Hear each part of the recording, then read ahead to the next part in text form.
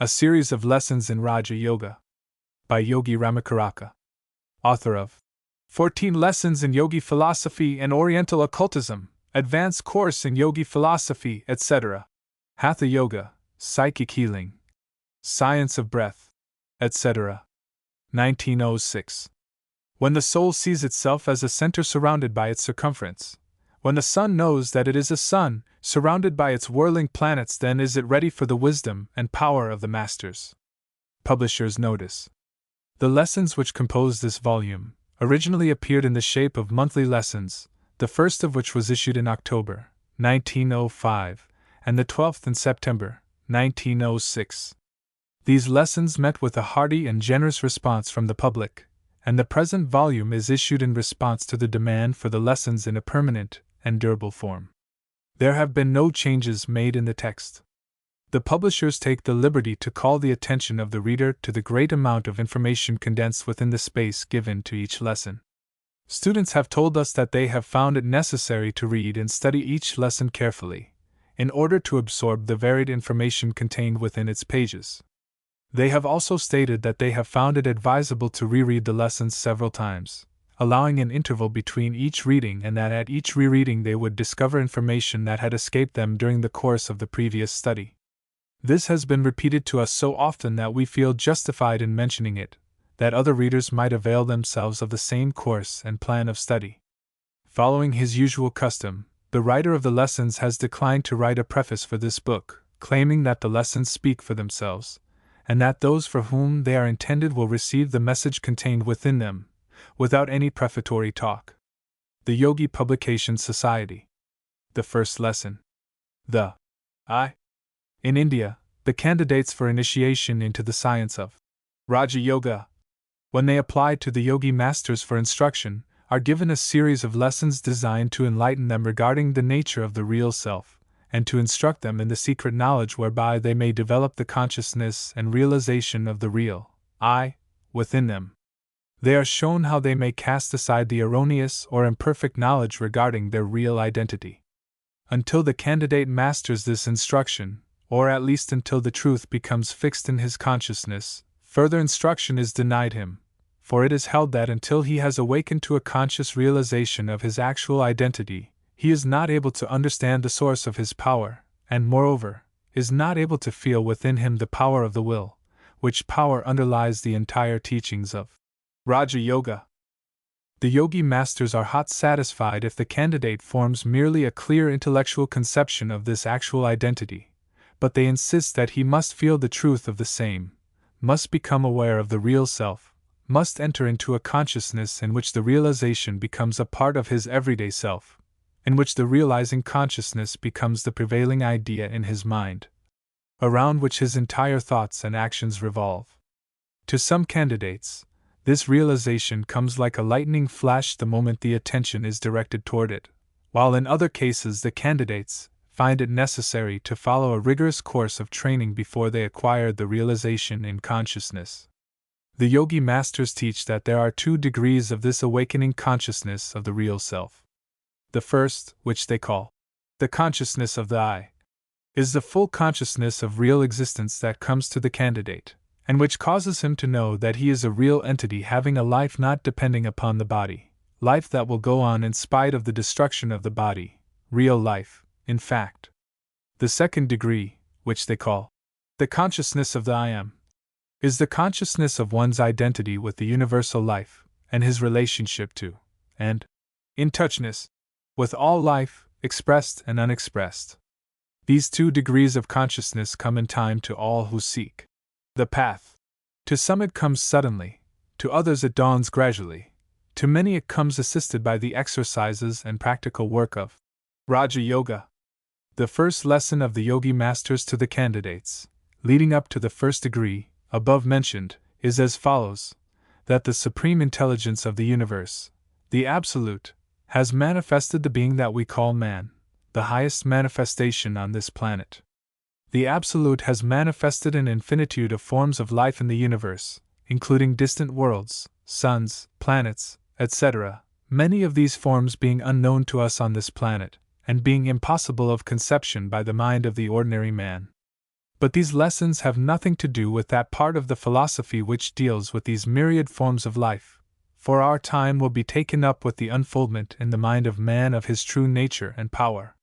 Before man attempts to solve the secrets of the universe without, he should master the universe within, the kingdom of the self. When he has accomplished this, then he may, and should, go forth to gain the outer knowledge as a master demanding its secrets, rather than as a slave begging for the crumbs from the table of knowledge. The first knowledge for the candidate is the knowledge of the self. Man, the highest manifestation of the Absolute, as far as this planet is concerned, is a wonderfully organized being, although the average man understands but little of his real nature. He comprises within his physical, mental, and spiritual makeup both the highest and the lowest, as we have shown in our previous lessons, the 14 lessons, and the advanced course. In his bones he manifests almost in the form of mineral life. In fact, in his bones, body and blood mineral substances actually exist. The physical life of the body resembles the life of the plant. Many of the physical desires and emotions are akin to those of the lower animals, and in the undeveloped man these desires and emotions predominate and overpower the higher nature, which latter is scarcely in evidence. Then man has a set of mental characteristics that are his own, and which are not possessed by the lower animals, see 14 lessons. And in addition to the mental faculties common to all men, or rather, that are in evidence in a greater or lesser degree among all men, there are still higher faculties latent within man, which when manifested and expressed render man more than ordinary man. The unfoldment of these latent faculties is possible to all who have reached the proper stage of development, and the desire and hunger of the student for this instruction is caused by the pressure of these unfolding latent faculties, crying to be born into consciousness. Then there is that wonderful thing, the will, which is but faintly understood by those ignorant of the yogi philosophy, the power of the ego, its birthright from the Absolute. But while these mental and physical things belong to man, they are not the man himself. Before the man is able to master, control, and direct the things belonging to him, his tools and instruments, he must awaken to a realization of himself. He must be able to distinguish between the I and the not I. And this is the first task before the candidate. That which is the real self of man is the divine spark sent forth from the sacred flame. It is the child of the divine parent. It is immortal, eternal, indestructible, invincible. It possesses within itself power, wisdom, and reality.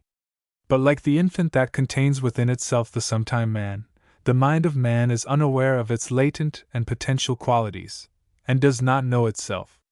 As it awakens and unfolds into the knowledge of its real nature, it manifests its qualities, and realizes what the Absolute has given it. When the real self begins to awaken, it sets aside from itself those things which are but appendages to it, but which it, in its half-waking state, had regarded as itself. Setting aside first this, and then that, it finally discards all of the not I, leaving the real self free and delivered from its bondage to its appendages. Then it returns to the discarded appendages, and makes use of them. In considering the question, what is the real self? Let us first stop to examine what man usually means when he says, I. The lower animals do not possess this I sense. They are conscious of the outer world, of their own desires and animal cravings and feelings. But their consciousness has not reached the self-conscious stage. They are not able to think of themselves as separate entities, and to reflect upon their thoughts. They are not possessed of a consciousness of the divine spark, the ego, the real self. The divine spark is hidden in the lower forms of life, even in the lower forms of human life, by many sheaths that shut out its light. But nevertheless it is there, always. It sleeps within the mind of the savage, then, as he unfolds, it begins to throw out its light. In you, the candidate, it is fighting hard to have its beams pierce through the material coverings when the real self begins to arouse itself from its sleep, its dreams vanish from it, and it begins to see the world as it is, and to recognize itself in reality, and not as the distorted thing of its dreams. The savage and barbarian are scarcely conscious of the I. They are but a little above the animal in point of consciousness, and their I is almost entirely a matter of the consciousness of the wants of the body, the satisfaction of the appetites, the gratification of the passions, the securing of personal comfort, the expression of lust, savage power, etc. In the savage, the lower part of the instinctive mind is the seat of the I. See 14 Lessons, for explanation of the several mental planes of man. If the savage could analyze his thoughts, he would say that the I was the physical body, the said body having certain feelings, wants, and desires. The I of such a man is a physical I, the body representing its form and substance. Not only is this true of the savage, but even among so-called civilized men of today we find many in this stage. They have developed powers of thinking and reasoning, but they do not live in their minds, as do some of their brothers. They use their thinking powers for the gratification of their bodily desires and cravings, and really live on the plane of the instinctive mind. Such a person may speak of my mind, or my soul, not from a high position where he looks upon these things from the standpoint of a master who realizes his real self, but from below, from the point of view of the man who lives on the plane of the instinctive mind and who sees above himself the higher attributes. To such people the body is the I. Their I is bound up with the senses, and that which comes to them through the senses. Of course, as man advances in culture and civilization, his senses become educated, and are satisfied only with more refined things, while the less cultivated man is perfectly satisfied with the more material and gross sense gratifications.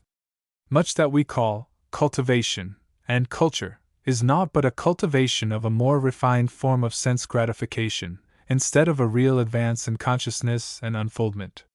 It is true that the advanced student and master is possessed of highly developed senses, often far surpassing those of the ordinary man, but in such cases the senses have been cultivated under the mastery of the will, and are made servants of the ego instead of things hindering the progress of the soul. They are made servants instead of masters.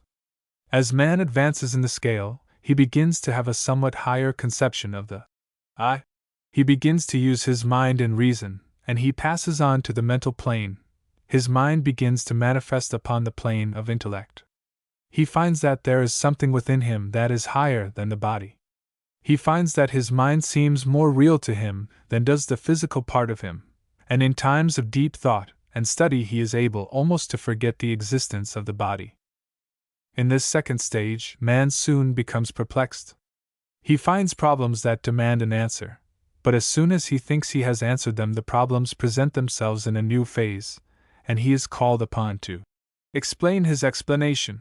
The mind, even although not controlled and directed by the will, has a wonderful range, but nevertheless, man finds himself traveling around and around in a circle, and realizes that he is confronted continually by the unknown.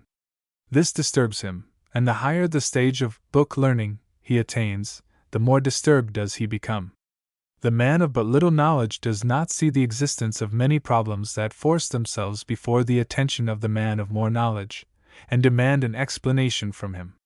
The tortures of the man who has attained the mental growth that enables him to see the new problems and the impossibility of their answer cannot be imagined by one who has not advanced to that stage. The man in this stage of consciousness thinks of his I as a mental thing, having a lower companion, the body. He feels that he has advanced, but yet his I does not give him the answer to the riddles and questions that perplex him, and he becomes most unhappy. Such men often develop into pessimists, and consider the whole of life as utterly evil and disappointing, a curse rather than a blessing. Pessimism belongs to this plane, for either the physical plane man or the spiritual plane man have this curse of pessimism. The former man has no such disquieting thoughts, for he is almost entirely absorbed in gratifying his animal nature, while the latter man recognizes his mind as an instrument of himself, rather than as himself, and knows it to be imperfect in its present stage of growth. He knows that he has in himself the key to all knowledge, locked up in the ego, and which the trained mind, cultivated, developed, and guided by the awakened will, may grasp as it unfolds. Knowing this, the advanced man no longer despairs, and recognizing his real nature and his possibilities, as he awakens into a consciousness of his powers and capabilities, he laughs at the old despondent, pessimistic ideas, and discards them like a worn-out garment.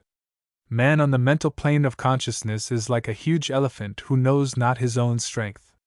He could break down barriers and assert himself over nearly any condition or environment, but in his ignorance of his real condition and power he may be mastered by a puny driver, or frightened by the rustling of a piece of paper.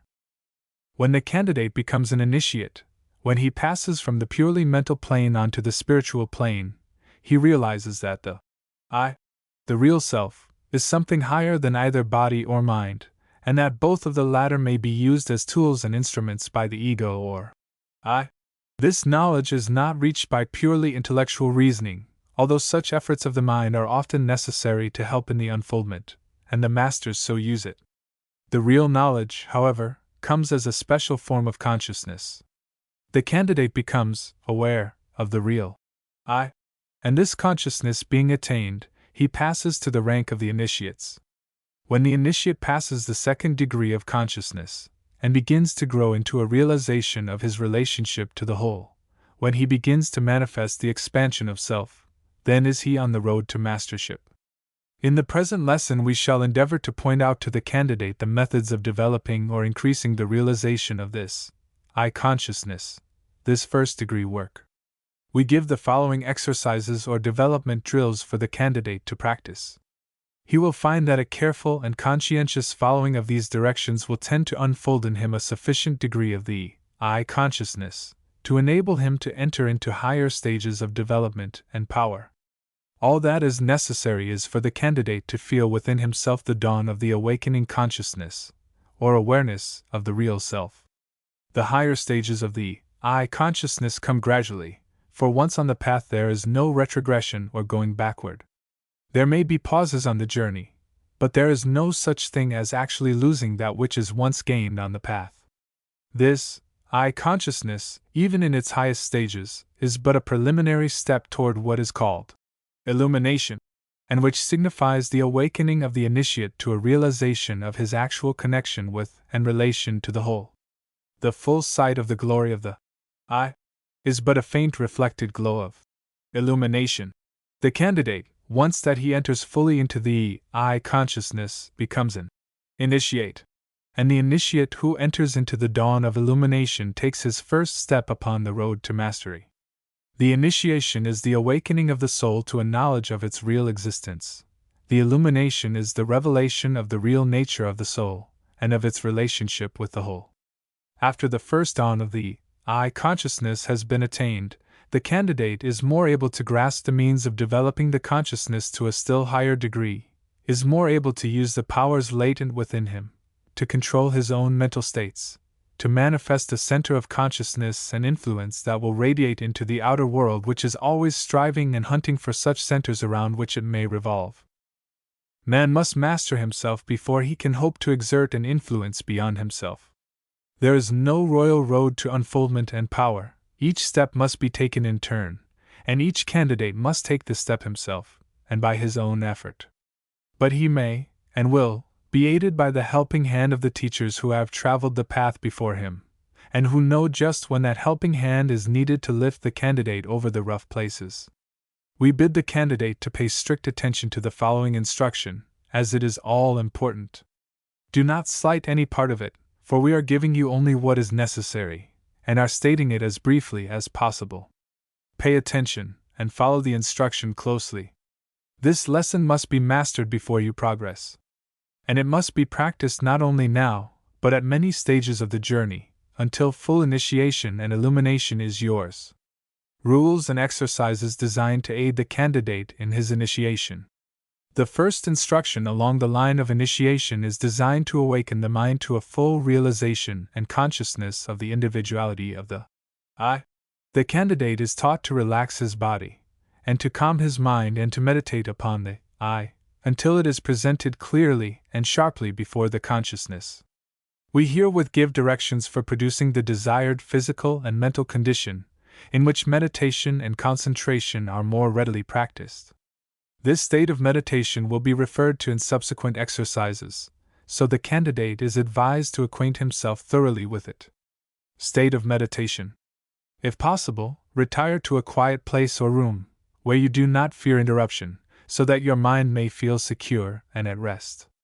Of course, the ideal condition cannot always be obtained, in which case you must do the best you can.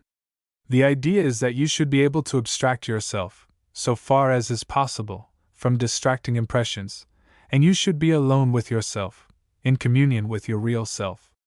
It is well to place yourself in an easy chair, or on a couch, so that you may relax the muscles and free the tension of your nerves. You should be able to let go, all over, allowing every muscle to become limp, until a feeling of perfect peace and restful calm permeates every particle of your being. Rest the body and calm the mind. This condition is best in the earlier stages of the practice, although after the candidate has acquired a degree of mastery he will be able to obtain the physical relaxation and mental calm whenever and wherever he desires. But he must guard against acquiring a dreamy way of going around, wrapped in meditation when he should be attending to the affairs of life. Remember this: the state of meditation should be entirely under the control of the will, and should be entered into only deliberately and at the proper times. The will must be master of this, as well as of every other mental state. The initiates are not daydreamers, but men and women having full control of themselves and their moods. The I consciousness, while developed by meditation and consciousness, soon becomes a fixed item of consciousness, and does not have to be produced by meditation. In time of trial, doubt, or trouble, the consciousness may be brightened by an effort of the will, as we shall explain in subsequent lessons, without going into the state of meditation. The realization of the I. The candidate must first acquaint himself with the reality of the I, before he will be able to learn its real nature. This is the first step. Let the candidate place himself in the state of meditation, as heretofore described. Then let him concentrate his entire attention upon his individual self, shutting out all thought of the outside world and other persons. Let him form in his mind the idea of himself as a real thing, an actual being, an individual entity, a sun around which revolves the world. He must see himself as the center around which the whole world revolves.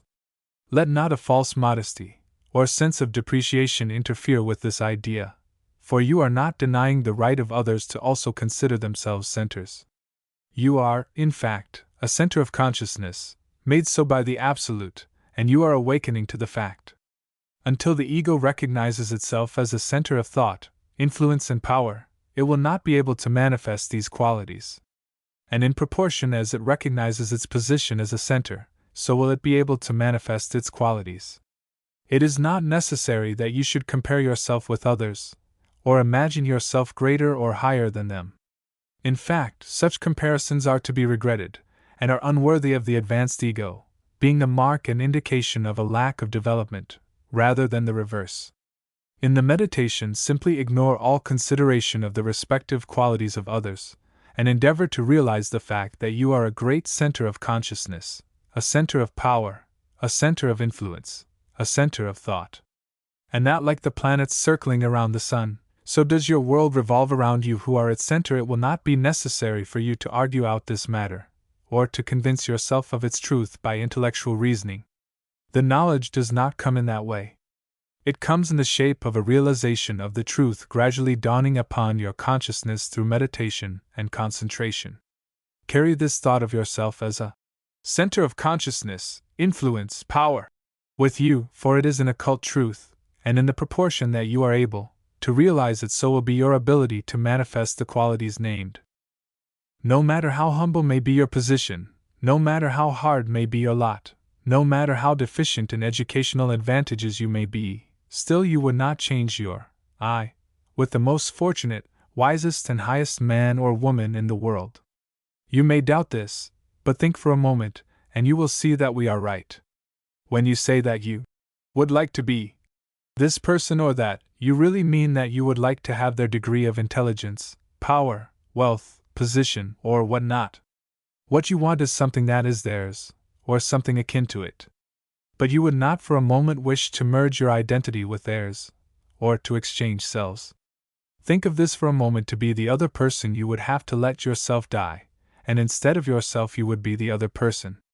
The real you would be wiped out of existence, and you would not be you at all, but would be he. If you can but grasp this idea, you will see that not for a moment would you be willing for such an exchange. Of course, such an exchange is impossible. The I of you cannot be wiped out. It is eternal, and will go on and on and on to higher and higher states, but it always will be the same I. Just as you, although a far different sort of person from your childhood self, still you recognize that the same I is there, and always has been there. And although you will attain knowledge, experience, power, and wisdom in the coming years, the same I will be there. The I is the divine spark and cannot be extinguished. The majority of people in the present stage of the race development have but a faint conception of the reality of the I. They accept the statement of its existence, and are conscious of themselves as an eating, sleeping, living creature, something like a higher form of animal. But they have not awakened to an awareness, or realization of the I, which must come to all who become real centers of influence and power. Some men have stumbled into this consciousness, or a degree of it, without understanding the matter. They have felt the truth of it, and they have stepped out from the ranks of the commonplace people of the world, and have become powers for good or bad. This is unfortunate to some extent, as this awareness, without the knowledge that should accompany it, may bring pain to the individual and others. The candidate must meditate upon the I, and recognize it, feel it, to be a center. This is his first task.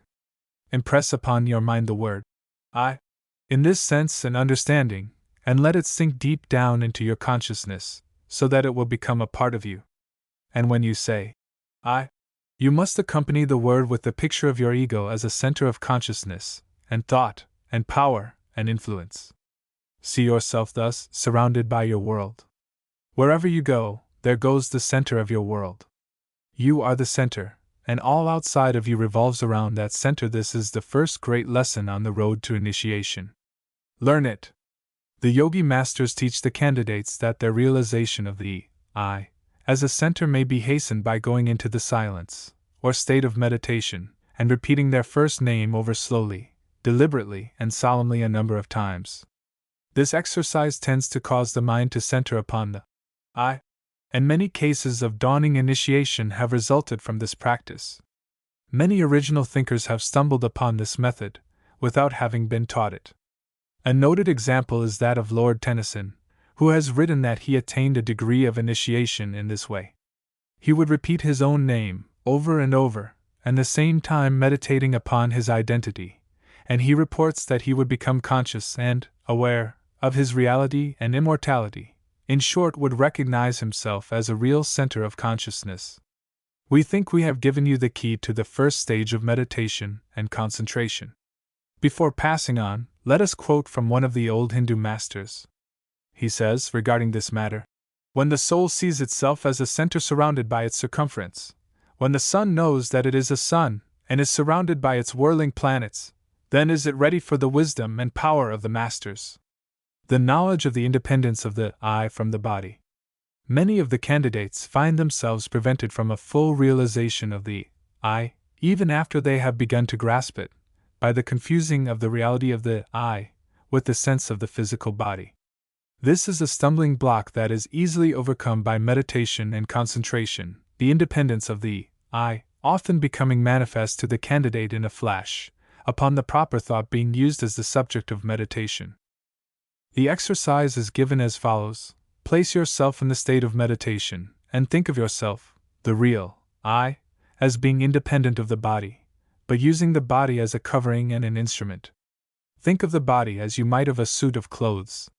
Realize that you are able to leave the body, and still be the same I. Picture yourself as doing this, and looking down upon your body. Think of the body as a shell from which you may emerge without affecting your identity. Think of yourself as mastering and controlling the body that you occupy, and using it to the best advantage, making it healthy, strong, and vigorous, but still being merely a shell or covering for the real you. Think of the body as composed of atoms and cells which are constantly changing, but which are held together by the force of your ego, and which you can improve at will. Realize that you are merely inhabiting the body, and using it for your convenience, just as you might use a house. In meditating further, ignore the body entirely, and place your thought upon the real I that you are beginning to feel to be you. And you will find that your identity, your I, is something entirely apart from the body. You may now say my body, with a new meaning. Divorce the idea of your being a physical being, and realize that you are above body. But do not let this conception and realization cause you to ignore the body. You must regard the body as the temple of the spirit, and care for it, and make it a fit habitation for the I. Do not be frightened if, during this meditation, you happen to experience the sensation of being out of the body for a few moments, and of returning to it when you are through with the exercise. The ego is able, in the case of the advanced initiate, of soaring above the confines of the body, but it never severs its connection at such times. It is merely as if one were to look out of the window of a room, seeing what was going on outside, and drawing in his head when he wishes. He does not leave the room, although he may place his head outside in order to observe what is doing in the street. We do not advise the candidate to try to cultivate this sensation, but if it comes naturally during meditation, do not fear. Realizing the immortality and invincibility of the ego. While the majority accept on faith the belief in the immortality of the soul, yet but few are aware that it may be demonstrated by the soul itself. The yogi masters teach the candidates this lesson, as follows. The candidate places himself in the state of meditation, or at least in a thoughtful frame of mind, and then endeavors to imagine himself as dead, that is, he tries to form a mental conception of himself as dead. This, at first thought, appears a very easy thing to imagine, but as a matter of fact it is impossible to do so, for the ego refuses to entertain the proposition, and finds it impossible to imagine it. Try it for yourself. You will find that you may be able to imagine your body as lying still and lifeless, but the same thought finds that in so doing you are standing and looking at the body. So you see that you are not dead at all, even in imagination, although the body may be. Or, if you refuse to disentangle yourself from your body, in imagination, you may think of your body as dead, but you who refuse to leave it are still alive and recognize the dead body as a thing apart from your real self. No matter how you may twist it, you cannot imagine yourself as dead. The ego insists upon being alive in any of these thoughts, and thus finds that it has within itself the sense and assurance of immortality. In case of sleep or stupor resulting from a blow, or from narcotics or anesthetics, the mind is apparently blank, but the I is conscious of a continuity of existence. And so one may imagine himself as being in an unconscious state, or asleep, quite easily, and sees the possibility of such a state, but when it comes to imagining the I as dead, the mind utterly refuses to do the work. This wonderful fact that the soul carries within itself the evidence of its own immortality is a glorious thing, but one must have reached a degree of unfoldment before he is able to grasp its full significance. The candidate is advised to investigate the above statement for himself, by meditation and concentration, for in order that the I may know its true nature and possibilities, it must realize that it cannot be destroyed or killed. It must know what it is before it is able to manifest its nature. So do not leave this part of the teaching until you have mastered it. And it is well occasionally to return to it, in order that you may impress upon the mind the fact of your immortal and eternal nature. The mere glimmering of this conception of truth will give you an increased sense of strength and power, and you will find that your self has expanded and grown, and that you are more of a power and center than you have heretofore realized. The following exercises are useful in bringing about a realization of the invincibility of the ego, its superiority to the elements. Place yourself in the state of meditation, and imagine the I as withdrawn from the body. See it passing through the tests of air, fire, and water unharmed. The body being out of the way, the soul is seen to be able of passing through the air at will, of floating like a bird, of soaring, of traveling in the ether. It may be seen as able to pass through fire without harm and without sensation, for the elements affect only the physical body, not the real I. Likewise, it may be seen as passing through water without discomfort or danger or hurt. This meditation will give you a sense of superiority and strength, and will show you something of the nature of the real I. It is true that you are confined in the body, and the body may be affected by the elements, but the knowledge that the real I is superior to the body, superior to the elements that affect the body, and cannot be injured any more than it can be killed, is wonderful, and tends to develop the full I consciousness within you. For you, the real I, are not body. You are spirit. The ego is immortal and invincible, and cannot be killed and harmed. When you enter into this realization and consciousness, you will feel an influx of strength and power impossible to describe. Fear will fall from you like a worn-out cloak, and you will feel that you are born again. An understanding of this thought will show you that the things that we have been fearing cannot affect the real I, but must rest content with hurting the physical body. And they may be warded off from the physical body by a proper understanding and application of the will. In our next lesson, you will be taught how to separate the I from the mechanism of the mind, how you may realize your mastery of the mind, just as you now realize your independence of the body. This knowledge must be imparted to you by degrees, and you must place your feet firmly upon one round of the ladder before you take the next step. The watchword of this first lesson is I, and the candidate must enter fully into its meaning before he is able to progress. He must realize his real existence, independent of the body. He must see himself as invincible and impervious to harm, hurt, or death. He must see himself as a great center of consciousness, a sun around which his world revolves. Then will come to him a new strength. He will feel a calm dignity and power, which will be apparent to those with whom he comes in contact. He will be able to look the world in the face without flinching, and without fear, for he will realize the nature and power of the I. He will realize that he is a center of power, of influence. He will realize that nothing can harm the I, and that no matter how the storms of life may dash upon the personality, the real I, the individuality, is unharmed. Like a rock that stands steadfast throughout the storm, so does the I stand through the tempests of the life of personality. And he will know that as he grows in realization, he will be able to control these storms and bid them be still. In the words of one of the yogi masters, the I is eternal. It passes unharmed through the fire, the air, the water. Sword and spear cannot kill or wound it. It cannot die. The trials of the physical life are but as dreams to it. Resting secure in the knowledge of the I, man may smile at the worst the world has to offer, and raising his hand he may bid them disappear into the mist from which they emerged. Blessed is he who can say, understandingly, I. So, dear candidate, we leave you to master the first lesson. Be not discouraged if your progress be slow. Be not cast down if you slip back a step after having gained it. You will gain two at the next step. Success and realization will be yours. Mastery is before. You will attain. You will accomplish. Peace be with you. Mantrams, affirmations for the first lesson. I am a center, around me revolves my world. I am a center of influence and power.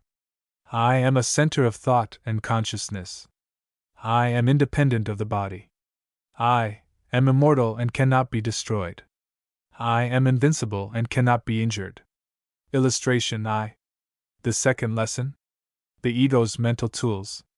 In the first lesson, we gave instruction and exercises designed to awaken the consciousness of the candidate to a realization of the real I. We confined our instructions to the preliminary teachings of the reality of the I, and the means whereby the candidate might be brought to a realization of his real self, and its independence from the body and the things of the flesh. We tried to show you how you might awaken to a consciousness of the reality of the I, its real nature, its independence of the body, its immortality, its invincibility and invulnerability. How well we have succeeded may be determined only by the experience of each candidate, for we can but point out the way, and the candidate must do the real work himself. But there is more to be said and done in this matter of awakening to a realization of the I. So far, we have but told you how to distinguish between the material coverings of the ego and the I itself. We have tried to show you that you had a real I, and then to show you what it was, and how it was independent of the material coverings, etc. But there is still another step in this self-analysis, a more difficult step. Even when the candidate has awakened to a realization of his independence of the body, and material coverings, he often confounds the I with the lower principles of the mind. This is a mistake. The mind, in its various phases and planes, is but a tool and instrument of the I, and is far from being the I itself. We shall try to bring out this fact in this lesson and its accompanying exercises. We shall avoid, and pass by, the metaphysical features of the case, and shall confine ourselves to the yogi psychology. We shall not touch upon theories, nor attempt to explain the cause, nature, and purpose of the mind, the working tool of the ego, but instead shall attempt to point out a way whereby you may analyze the mind and then determine which is the not I, and which is the real I. It is useless to burden you with theories or metaphysical talk, when the way to prove the thing is right within your own grasp. By using the mind, you will be able to separate it into its parts, and force it to give you its own answer to the questions touching itself. In the second and third lessons of our 14 lessons, we pointed out to you the fact that man had 3 mental principles, or subdivisions of mind, all of which were below the plane of spirit. The I is spirit, but its mental principles are of a lower order. Without wishing to unduly repeat ourselves, we think it better to run hastily over these 3 principles in the mind of man. First, there's what is known as the instinctive mind, which man shares in common with the lower animals. It is the first principle of mind that appears in the scale of evolution. In its lowest phases, consciousness is but barely perceptible, and mere sensation is apparent. In its higher stages it almost reaches the plane of reason or intellect. In fact, they overlap each other, or rather, blend into each other. The instinctive mind does valuable work in the direction of maintaining animal life in our bodies, it having charge of this part of our being. It attends to the constant work of repair, replacement, change, digestion, assimilation, elimination, etc., all of which work is performed below the plane of consciousness. But this is but a small part of the work of the instinctive mind. For this part of the mind has stored up all the experiences of ourselves and ancestors in our evolution from the lower forms of animal life into the present stage of evolution. All of the old animal instincts, which were all right in their place, and quite necessary for the well-being of the lower forms of life, have left traces in this part of the mind, which traces are apt to come to the front under pressure of unusual circumstances, even long after we think we have outgrown them. In this part of the mind are to be found traces of the old fighting instinct of the animal, all the animal passions, all the hate, envy, jealousy, and the rest of it, which are our inheritances from the past. The instinctive mind is also the habit mind, in which is stored up all the little and great habits of many lives, or rather such as have not been entirely effaced by subsequent habits of a stronger nature. The instinctive mind is a queer storehouse, containing quite a variety of objects, many of them very good in their way, but others of which are the worst kind of old junk and rubbish. This part of the mind also is the seat of the appetites, passions, desires, instincts, sensations, feelings, and emotions of the lower order, manifested in the lower animals, primitive man, the barbarian, and the man of today, the difference being only in the degree of control over them that has been gained by the higher parts of the mind. There are higher desires, aspirations, etc., belonging to a higher part of the mind, which we will describe in a few minutes, but the animal nature belongs to the instinctive mind. To it also belong the feelings, belonging to our emotional and passional nature. All animal desires, such as hunger and thirst, sexual desires, on the physical plane, all passions, such as physical love, hatred, envy, malice, jealousy, revenge, etc., are part of this part of the mind. The desire for the physical, unless a means of reaching higher things, and the longing for the material, belong to this region of the mind. The lust of the flesh, the lust of the eyes, the pride of life, belong to the instinctive mind. Take note, however, that we are not condemning the things belonging to this plane of the mind. All of them have their place, many were necessary in the past, and many are still necessary for the continuance of physical life.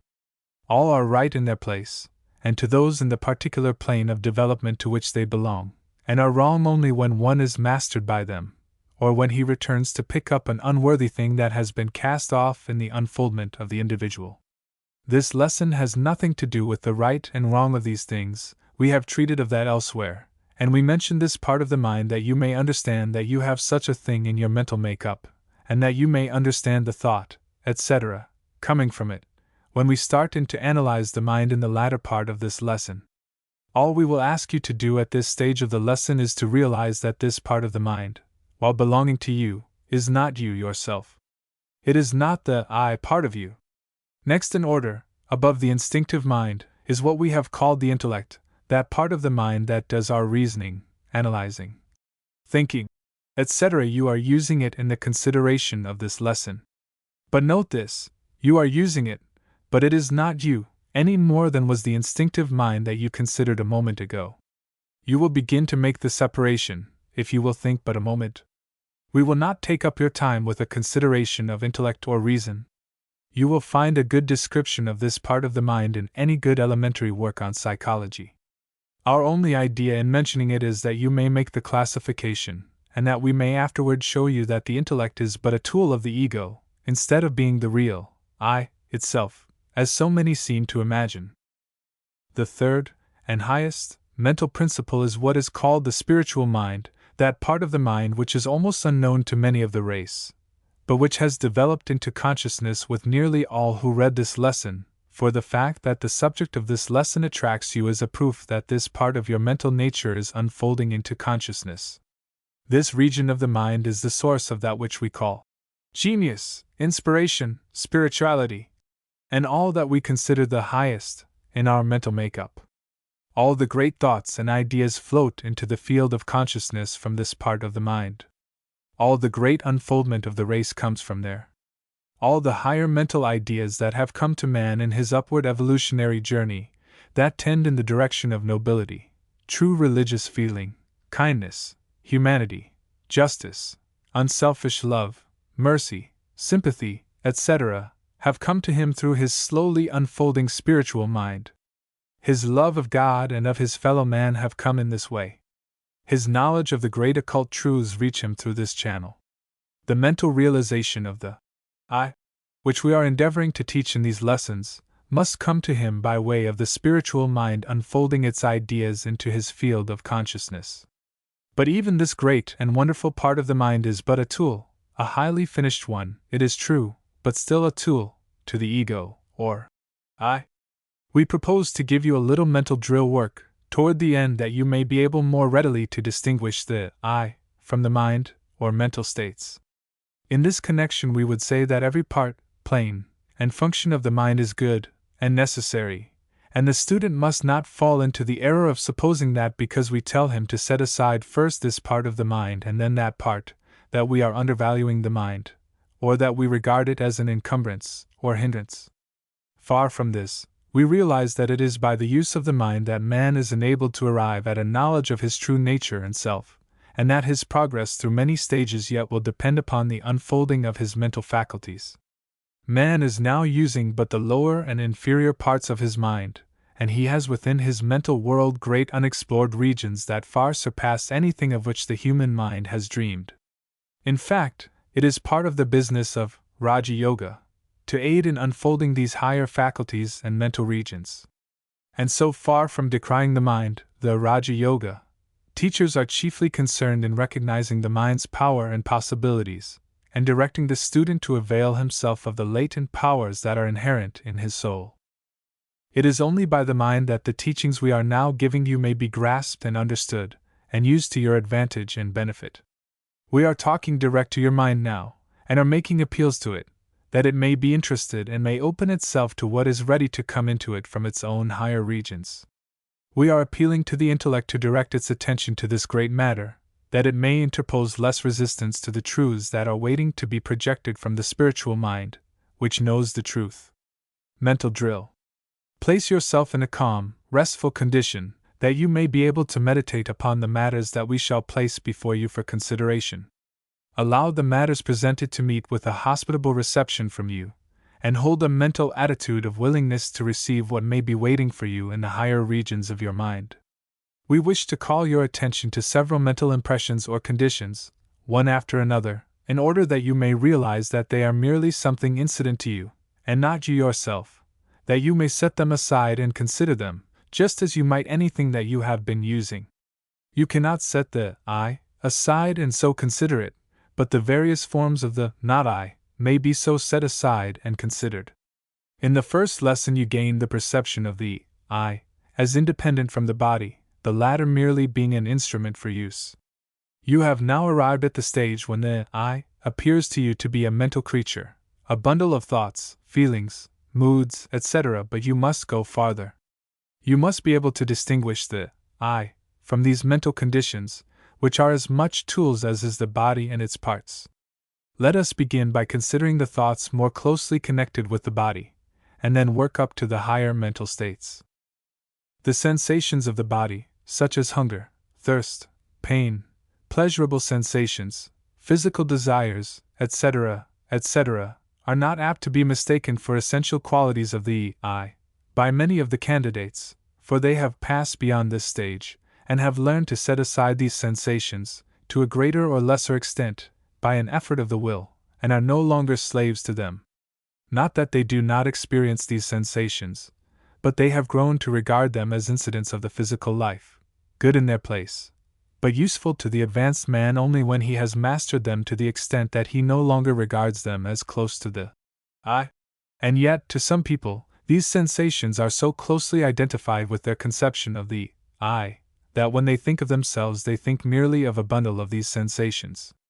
They are not able to set them aside and consider them as things apart, to be used when necessary and proper, but as things not fastened to the I.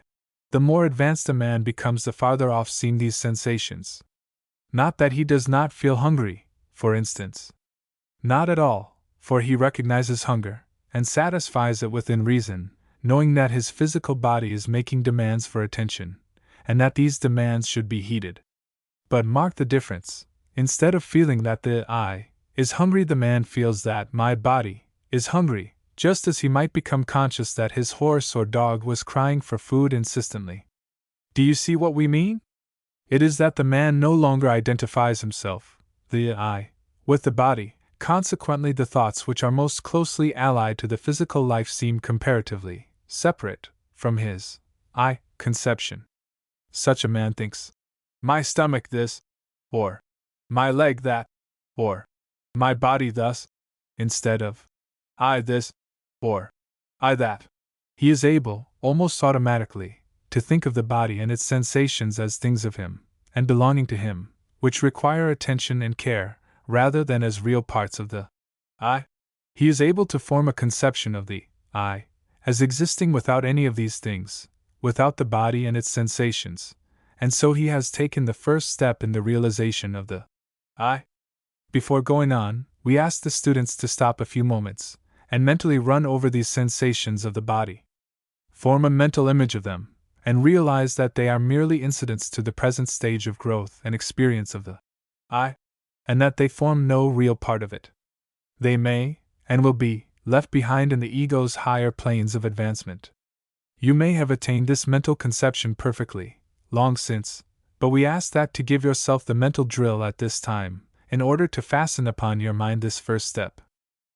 In realizing that you are able to set aside mentally these sensations, that you are able to hold them out at arm's length and consider them as an outside thing, you mentally determine that they are not I things, and you set them down in the not I collection, the first to be placed there.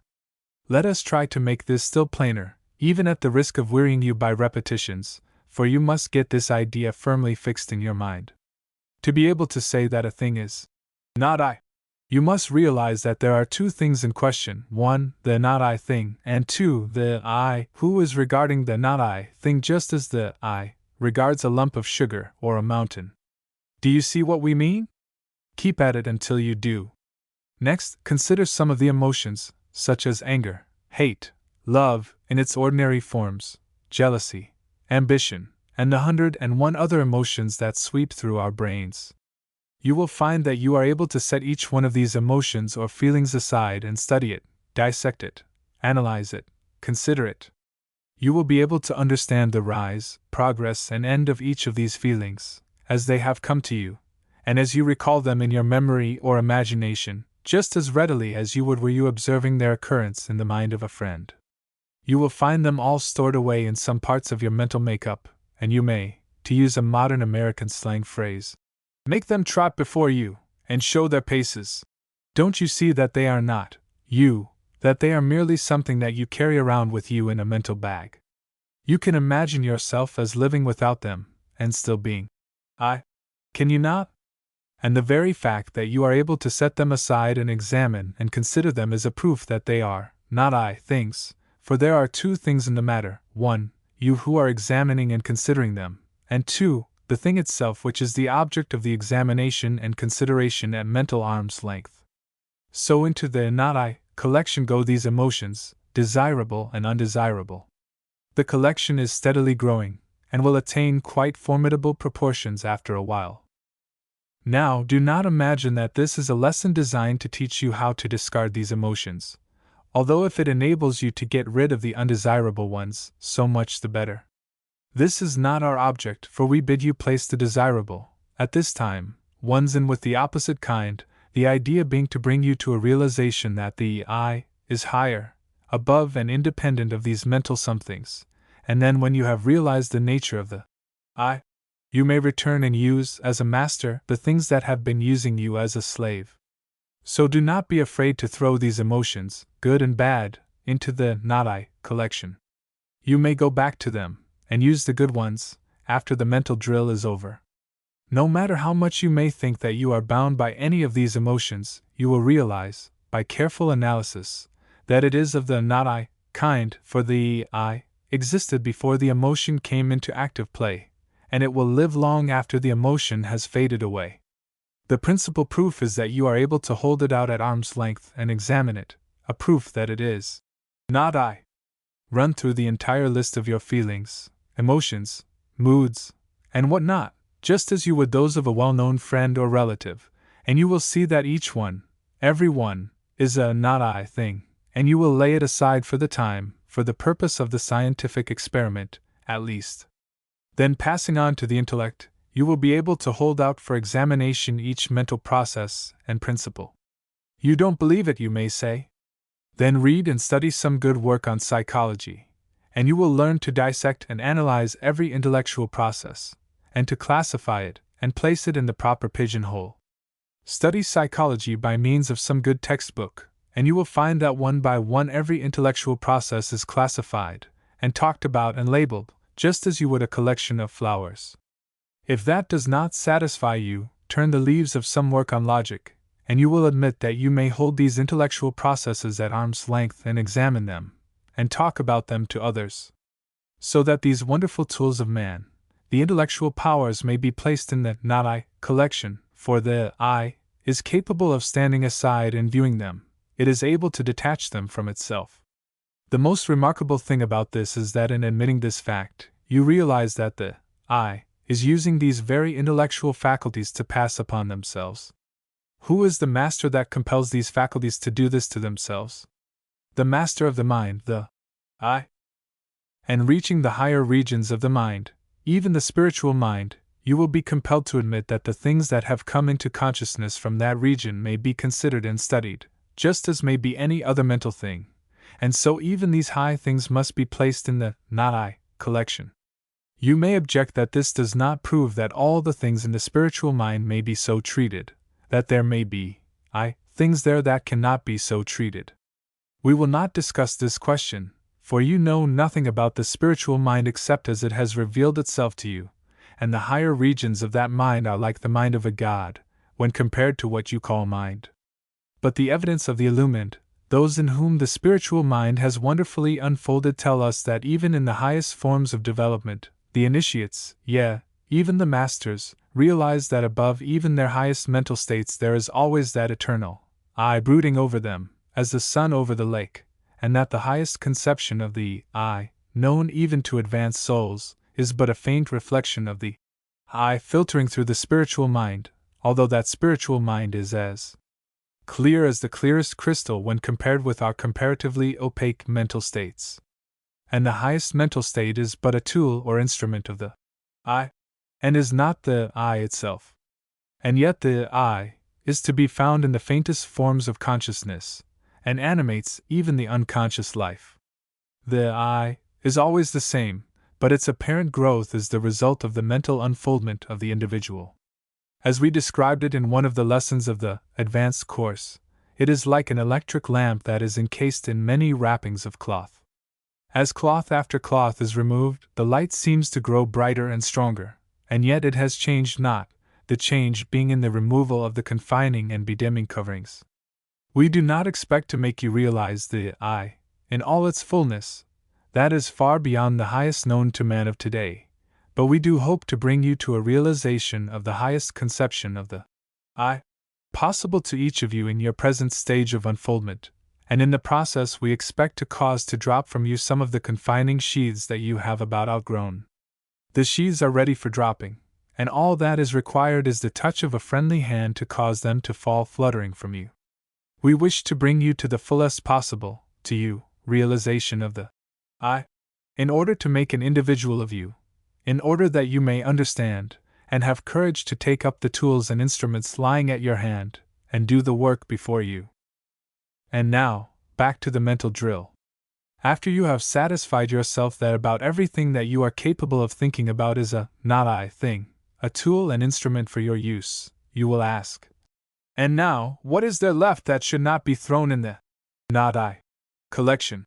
To this question we answer, the I itself. And when you demand a proof, we say, try to set aside the I for consideration.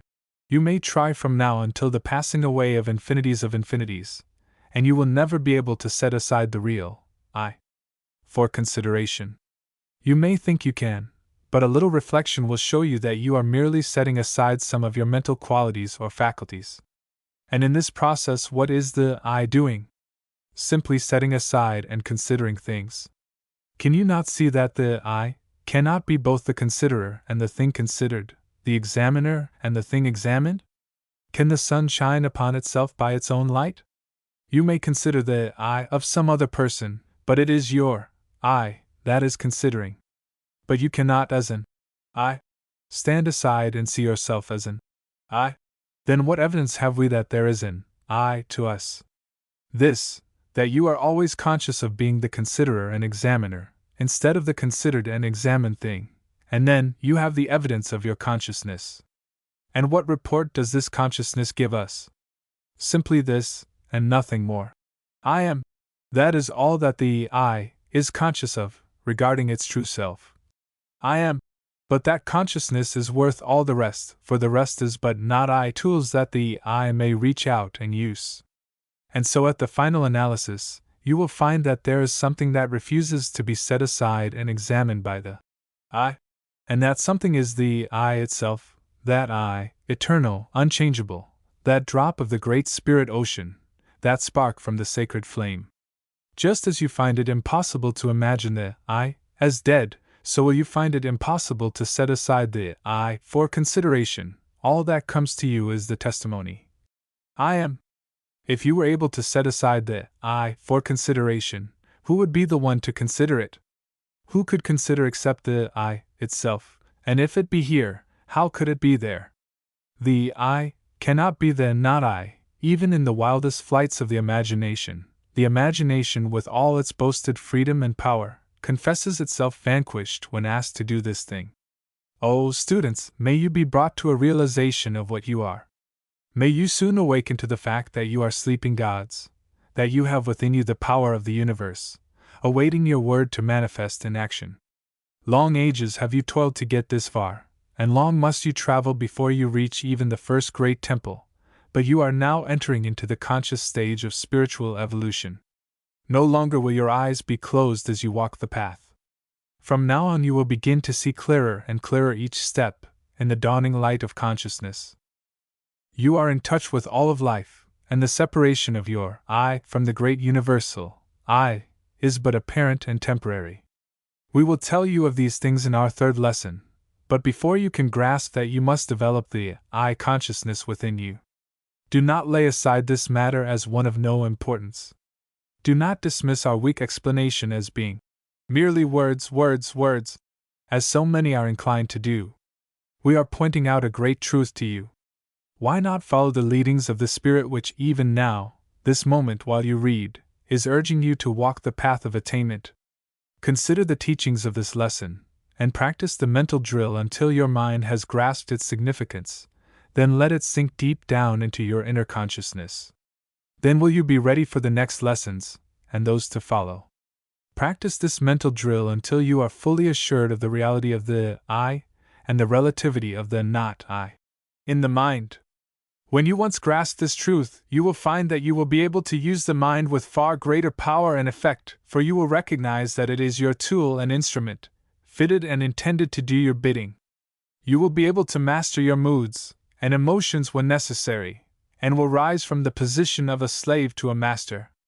Our words seem cheap and poor when we consider the greatness of the truth that we are endeavoring to convey by means of them. For who can find words to express the inexpressible? All that we may hope to do is to awaken a keen interest and attention on your part, so that you will practice the mental drill, and thus obtain the evidence of your own mentality to the truth. Truth is not truth to you until you have proven it in your own experience, and once so proven you cannot be robbed of it, nor can it be argued away from you. You must realize that in every mental effort you, the I, are behind it. You bid the mind work, and it obeys your will. You are the master, and not the slave of your mind. You are the driver, not the driven. Shake yourself loose from the tyranny of the mind that has oppressed you for so long. Assert yourself, and be free. We will help you in this direction during the course of these lessons, but you must first assert yourself as a master of your mind. Sign the mental declaration of independence from your moods, emotions, and uncontrolled thoughts, and assert your dominion over them. Enter into your kingdom, thou manifestation of the Spirit. While this lesson is intended primarily to bring clearly into your consciousness the fact that the I is a reality separate and distinct from its mental tools, and while the control of the mental faculties by the will forms a part of some of the future lessons, still, we think that this is a good place to point out to you the advantages arising from a realization of the true nature of the I and the relative aspect of the mind. Many of us have supposed that our minds were the masters of ourselves, and we have allowed ourselves to be tormented and worried by thoughts, running away with us, and presenting themselves at inopportune moments. The initiate is relieved from this annoyance, for he learns to assert his mastery over the different parts of the mind, and controls and regulates his mental processes, just as one would a fine piece of machinery. He is able to control his conscious thinking faculties, and direct their work to the best advantage, and he also learns how to pass on orders to the subconscious mental region and bid it work for him while he sleeps, or even when he is using his conscious mind in other matters. These subjects will be considered by us in due time, during the course of lessons. In this connection, it may be interesting to read what Edward Carpenter says of the power of the individual to control his thought processes. In his book, From Adam's Peak to Ella Plumta, in describing his experience while visiting a Hindu Gnani yogi, he says, "And if we are unwilling to believe in this internal mastery over the body, we are perhaps almost equally unaccustomed to the idea of mastery over our own inner thoughts and feelings. That a man should be a prey to any thought that chances to take possession of his mind is commonly among us assumed as unavoidable. It may be a matter of regret that he should be kept awake all night from anxiety as to the issue of a lawsuit on the morrow, but that he should have the power of determining whether he be kept awake or not seems an extravagant demand. The image of an impending calamity is no doubt odious, but its very odiousness, we say, makes it haunt the mind all the more pertinaciously, and it is useless to try to expel it. Yet this is an absurd position, for man, the heir of all the ages, hag-ridden by the flimsy creatures of his own brain. If a pebble in our boot torments us, we expel it. We take off the boot and shake it out. And once the matter is fairly understood, it is just as easy to expel an intruding and obnoxious thought from the mind. About this there ought to be no mistake, no two opinions. The thing is obvious, clear, and unmistakable. It should be as easy to expel an obnoxious thought from your mind as it is to shake a stone out of your shoe. Until a man can do that, it is just nonsense to talk about his ascendancy over nature, and all the rest of it. He is a mere slave, and prey to the bat-winged phantoms that flit through the corridors of his own brain. Yet the weary and careworn faces that we meet by thousands, even among the affluent classes of civilization, testify only too clearly how seldom this mastery is obtained. How rare indeed to meet a man! How common rather to discover a creature hounded on by tyrant thoughts, or cares or desires, cowering, wincing under the lash, or perchance priding himself to run merrily in obedience to a driver that rattles the reins and persuades him that he is free, whom we cannot converse with in careless tete-a-tete because that alien presence is always there, on the watch. It is one of the most prominent doctrines of Raja Yoga that the power of expelling thoughts, or if need be, killing them dead on the spot, must be attained. Naturally, the art requires practice, but like other arts, when once acquired there is no mystery or difficulty about it. And it is worth practice. It may indeed fairly be said that life only begins when this art has been acquired. For obviously, when instead of being ruled by individual thoughts, the whole flock of them in their immense multitude and variety and capacity is ours to direct and dispatch and employ where we list, for he mocketh the winds his messengers and the flaming fire his minister, life becomes a thing so vast and grand compared with what it was before, that its former condition may well appear almost antenatal. If you can kill a thought dead, for the time being, you can do anything else with it that you please. And therefore it is that this power is so valuable. And it not only frees a man from mental torment, which is 9/10 at least of the torment of life, but it gives him a concentrated power of handling mental work absolutely unknown to him before. The two things are correlative to each other. As already said, this is one of the principles of Raja Yoga. While at work, your thought is to be absolutely concentrated in it, undistracted by anything whatever irrelevant to the matter in hand, pounding away like a great engine, with giant power and perfect economy, no wear and tear of friction, or dislocation of parts owing to the working of different forces at the same time. Then, when the work is finished, if there is no more occasion for the use of the machine, it must stop equally, absolutely, stop entirely, no worrying, as if a parcel of boys were allowed to play their devilments with a locomotive as soon as it was in the shed, and the man must retire into that region of his consciousness where his true self dwells. I say the power of the thought machine itself is enormously increased by this faculty of letting it alone on the one hand, and of using it singly and with concentration on the other. It becomes a true tool, which a master workman lays down when done with, but which only a bungler carries about with him all the time to show that he is the possessor of it.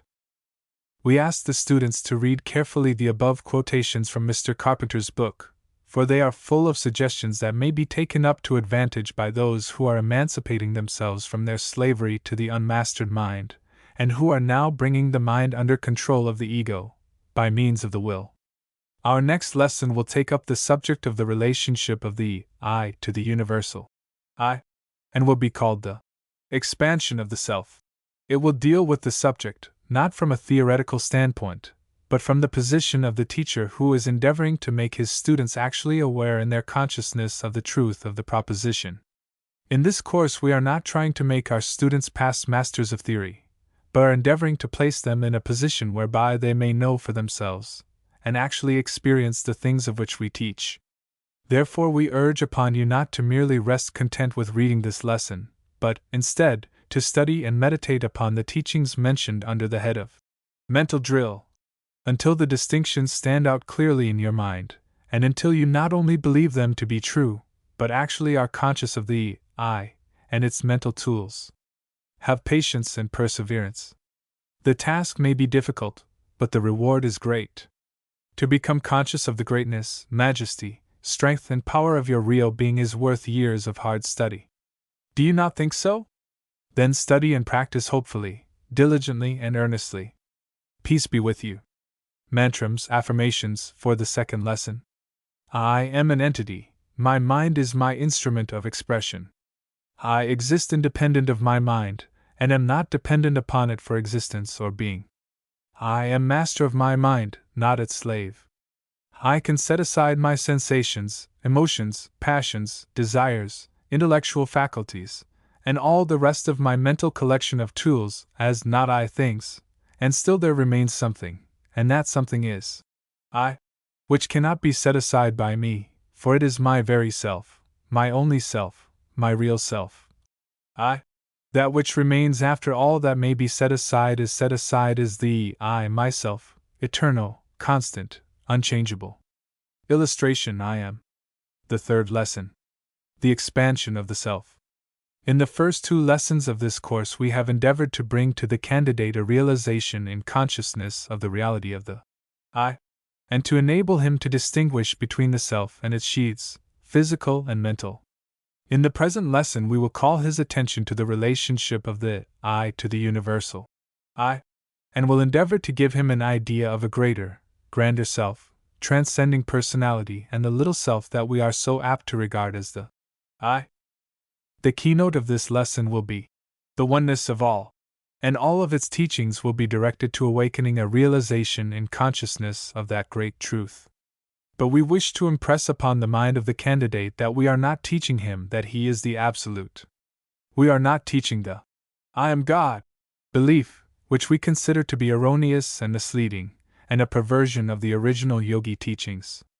This false teaching has taken possession of many of the Hindu teachers and people, and with its accompanying teaching of Maya, or the complete illusion or non-existence of the universe, has reduced millions of people to a passive, negative mental condition which undoubtedly is retarding their progress.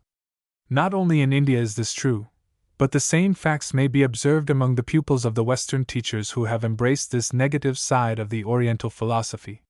Such people confound the absolute and relative aspects of the one, and being unable to reconcile the facts of life and the universe with their theories of I am God, they are driven to the desperate expedient of boldly denying the universe, and declaring it to be all an illusion, or Maya. You will have no trouble in distinguishing the pupils of the teachers holding this view. They will be found to exhibit the most negative mental condition, a natural result of absorbing the constant suggestion of nothingness, the gospel of negation. In marked contrast to the mental condition of the students, however, will be observed the mental attitude of the teachers, who are almost uniformly examples of vital, positive, mental force, capable of hurling their teaching into the minds of the pupils, of driving in their statements by the force of an awakened will. The teacher, as a rule, has awakened to a sense of the I consciousness, and really develops the same by his I am God attitude, because by holding this mental attitude he is enabled to throw off the influence of the sheaths of the lower mental principles, and the light of the self shows forth fiercely and strongly, sometimes to such an extent that it fairly scorches the mentality of the less advanced pupil. But notwithstanding this awakened I consciousness, the teacher is handicapped by his intellectual misconception and befogging metaphysics, and is unable to impart the I consciousness to his pupils, and instead of raising them up to shine with equal splendor with himself, he really forces them into a shadow by reason of his teachings. Our students, of course, will understand that the above is not written in the spirit of carping criticism or fault-finding. We hold no such mental attitude, and indeed could not if we remain true to our conception of truth. We are mentioning these matters simply that the student may avoid this I am God pitfall which awaits the candidate just as he has well started on the path. It would not be such a serious matter if it were merely a question of faulty metaphysics, for that would straighten itself out in time. But it is far more serious than this, for the teaching inevitably leads to the accompanying teaching that all is illusion or Maya, and that life is but a dream, a false thing, a lie, a nightmare, that the journey along the path is but an illusion, that everything is nothing, that there is no soul, that you are God in disguise, and that he is fooling himself and making believe that he is you. That life is but a divine masquerade or sleight of hand performance, that you are God, but that you, God, are fooling yourself, God, in order to amuse yourself, God. Is not this horrible? And yet it shows to what lengths the human mind will go before it will part with some pet theory of metaphysics with which it has been hypnotized. Do you think that we have overdrawn the picture? Then read some of the teachings of these schools of the Oriental philosophy, or listen to some of the more radical of the Western teachers preaching this philosophy. The majority of the latter lack the courage of the Hindu teachers in carrying their theories to a logical conclusion, and consequently they veil their teachings with metaphysical subtlety.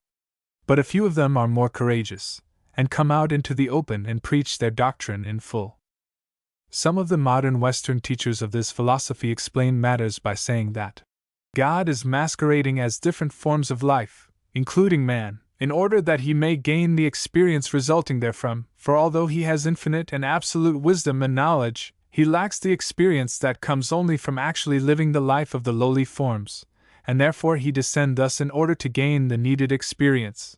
Can you imagine the Absolute, possessed of all possible knowledge and wisdom, feeling the need of such petty experience, and living the life of the lowly forms, including man, in order to gain experience? To what depths do these vain theories of man drive us? Another leading Western teacher, who has absorbed the teaching of certain branches of the Oriental philosophy, and who possesses the courage of his convictions, boldly announces that you yourself are the totality of being, and with your mind alone create, preserve, and destroy the universe, which is your own mental product. And again the last mentioned teacher states, the entire universe is a bagatelle illustration of your own creative power, which you are now exhibiting for your own inspection. By their fruits shall you know them, is a safe rule to apply to all teachings. The philosophy that teaches that the universe is an illusion perpetrated by you, God, to amuse, entertain, or fool yourself, God, can have but one result, and that is the conclusion that everything is nothing, and all that is necessary to do is to sit down, fold your hands, and enjoy the divine exhibition of legerdemain that you are performing for your own entertainment, and then, when the show is over, return to your state of conscious godhood and recall with smiles the pleasant memories of the conjure show that you created to fool yourself with during several billions of ages.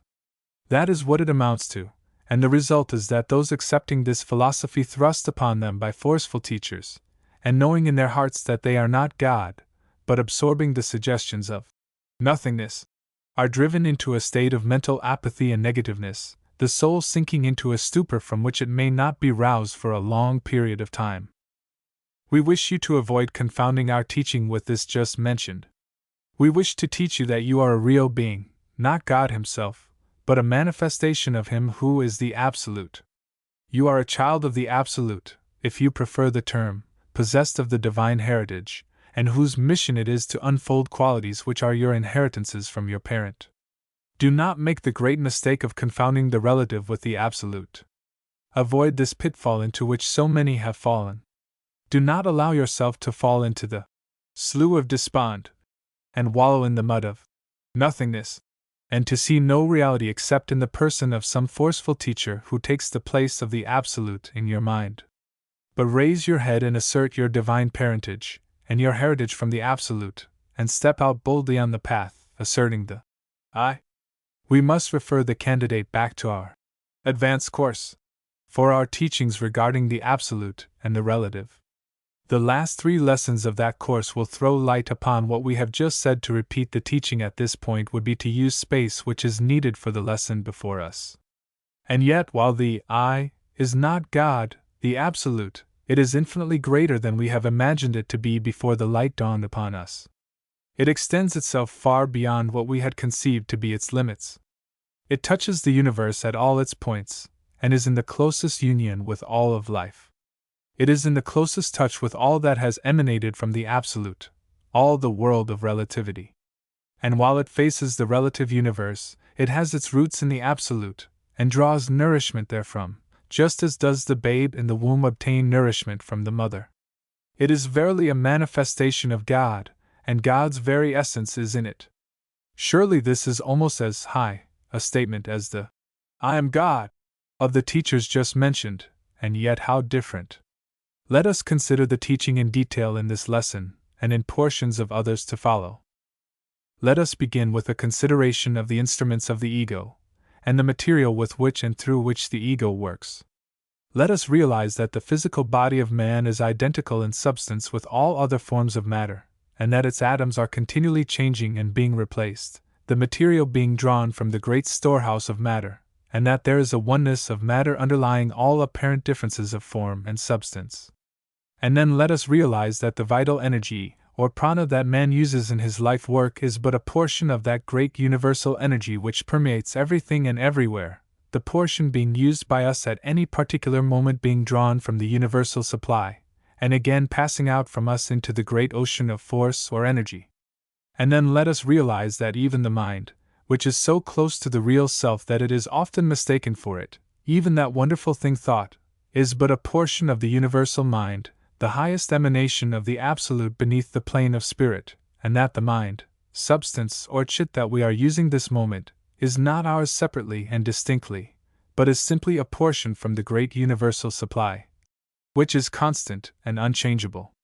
Let us then realize that even this thing that we feel pulsing within us, that which is so closely bound up with the spirit as to be almost inseparable from it, that which we call life, is but a bit of that great life principle that pervades the universe, and which cannot be added to, nor subtracted from.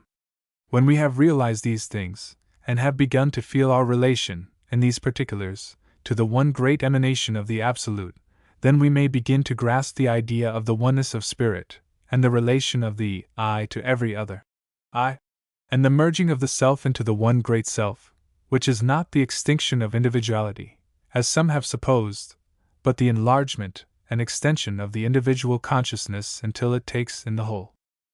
In Lessons X and 11 of the Advanced Course, we called your attention to the yogi teachings concerning akasa or matter, and showed you that all forms of what we know as matter are but different forms of manifestation of the principle called akasa, or as the Western scientists call it, ether.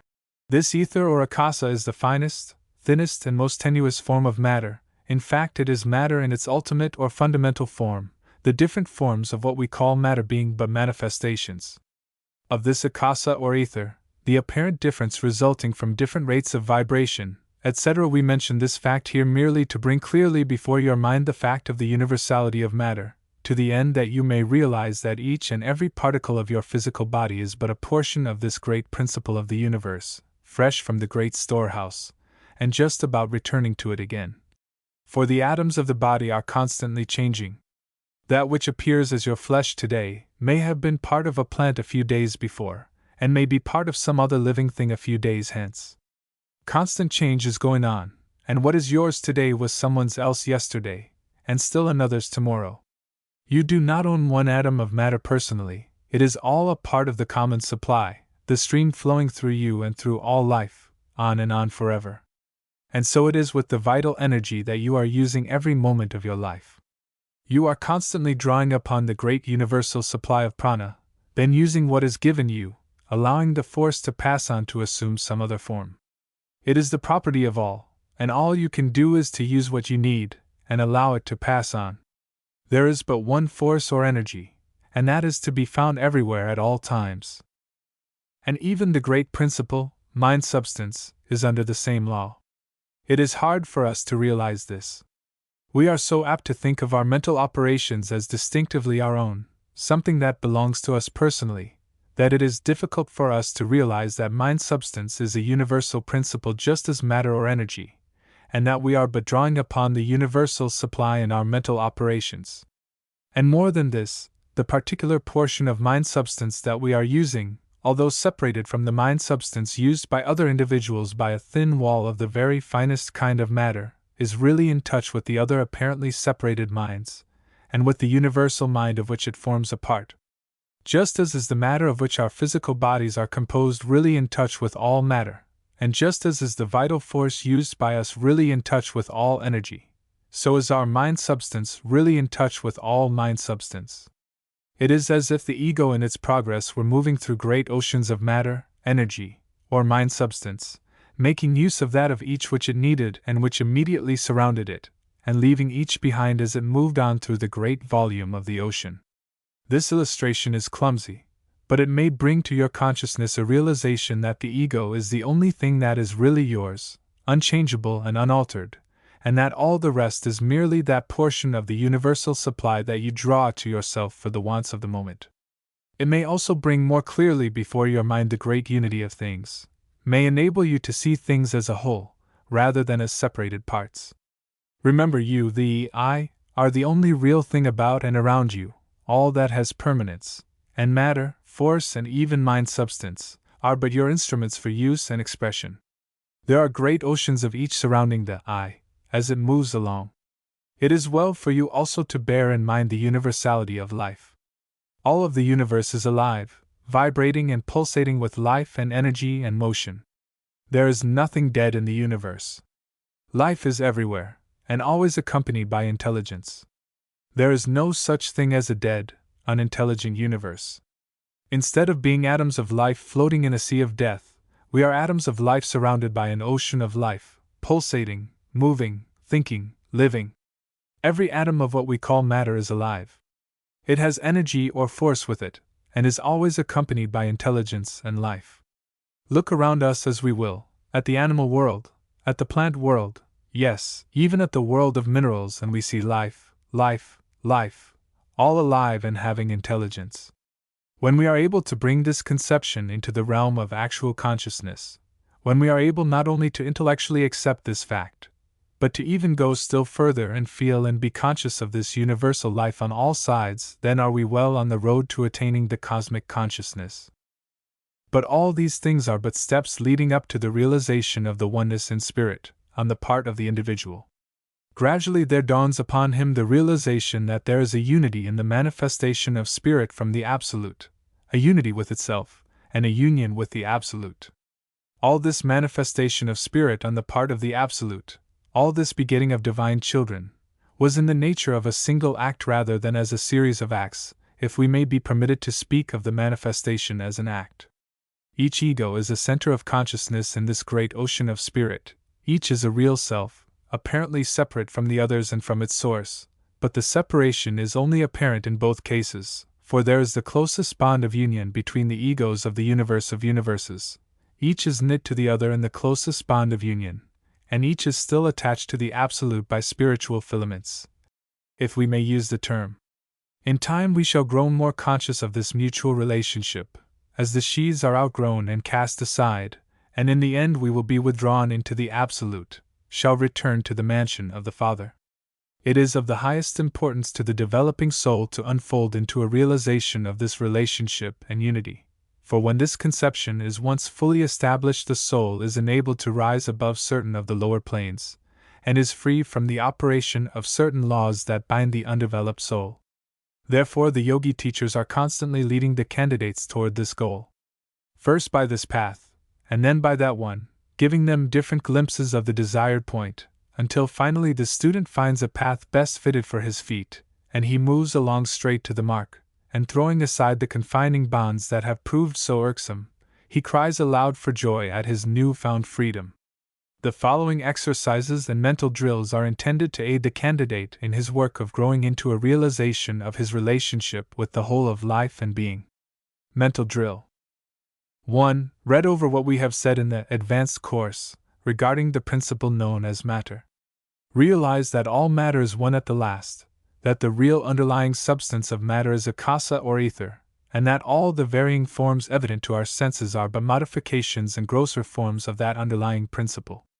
Realize that by known chemical processes all forms of matter known to us, or rather all combinations resulting in forms, may be resolved into their original elements, and that these elements are merely akasa in different states of vibration. Let the idea of the oneness of the visible universe sink deeply into your mind, until it becomes fixed there. The erroneous conception of diversity in the material world must be replaced by the consciousness of unity, oneness, at the last, in spite of the appearance of variety and manifold forms. You must grow to see behind the world of forms of matter, and see the great principle of matter, akasa or ether, back of, within, and under it all. You must grow to feel this, as well as to intellectually see it. 2. Meditate over the last mentioned truths, and then follow the matter still further. Read what we have said in the advanced course, Lesson 11, about the last analysis of matter, showing it fading away into force or energy until the dividing line is lost, and matter merges into energy or force, showing them both to be but the same thing, matter being a grosser form of energy or force. This idea should be impressed upon the understanding, in order that the complete edifice of the knowing of the oneness may be complete in all of its parts. 3. Then read in the advanced lessons, about energy or force, in the oneness underlying its various manifestations. Consider how one form of energy may be transformed into another, and so on around the circle, the one principle producing the entire chain of appearances. Realize that the energy within you by which you move and act is but one of the forms of this great principle of energy with which the universe is filled, and that you may draw to you the required energy from the great universal supply. But above all, endeavor to grasp the idea of the oneness pervading the world of energy or force or motion. See it in its entirety, rather than in its apparent separateness. These steps may appear somewhat tedious and useless, but take our word for it, they are all helps in fitting the mind to grasp the idea of the oneness of all. Each step is important, and renders the next higher one more easily attained. In this mental drill, it will be well to mentally picture the universe in perpetual motion. Everything is in motion, all matter is moving and changing its forms, and manifesting the energy within it. Suns and worlds rush through space, their particles constantly changing and moving. Chemical composition and decomposition is constant and unceasing. Everywhere the work of building up and breaking down is going on. New combinations of atoms and worlds are constantly being formed and dissolved.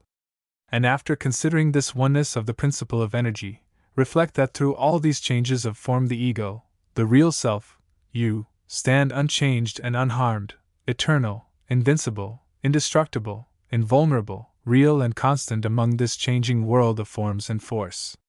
You are above it all, and it revolves around and about you, spirit. For read what we have said in the advanced course, about force or energy, shading into mind substance which is its parent. Realize that mind is back of all this great exhibition of energy and force that you have been considering. Then will you be ready to consider the oneness of mind. 5. Read what we have said in the advanced lessons about mind substance. Realize that there is a great world of mind substance, or an universal mind, which is at the disposal of the ego. All thought is the product of the ego's use of this mind substance, its tool and instrument. Realize that this ocean of mind is entire and whole, and that the ego may draw freely from it. Realize that you have this great ocean of mind at your command, when you unfold sufficiently to use it. Realize that mind is back of and underneath all of the world of form and names and action, and that in that sense, all is mind. Although still higher in the scale than even mind are you, the real self, the ego, the manifestation of the Absolute. 6. Realize your identity with and relationship to all of life. Look around you at life in all its forms, from the lowest to the highest, all being exhibitions of the great principle of life in operation along different stages of the path. Scorn not the humblest forms, but look behind the form and see the reality, life. Feel yourself a part of the great universal life. Let your thoughts sink to the depths of the ocean, and realize your kinship with the life back of the forms dwelling there. Do not confound the forms, often hideous from your personal point of view, with the principle behind them. Look at the plant life, and the animal life, and seek to see behind the veil of form into the real life behind and underneath the form. Learn to feel your life throbbing and thrilling with the life principle in these other forms, and in the forms of those of your own race. Gaze into the starry skies and see there the numerous suns and worlds, all peopled with life in some of its myriad forms, and feel your kinship to it. If you can grasp this thought and consciousness, you will find yourself at one ment with those whirling worlds, and instead of feeling small and insignificant by comparison, you will be conscious of an expansion of self, until you feel that in those circling worlds is a part of yourself, that you are there also, while standing upon the earth, that you are akin to all parts of the universe, nay more, that they are as much your home as is the spot upon which you are standing. You will find sweeping upon you a sense of consciousness that the universe is your home, not merely a part of it, as you had previously thought. You will experience a sense of greatness, and broadness and grandness such as you have never dreamed of. You will begin to realize at least a part of your divine inheritance, and to know indeed that you are a child of the infinite, the very essence of your divine parent being in the fibers of your being. At such times of realization one becomes conscious of what lies before the soul in its upward path, and how small the greatest prizes that earth has to offer are when compared to some of these things before the soul, as seen by the eyes of the spiritual mind in moments of clear vision. You must not dispute with these visions of the greatness of the soul, but must treat them hospitably, for they are your very own, coming to you from the regions of your spiritual mind which are unfolding into consciousness. 7. The highest step in this dawning consciousness of the oneness of all is the one in which is realized that there is but one reality, and at the same time the sense of consciousness that the I is in that reality. It is most difficult to express this thought in words, for it is something that must be felt, rather than seen by the intellect. When the soul realizes that the spirit within it is, at the last, the only real part of it, and that the Absolute, and its manifestation as spirit is the only real thing in the universe, a great step has been taken. But there is still one higher step to be taken before the full sense of the oneness and reality comes to us. That step is the one in which we realize the identity of the I with the great I of the universe. The mystery of the manifestation of the Absolute in the form of the Spirit is veiled from us. The mind confesses its inability to penetrate behind the veil shielding the Absolute from view, although it will give us a report of its being conscious of the presence of the Absolute just at the edge of the boundary line. But the highest region of the spiritual mind, when explored by the advanced souls who are well along the path, reports that it sees beyond the apparent separation of spirit from spirit, and realizes that there is but one reality of spirit, and that all the Is are really but different views of that one, centers of consciousness upon the surface of the one great I, the center of which is the Absolute itself. This certainly penetrates the whole region of the spiritual mind, and gives us all the message of oneness of the spirit, just as the intellect satisfies us with its message of the oneness of matter, energy, and mind. The idea of oneness permeates all planes of life. The sense of reality of the I, that is apparent to you in the moments of your clearest mental vision, is really the reflection of the sense of reality underlying the whole. It is the consciousness of the whole, manifesting through your point or center of consciousness. The advanced student or initiate finds his consciousness gradually enlarging until it realizes its identity with the whole. He realizes that under all the forms and names of the visible world, there is to be found one life, one force, one substance, one existence, one reality, one. And instead of his experiencing any sense of the loss of identity or individuality, he becomes conscious of an enlargement, of an expansion of individuality or identity. Instead of feeling himself absorbed in the whole, he feels that he is spreading out and embracing the whole. This is most hard to express in words, for there are no words to fit the conception, and all that we can hope to do is to start into motion, by means of our words, the vibrations that will find a response in the minds of those who read the words, to the end that they will experience the consciousness which will bring its own understanding. This consciousness cannot be transmitted by words proceeding from the intellect, but vibrations may be set up that will prepare the mind to receive the message from its own higher planes. Even in the early stages of this dawning consciousness, one is enabled to identify the real part of himself with the real part of all the other forms of life that pass before his notice. In every other man, in every animal, in every plant, in every mineral, he sees behind the sheath and form of appearance, an evidence of the presence of the spirit which is akin to his own spirit, more than akin, for the two are one. He sees himself in all forms of life, in all time and all places. He realizes that the real self is everywhere present and everlasting, and that the life within himself is also within all the universe, in everything, for there is nothing dead in the universe, and all life, in all of its varying phases, is simply the one life, held, used and enjoyed in common by all.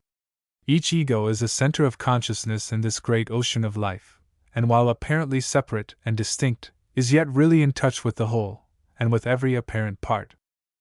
It is not our intention, in this lesson, to go into the details of this great mystery of life, or to recite the comparatively little of the truth that the most advanced teachers and masters have handed down.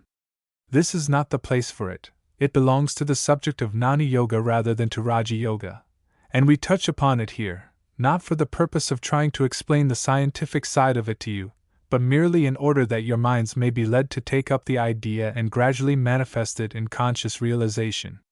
There is quite a difference between the scientific, intellectual teaching of Jnana Yoga, whereby the metaphysical and scientific sides of the yogi teachings are presented to the minds of the students, in a logical, scientific manner, and the methods of Raja Yoga, in which the candidate is led by degrees to a consciousness, outside of mere intellectual belief, of his real nature and powers.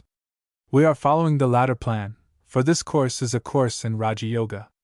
We are aiming to present the matter to the mind in such a manner that it may prepare the way for the dawning consciousness, by brushing away the preconceived notions and prejudices, and allowing a clean entrance for the new conception. Much that we have said in this lesson may appear, on the one hand, like useless repetition, and on the other hand, like an incomplete presentation of the scientific side of the yogi teachings. But it will be found, in time, that the effect has been that the mind of the student has undergone a change from the absorbing of the idea of the oneness of life, and the expansion of the self. The candidate is urged not to be in too much of a hurry. Development must not be forced. Read what we have written, and practice the mental drills we have given, even if they may appear trifling and childish to some of you. We know what they will do for you, and you will agree with us in time. Make haste slowly. You will find that the mind will work out the matter, even though you be engaged in your ordinary work, and have forgotten the subject for the time. The greater portion of mental work is done in this way, while you are busy with something else, or even asleep, for the subconscious portion of the mind works along the lines pointed out for it, and performs its task. As we have said, the purpose of this lesson is to bring you in the way of the unfoldment of consciousness, rather than to teach you the details of the scientific side of the yogi teachings. Development is the keynote of Raja Yoga. And the reason that we wish to develop this sense of the reality of the I, and the expansion of the self, at this place is that thereby you may assert your mastery over matter, energy, and mind. Before you may mount your throne as king, you must fully realize in consciousness that you are the reality in this world of appearances. You must realize that you, the real you, are not only existent and real, but that you are in touch with all else that is real, and that the roots of your being are grounded in the Absolute itself.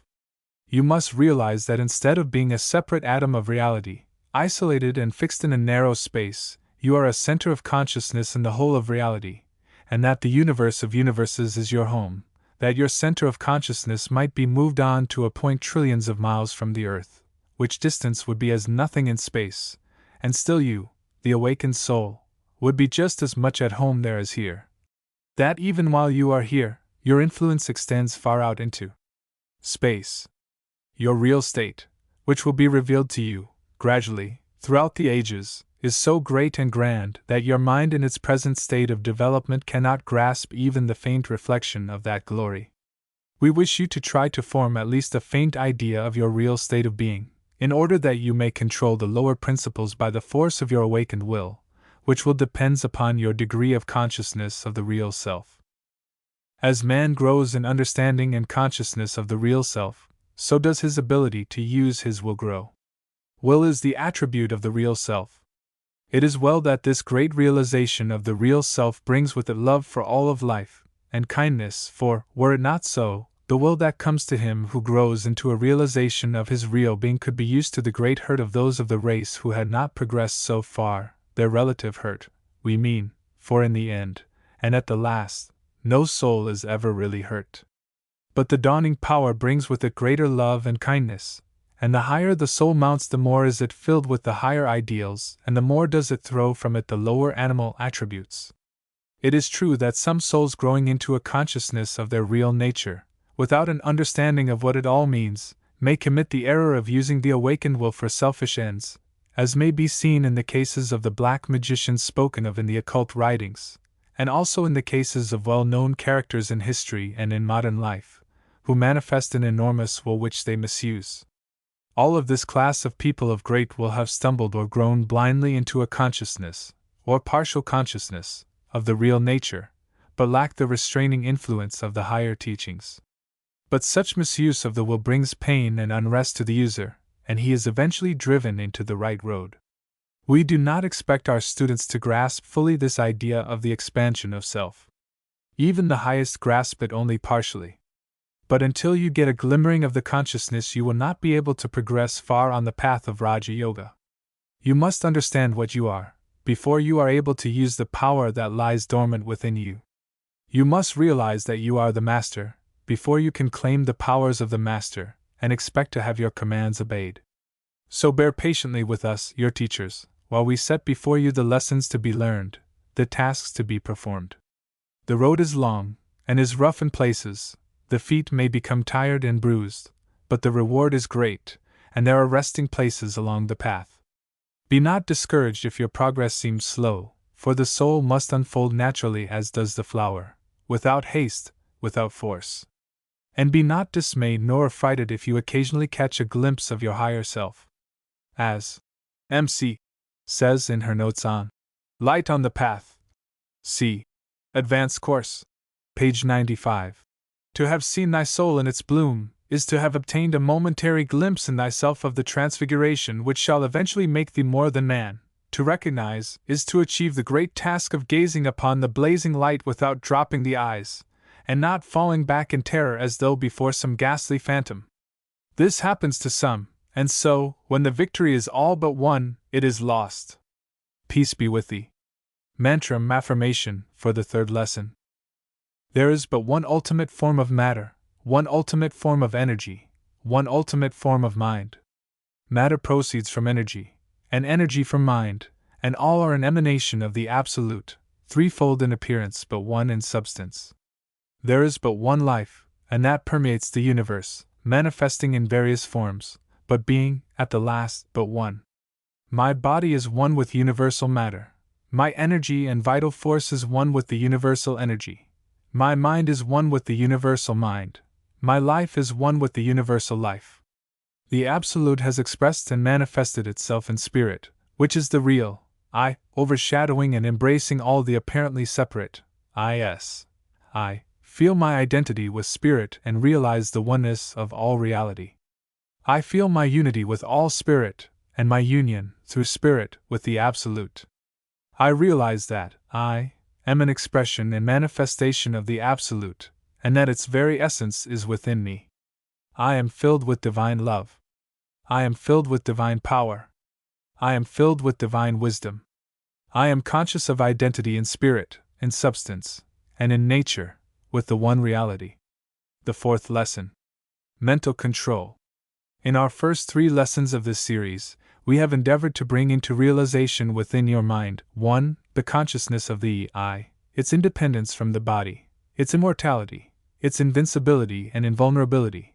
2. The superiority of the I over the mind, as well as over the body, the fact that the mind is not the I, but is merely an instrument for the expression of the I, the fact that the I is master of the mind, as well as of the body, that the I is behind all thought, that the I can set aside for consideration the sensations, emotions, passions, desires, and the rest of the mental phenomena, and still realize that it, the I, is apart from these mental manifestations, and remains unchanged, real and fully existent, that the I can set aside any and all of its mental tools and instruments, as not I things, and still consciously realize that after so setting them aside there remains something, itself, the I, which cannot be set aside or taken from, that the I is the master of the mind, and not its slave. 3. That the I is a much greater thing than the little personal I we have been considering it to be, that the I is a part of that great one reality which pervades all the universe, that it is connected with all other forms of life by countless ties, mental and spiritual filaments and relations, that the I is a center of consciousness in that great one reality or spirit, which is behind and back of all life and existence. The center of which reality or existence is the Absolute or God, that the sense of reality that is inherent in the I is really the reflection of the sense of reality inherent in the whole, the great I of the universe. The underlying principle of these 3 lessons is the reality of the I in itself, over and above all matter, force, or mind, positive to all of them, just as they are positive or negative to each other, and negative only to the center of the one, the Absolute itself. And this is the position for the candidate, or initiate, to take. I am positive to mind, energy, and matter, and control them all. I am negative only to the Absolute, which is the center of being, of which being I am. And, as I assert my mastery over mind, energy, and matter, and exercise my will over them, so do I acknowledge my subordination to the Absolute, and gladly open my soul to the inflow of the divine will, and partake of its power, strength, and wisdom. In the present lesson, and those immediately following it, we shall endeavor to assist the candidate or initiate in acquiring a mastery of the subordinate manifestations, matter, energy, and mind. In order to acquire and assert this mastery, one must acquaint himself with the nature of the thing to be controlled. In our advanced course, we have endeavored to explain to you the nature of the three great manifestations, known as chit, or mind substance, prana, or energy, and akasa, or the principle of matter. We also explained to you that the I of man is superior to these three, being what is known as Atman or spirit. Matter, energy, and mind, as we have explained, are manifestations of the absolute and are relative things. The yogi philosophy teaches that matter is the grossest form of manifested substance, being below energy and mind, and consequently negative to, and subordinate to both. One stage higher than matter is energy or force, which is positive to, and has authority over, matter being a still grosser form of substance, but which is negative to and subordinate to mind, which is a still higher form of substance. Next in order comes the highest of the three, mind, the finest form of substance, and which dominates both energy and matter, being positive to both. Mind, however, is negative and subordinate to the I, which is spirit, and obeys the orders of the latter when firmly and intelligently given. The I itself is subordinate only to the absolute, the center of being, the I, being positive and dominant over the threefold manifestation of mind, energy, and matter. The I, which for the sake of the illustration must be regarded as a separate thing, although it is really only a center of consciousness in the great body of spirit, finds itself surrounded by the triple ocean of mind, energy, and matter, which ocean extends into infinity. The body is but a physical form through which flows an unending stream of matter, for, as you know, the particles and atoms of the body are constantly changing, being renewed, replaced, thrown off, and supplanted. One's body of a few years ago, or rather the particles composing that body, have passed off and now form new combinations in the world of matter. And one's body of today is passing away and being replaced by new particles. And one's body of next year is now occupying some other portion of space, and its particles are now parts of countless other combinations, from which space and combinations they will later come to combine and form the body of next year. There is nothing permanent about the body. Even the particles of the bones are being constantly replaced by others. And so it is with the vital energy, force, or strength of the body, including that of the brain. It is constantly being used up and expended, a fresh supply taking its place. And even the mind of the person is changeable, and the mind substance, or chit, is being used up and replenished, the new supply coming from the great ocean of mind, into which the discarded portion slips, just as is the case with the matter and energy. While the majority of our students, who are more or less familiar with the current material scientific conceptions, will readily accept the above idea of the ocean of matter and energy, and the fact that there is a continual using up and replenishing of one's store of both, they may have more or less trouble in accepting the idea that mind is a substance or principle amenable to the same general laws as are the other two manifestations, or attributes of substance.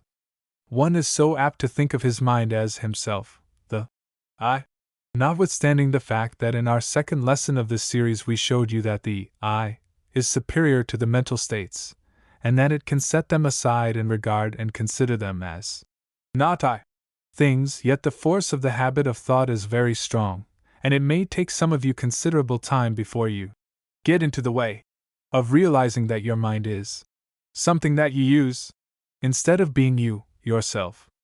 And yet you must persevere in attaining this realization, for in the degree that you realize your dominance over your mind, so will be your control of it, and its amenability to that control.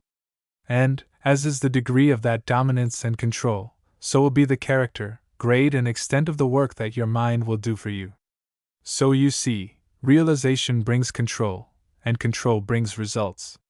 This statement lies at the base of the science of Raja Yoga, and many of its first exercises are designed to acquaint the student with that realization, and to develop the realization and control by habit and practice. The yogi philosophy teaches that instead of mind being the I, it is the thing through and by means of which the I thinks, at least so far as is concerned the knowledge concerning the phenomenal or outward universe, that is the universe of name and form. There is a higher knowledge locked up in the innermost part of the I, that far transcends any information that it may receive about or from the outer world, but that is not before us for consideration at this time, and we must concern ourselves with the thinking about the world of things. Mind substance in Sanskrit is called chit, and a wave in the chit, which wave is the combination of mind and energy, is called vritta, which is akin to what we call a thought. In other words, it is mind in action, whereas chit is mind in repose. Vritta, when literally translated, means a whirlpool or eddy in the mind, which is exactly what a thought really is. But we must call the attention of the student, at this point, to the fact that the word mind is used in two ways by the yogis and other occultists, and the student is directed to form a clear conception of each meaning in order to avoid confusion, and that he may more clearly perceive the two aspects of the things which the word is intended to express. In the first place, the word mind is used as synonymous with chit, or mind substance, which is the universal mind principle. From this chit, mind substance, or mind, all the material of the millions of personal minds is obtained. The second meaning of the word mind is that which we mean when we speak of the mind of anyone, thereby meaning the mental faculties of that particular person, that which distinguishes his mental personality from that of another. We have taught you that this mind, in man, functions on three planes, and have called the respective manifestations 1. The instinctive mind, 2. The intellect, and 3. The spiritual mind. See 14 Lessons in Yogi Philosophy, etc. These three mental planes, taken together, make up the mind of the person, or to be more exact, they, clustered around the I, form the soul of the individual. The word soul is often used as synonymous with spirit, but those who have followed us will distinguish the difference. The soul is the ego surrounded by its mental principles, while the spirit is the soul of the soul, the I, or real self. The science of Raja Yoga, to which this series of lessons is devoted, teaches, as its basic principle, the control of the mind. It holds that the first step toward power consists in obtaining a control of one's own mind. It holds that the internal world must be conquered before the outer world is attacked. It holds that the I manifests itself in will, and that will may be used to manipulate, guide, govern, and direct the mind of its owner, as well as the physical world. It aims to clear away all mental rubbish and encumbrances, to conduct a mental house cleaning, as it were, and to secure a clear, clean, healthy mind. Then it proceeds to control that mind intelligently, and with effect, saving all waste power, and by means of concentration bringing the mind in full harmony with the will, that it may be brought to a focus and its power greatly increased and its efficiency fully secured. Concentration and willpower are the means by which the yogis obtain such wonderful results, and by which they manage and direct their vigorous, healthy minds, and master the material world, acting positively upon energy and matter. This control extends to all planes of the mind, and the yogis not only control the instinctive mind, holding in subjection its lower qualities and making use of its other parts, but they also develop and enlarge the field of their intellect and obtain from it wonderful results. Even the spiritual mind is mastered, and aided in its unfoldment, and urged to pass down into the field of consciousness some of the wonderful secrets to be found within its area. By means of Raja Yoga, many of the secrets of existence and being, many of the riddles of the universe, are answered and solved. And by it the latent powers inherent in the constitution of man are unfolded and brought into action. Those highly advanced in the science are believed to have obtained such a wonderful degree of power and control over the forces of the universe, that they are as gods compared with the ordinary man. Raja Yoga teaches that not only may power of this kind be secured, but that a wonderful field of knowledge is opened out through its practice. It holds that when the concentrated mind is focused upon thing or subject, the true nature and inner meaning of, and concerning, that thing or subject will be brought to view.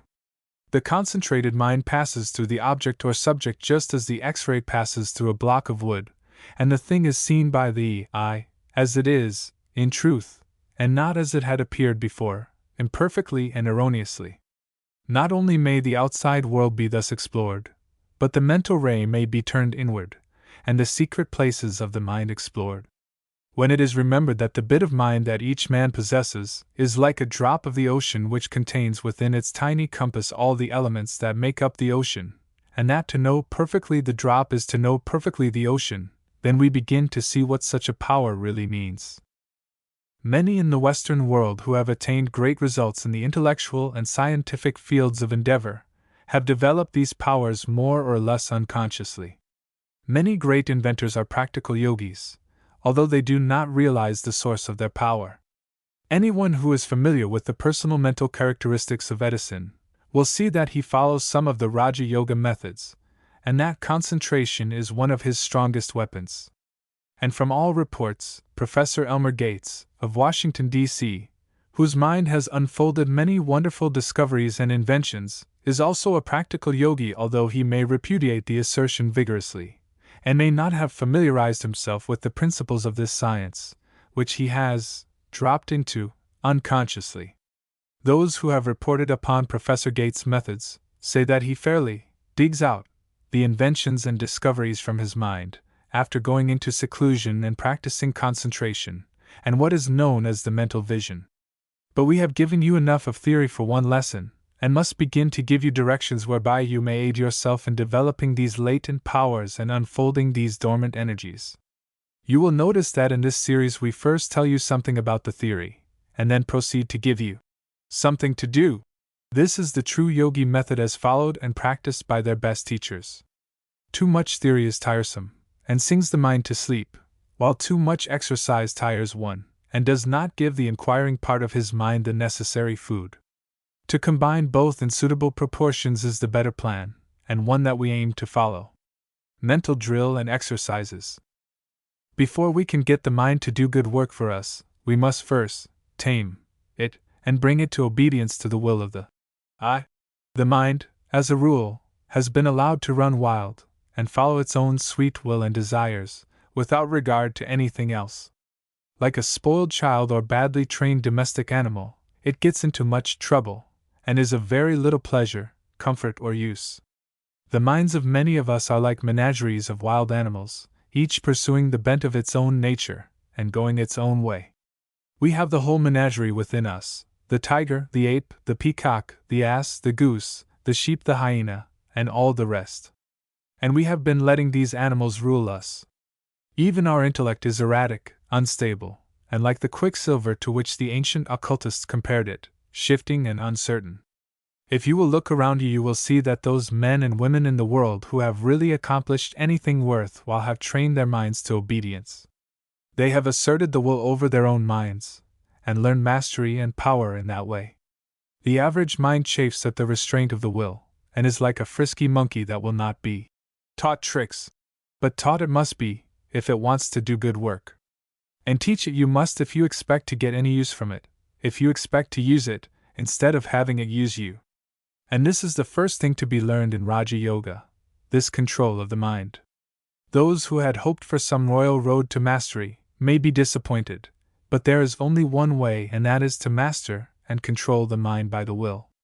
Otherwise it will run away when you most need it. And so we shall give you some exercise designed to aid you in this direction. The first exercise in Raja Yoga is what is called pratyahara, or the art of making the mind introspective or turned inward upon itself. It is the first step toward mental control. It aims to turn the mind from going outward, and gradually turning it inward upon itself or inner nature. The object is to gain control of it by the will. The following exercises will aid in that direction. Exercise I. A. Place yourself in a comfortable position, and so far as possible free from outside disturbing influences. Make no violent effort to control the mind, but rather allow it to run along for a while and exhaust its efforts. It will take advantage of the opportunity, and will jump around like an unchained monkey at first, until it gradually slows down and looks to you for orders. It may take some time to tame down at first trial, but each time you try it will come around to you in shorter time. The yogis spend much time in acquiring this mental peace and calm, and consider themselves well paid for it. b. When the mind is well calmed down and peaceful, fix the thought on the I am, as taught in our previous lessons.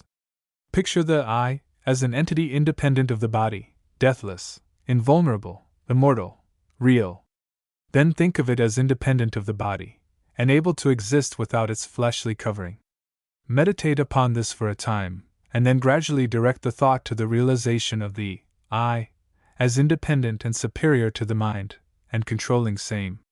Go over the general ideas of the first two lessons, and endeavor to calmly reflect upon them and to see them in the mind's eye. You will find that your mind is gradually becoming more and more peaceful and calm, and that the distracting thoughts of the outside world are farther and farther removed from you. C. Then let the mind pass on to a calm consideration of the third lesson, in which we have spoken of the oneness of all, and the relationship of the I to the one life, power, intelligence, being. You will find that you are acquiring a mental control and calm heretofore unknown to you. The exercises in the first three lessons will have prepared you for this. D. The following is the most difficult of the variations or degrees of this exercise, but the ability to perform it will come gradually. The exercise consists in gradually shutting out all thought or impression of the outside world, of the body, and of the thoughts themselves, the student concentrating and meditating upon the word and idea. I am. The idea being that he shall concentrate upon the idea of mere being, or existence, symbolized by the words I am not, I am this, or I am that, or I do this, or I think that, but simply I am. This exercise will focus the attention at the very center of being within oneself, and will gather in all the mental energies, instead of allowing them to be scattered upon outside things. A feeling of peace, strength, and power will result, for the affirmation, and the thought back of it, is the most powerful and strongest that one may make, for it is a statement of actual being, and a turning of the thought inward to that truth. Let the mind first dwell upon the word I, identifying it with the self, and then let it pass on to the word am, which signifies reality and being. Then combine the two with the meanings thereof, and the result a most powerful focusing of thought inward, and most potent statement of being. It is well to accompany the above exercises with a comfortable and easy physical attitude, so as to prevent the distraction of the attention by the body. In order to do this, one should assume an easy attitude and then relax every muscle, and take the tension from every nerve, until a perfect sense of ease, comfort, and relaxation is obtained. You should practice this until you have fully acquired it. It will be useful to you in many ways, besides rendering concentration and meditation easier. It will act as a rest cure for tired body, nerves, and mind. Exercise 2. The second step in Raja Yoga is what is known as dharana, or concentration. This is a most wonderful idea in the direction of focusing the mental forces, and may be cultivated to an almost incredible degree, but all this requires work, time, and patience. But the student will be well repaid for it. Concentration consists in the mind focusing upon a certain subject, or object, and being held there for a time. This, at first thought, seems very easy, but a little practice will show how difficult it is to firmly fix the attention and hold it there. It will have a tendency to waver, and move to some other object or subject, and much practice will be needed in order to hold it at the desired point. But practice will accomplish wonders, as one may see by observing people who have acquired this faculty, and who use it in their everyday life. But the following point should be remembered. Many persons have acquired the faculty of concentrating their attention, but have allowed it to become almost involuntary, and they become a slave to it, forgetting themselves and everything else, and often neglecting necessary affairs. This is the ignorant way of concentrating, and those addicted to it become slaves to their habits, instead of masters of their minds. They become daydreamers and absent-minded people, instead of masters. They are to be pitied as much as those who cannot concentrate at all. The secret is in a mastery of the mind.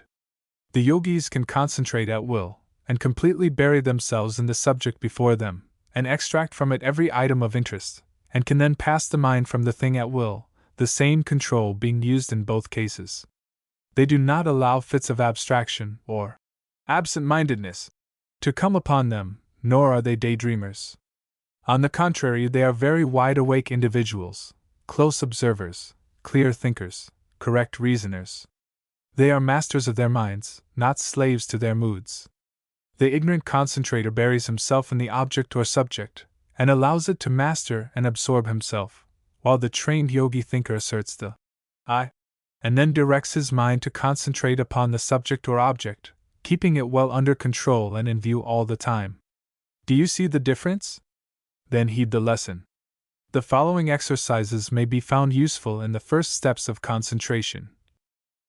A. Concentrate the attention upon some familiar object, a pencil, for instance. Hold the mind there and consider the pencil to the exclusion of any other object. Consider its size, color, shape, kind of wood. Consider its uses and purposes, its materials, the process of its manufacture, etc., etc., etc. In short, think as many things about the pencil as possible, allowing the mind to pursue any associated bypaths, such as a consideration of the graphite of which the lead is made, the forest from which came the wood used in making the pencil, the history of pencils, and other implements used for writing, etc. In short, exhaust the subject of pencils. In considering a subject under concentration, the following plan of synopsis will be found useful. Think of the thing in question from the following viewpoints. 1. The thing itself. 2. The place from whence it came. 3. Its purpose or use. 4. Its associations. 5. Its probable end. Do not let the apparently trivial nature of the inquiry discourage you, for the simplest form of mental training is useful, and will help to develop your will and concentration. It is akin to the process of developing a physical muscle by some simple exercise, and in both cases one loses sight of the unimportance of the exercise itself, in view of the end to be gained. B. Concentrate the attention upon some part of the body, the hand for instance, and fixing your entire attention upon it, shut off or inhibit all sensation from the other parts of the body. A little practice will enable you to do this. In addition to the mental training, this exercise will stimulate the part of the body concentrated upon, for reasons that will appear in future lessons. Change the parts of the body concentrated upon, and thus give the mind a variety of exercises, and the body the effect of a general stimulation. C. These exercises may be extended indefinitely upon familiar objects about you. Remember always that the thing in itself is of no importance, the whole idea being to train the mind to obey the will, so that when you really wish to use the mental forces upon some important object, you may find them well trained and obedient. Do not be tempted to slight this part of the work because it is dry and uninteresting, for it leads up to things that are most interesting, and opens a door to a fascinating subject. D. Practice focusing the attention upon some abstract subject, that is, upon some subject of interest that may offer a field for mental exploration. Think about the subject in all its phases and branches, following up one bypath, and then another, until you feel that you know all about the subject that your mind has acquired. You will be surprised to find how much more you know about any one thing or subject than you had believed possible. In hidden corners of your mind you will find some useful or interesting information about the thing in question, and when you are through you will feel well posted upon it, and upon the things connected with it. This exercise will not only help to develop your intellectual powers, but will strengthen your memory, and broaden your mind, and give you more confidence in yourself. And in addition, you will have taken a valuable exercise in concentration or dharana. The importance of concentration. Concentration is a focusing of the mind. And this focusing of the mind requires a focusing, or bringing to a center, of the will. The mind is concentrated because the will is focused upon the object. The mind flows into the mold made by the will. The above exercises are designed not only to accustom the mind to the obedience and direction of the will, but also tend to accustom the will to command. We speak of strengthening the will, when what we really mean is training the mind to obey, and accustoming the will to command. Our will is strong enough, but we do not realize it. The will takes root in the very center of our being, in the I. but our imperfectly developed mind does not recognize this tact. We are like young elephants that do not recognize their own strength, but allow themselves to be mastered by puny drivers, whom they could brush aside with a movement. The will is back of all action, all doing, mental and physical. We shall have much to say touching the will in these lessons, and the student should give the matter his careful attention. Let him look around him, and he will see that the great difference between the men who have stepped forward from the ranks and those who remain huddled up in the crowd consists in determination and will. As Buxton has well said, "The longer I live, the more certain I am that the great difference between men, the feeble and the powerful, the great and the insignificant, is energy and invincible determination." And he might have added that the thing behind that energy and invincible determination was will. The writers and thinkers of all ages have recognized the wonderful and transcendent importance of the will. Tennyson sings, "O living will thou shalt endure when all that seems shall suffer shock." Oliver Wendell Holmes says, "The seat of the will seems to vary with the organ through which it is manifested, to transport itself to different parts of the brain, as we may wish to recall a picture, a phrase, a melody, to throw its force on the muscles or the intellectual processes. Like the general-in-chief, its place is everywhere in the field of action. It is the least like an instrument of any of our faculties, the farthest removed from our conceptions of mechanism and matter, as we commonly define them." Holmes was correct in his idea, but faulty in his details. The will does not change its seat, which is always in the center of the ego, but the will forces the mind to all parts, and in all directions, and it directs the prana or vital force likewise. The will is indeed the general-in-chief, but it does not rush to the various points of action, but sends its messengers and couriers there to carry out its orders. Buxton has said, "The will do anything that can be done in this world, and no talents, no circumstances, no opportunities will make a two-legged creature a man without it." Marvell truly says, "Resolve is what makes a man manifest, not puny resolve, not crude determinations, not errant purpose, but that strong and indefatigable will which treads down difficulties and danger, as a boy treads down the heaving frost lands of winter, which kindles his eye and brain with a proud pulse beat toward the unattainable. Will makes men giants." The great obstacle to the proper use of the will, in the case of the majority of people, is the lack of ability to focus the attention. The yogis clearly understand this point, and many of the Raja Yoga exercises which are given to the students by the teachers are designed to overcome this difficulty. Attention is the outward evidence of the will. As a French writer has said, "The attention is subject to the superior authority of the ego. I yield it, or I withhold it, as I please. I direct it in turn to several points. I concentrate it upon each point as long as my will can stand the effort." Professor James has said, "The essential achievement of the will, when it is most voluntary, is to attend to a difficult object, and hold it fast before the mind. Effort of attention is the essential phenomenon of the will." And Professor Halleck says, "The first step toward the development of will lies in the exercise of attention. Ideas grow in distinctness and motor power as we attend to them. If we take two ideas of the same intensity and center the attention upon one, we shall notice how much it grows in power."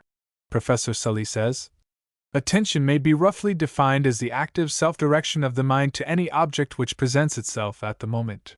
The word attention is derived from two Latin words, attendere, meaning to stretch towards, and this is just what the yogis know it to be. By means of their psychic or clairvoyant sight, they see the thought of the attentive person stretched out toward the object attended to, like a sharp wedge, the point of which is focused upon the object under consideration, the entire force of the thought being concentrated at that point. This is true not only when the person is considering an object, but when he is earnestly impressing his ideas upon another, or upon some task to be accomplished. Attention means reaching the mind out to and focusing it upon something.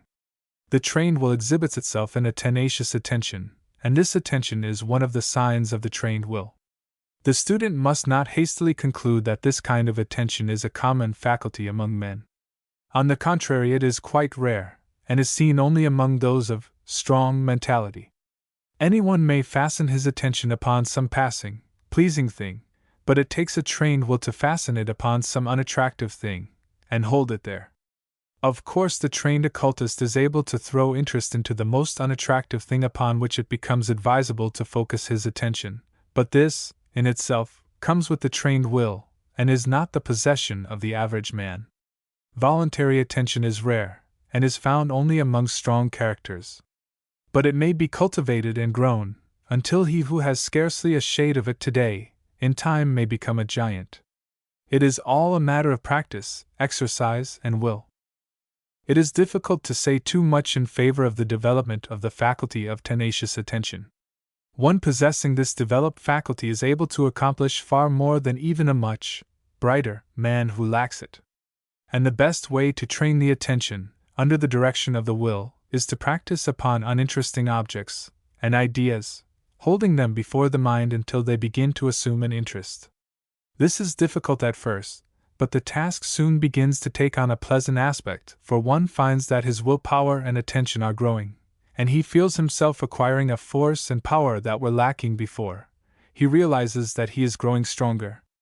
Charles Dickens said that the secret of his success consisted in his developing a faculty of throwing his entire attention into whatever he happened to be doing at the moment, and then being able to turn that same degree of attention to the next thing coming before him for consideration.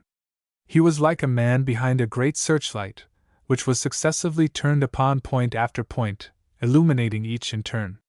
The I is the man behind the light, and the will is the reflector, the light being the attention. This discussion of will and attention may seem somewhat dry to the student, but that is all the more reason that he should attend to it. It is the secret that lies at the basis of the science of Raja Yoga, and the yogi masters have attained a degree of concentrated will and attention that would be inconceivable to the average man on the street. By reason of this, they are able to direct the mind here and there, outward or inward, with an enormous force. They are able to focus the mind upon a small thing with remarkable intensity, just as the rays of the sun may be focused through a sunglass, and cause to ignite linen, or, on the other hand, they are able to send forth the mind with intense energy, illuminating whatever it rests upon, just as happens in the case of the strong electric searchlight, with which many of us are familiar. By all means start in to cultivate the attention and will. Practice on the unpleasant tasks, do the things that you have before you, and from which you have been shrinking because they were unpleasant. Throw interest into them, and the difficulty will vanish, and you will come out of it much stronger, and filled with a new sense of power. Mantram affirmation. I have a will, it is my inalienable property and right. I determine to cultivate and develop it by practice and exercise. My mind is obedient to my will. I assert my will over my mind. I am master of my mind and body. I assert my mastery. My will is dynamic, full of force and energy and power. I feel my strength. I am strong. I am forceful. I am vital. I am center of consciousness, energy, strength, and power, and I claim my birthright. The fifth lesson. The cultivation of attention. In our last lesson, we called your attention to the fact that the yogis devote considerable time and practice to the acquirement of concentration. And we also had something to say regarding the relation of attention to the subject of concentration. In this lesson, we shall have more to say on the subject of attention, for it is one of the important things relating to the practice of Raja Yoga, and the yogis insist upon their students practicing systematically to develop and cultivate the faculty. Attention lies at the base of willpower, and the cultivation of one makes easy the exercise of the other. To explain why we lay so much importance to the cultivation of attention would necessitate our anticipating future lessons of this series, which we do not deem advisable at this time. And so we must ask our students to take our word for it, that all that we have to say regarding the importance of the cultivation of attention is occasioned by the relation of that subject to the use of the mind in certain directions, as will appear fully later on. In order to let you know that we are not advancing some peculiar theory of the yogis, which may not be in harmony with modern Western science, we give you in this article a number of quotations from Western writers and thinkers, touching upon this important faculty of the mind, so that you may see that the West and East agree upon this main point, however different may be their explanations of the fact. or their use of the power gained by the cultivation of attention. As we said in our last lesson, the word attention is derived from two Latin words. Attendere, meaning to stretch toward, which is really what attention is. The eye wills that the mind be focused on some particular object or thing, and the mind obeys and stretches toward that object or thing, focusing its entire energy upon it, observing every detail, dissecting, analyzing, consciously and subconsciously, drawing to itself every possible bit of information regarding it, both from within and from without. We cannot lay too much stress upon the acquirement of this great faculty, or rather, the development of it, for it is necessary for the intelligent study of Raja Yoga. In order to bring out the importance of the subject, suppose we start in by actually giving our attention to the subject of attention, and see how much more there is in it than we had thought. We shall be well repaid for the amount of time and trouble expended upon it. Attention has been defined as a focusing of consciousness, or if one prefers the form of expression, as detention in consciousness. In the first case, we may liken it to the action of the sunglass through which the sun's rays are concentrated upon an object, the result being that the heat is gathered together at a small given point, the intensity of the same being raised many degrees until the heat is sufficient to burn a piece of wood, or evaporate water. If the rays were not focused, the same rays and heat would have been scattered over a large surface, and the effect and power lessened. And so it is with the mind. If it is allowed to scatter itself over the entire field of a subject, it will exert but little power, and the results will be weak. But if it is passed through the sunglass of attention, and focus first over one part, and then over another, and so on, the matter may be mastered in detail, and a result accomplished that will seem little less than marvelous to those who do not know the secret. Thompson has said, "The experiences most permanently impressed upon consciousness are those upon which the greatest amount of attention has been fixed." Another writer upon the subject has said that attention is so essentially necessary to understanding that without some degree of it the ideas and perceptions that pass through the mind seem to leave no trace behind them. Hamilton has said, "An act of attention, that is, an act of concentration, seems thus necessary to every exertion of consciousness, as a certain contraction of the pupil is requisite to every exertion of vision. Attention then is to consciousness what the contraction of the pupil is to sight, or, to the eye of the mind what the microscope or telescope is to the bodily eye. It constitutes the better half of all intellectual power." And Brodie adds, quite forcibly, "It is attention much more than any difference in the abstract power of reasoning, which constitutes the vast difference which exists between minds of different individuals." Butler gives us this important testimony. "The most important intellectual habit I know of is the habit of attending exclusively to the matter in hand. It is commonly said that genius cannot be infused by education, yet this power of concentrated attention, which belongs as a part of his gift to every great discoverer, is unquestionably capable of almost indefinite augmentation by resolute practice."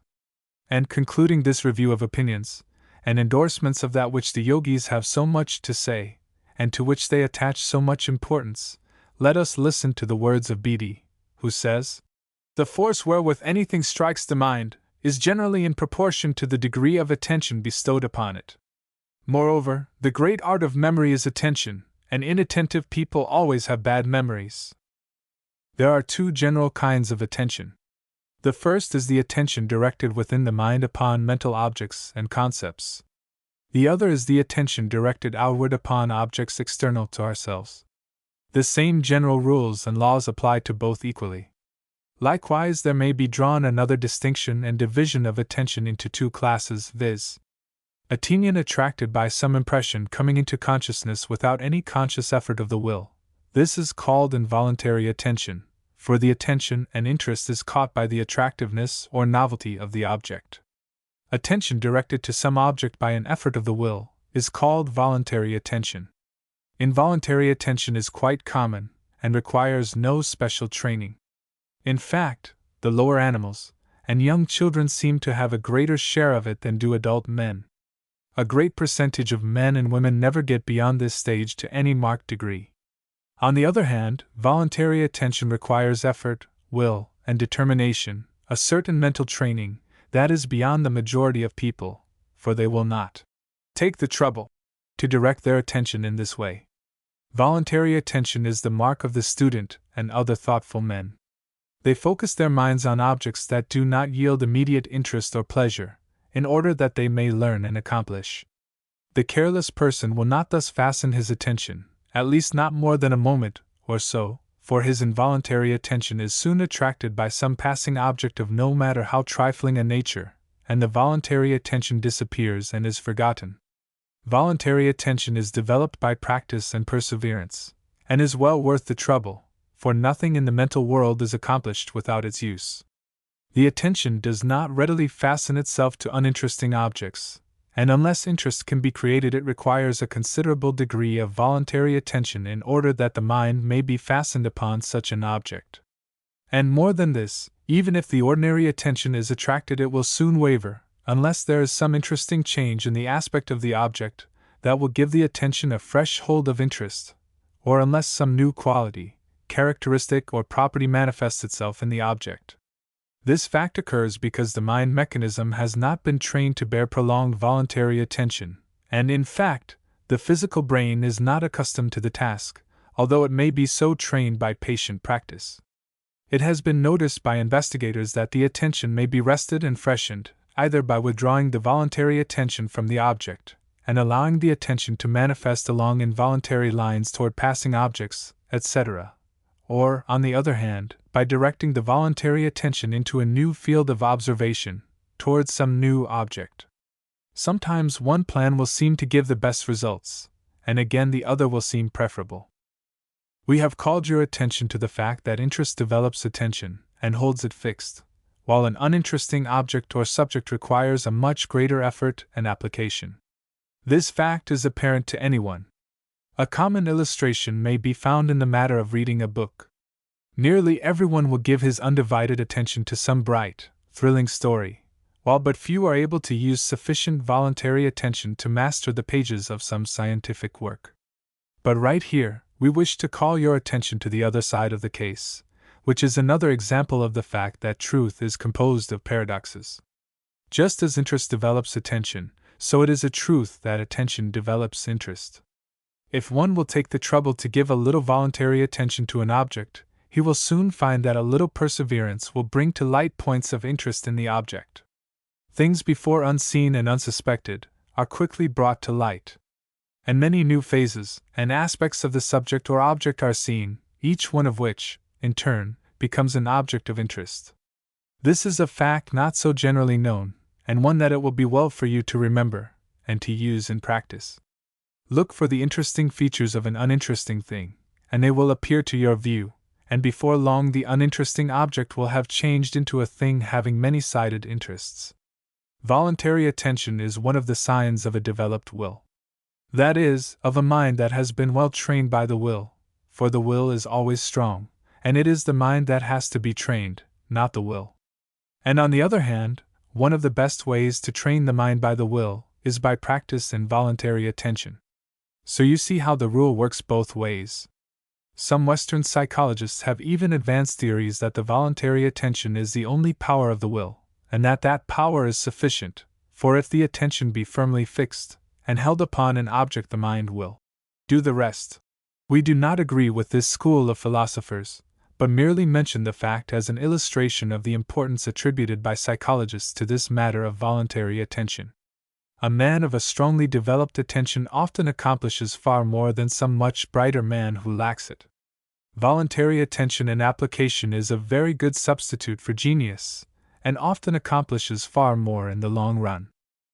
Voluntary attention is the fixing of the mind earnestly and intently upon some particular object, at the same time shutting out from consciousness other objects pressing for entrance. Hamilton has defined it as consciousness voluntarily applied under its law of limitations to some determinate object.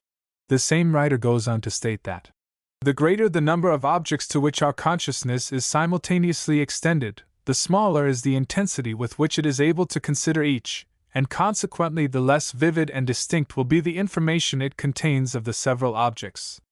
When our interest in any particular object is excited, and when we wish to obtain all the knowledge concerning it in our power, it behooves us to limit our consideration to that object to the exclusion of others.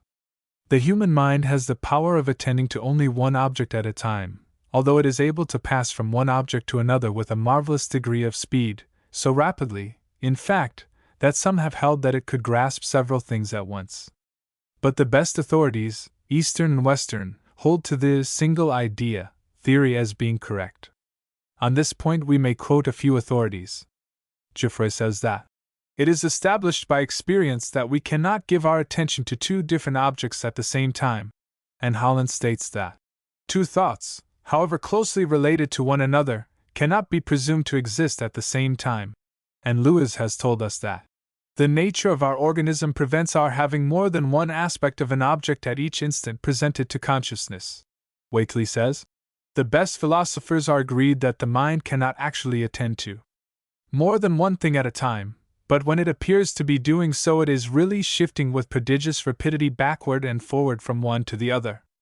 By giving a concentrated voluntary attention to an object, we not only are able to see and think about it with the greatest possible degree of clearness, but the mind has a tendency, under such circumstances, to bring into the field of consciousness all the different ideas associated in our memory with that object or subject, and to build around the object or subject a mass of associated facts and information.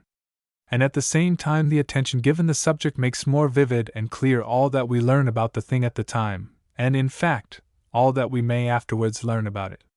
It seems to cut a channel through which knowledge flows. Attention magnifies and increases the powers of perception, and greatly aids the exercise of the perceptive faculties. By paying attention to something seen or heard, one is enabled to observe the details of the thing seen or heard, and where the inattentive mind acquires, say, 3 impressions, the attentive mind absorbs 3 times 3, or perhaps 3 times 3, or 27. And, as we have just said, attention brings into play the powers of association, and gives us the loose end of an almost infinite chain of associated facts, stored away in our memory, forming new combinations of facts which we had never grouped together before, and bring out into the field of consciousness all the many scraps of information regarding the thing to which we are giving attention. The proof of this is within the experience of everyone. Where is the one who does not remember sitting down to some writing, painting, reading, etc., with interest and attention, and finding, much to his surprise, what a flow of facts regarding the matter in hand was passing through his mind? Attention seems to focus all the knowledge of a thing that you possess, and by bringing it to a point enables you to combine, associate, classify, etc., and thus create new knowledge. Gibbon tells us that after he gave a brief glance and consideration to a new subject, he suspended further work upon it, and allowed his mind, under concentrated attention, to bring forth all his associated knowledge regarding the subject, after which he renewed the task with increased power and efficiency. The more one's attention is fixed upon a subject under consideration, the deeper is the impression which the subject leaves upon the mind, and the easier will it be for him to afterwards pursue the same train of thought and work. Attention is a prerequisite of good memory, and in fact there can be no memory at all unless some degree of attention is given.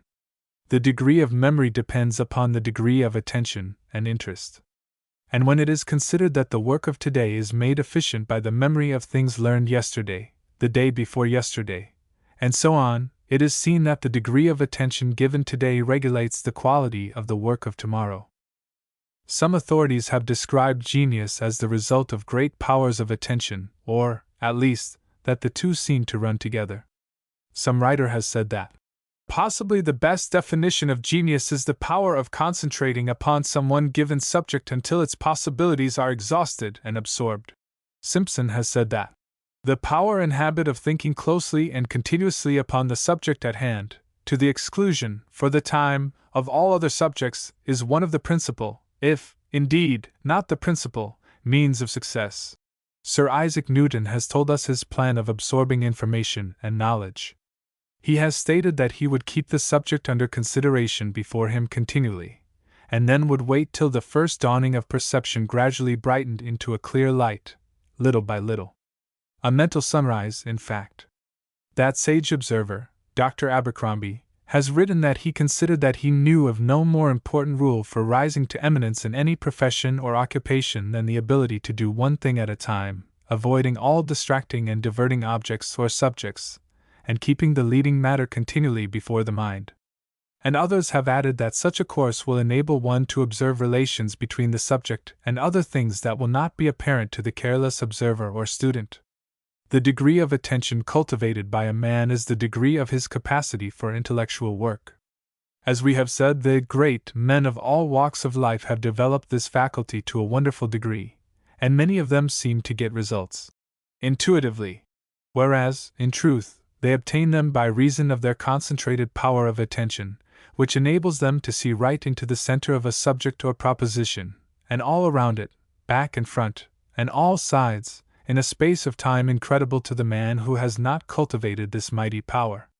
Men who have devoted much attention to some special line of work or research are able to act almost as if they possessed second sight, providing the subject is within their favorite field of endeavor.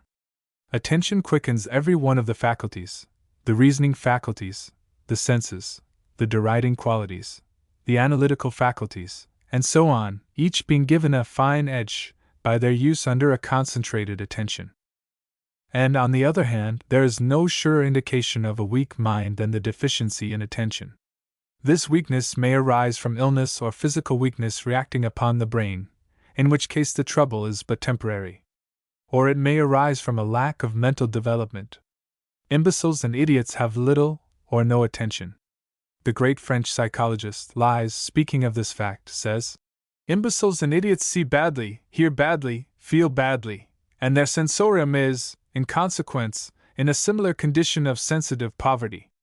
Its impressionability for the things of the external world is at a minimum, its sensibility weak, and consequently it is difficult to provoke the physiological condition necessary for the absorption of the external impression. In old age the attention is the first faculty to show signs of decay. Some authorities have held that the memory was the first faculty to be affected by the approach of old age, but this is incorrect, for it is a matter of common experience that the aged manifest a wonderfully clear memory of events occurring in the far past.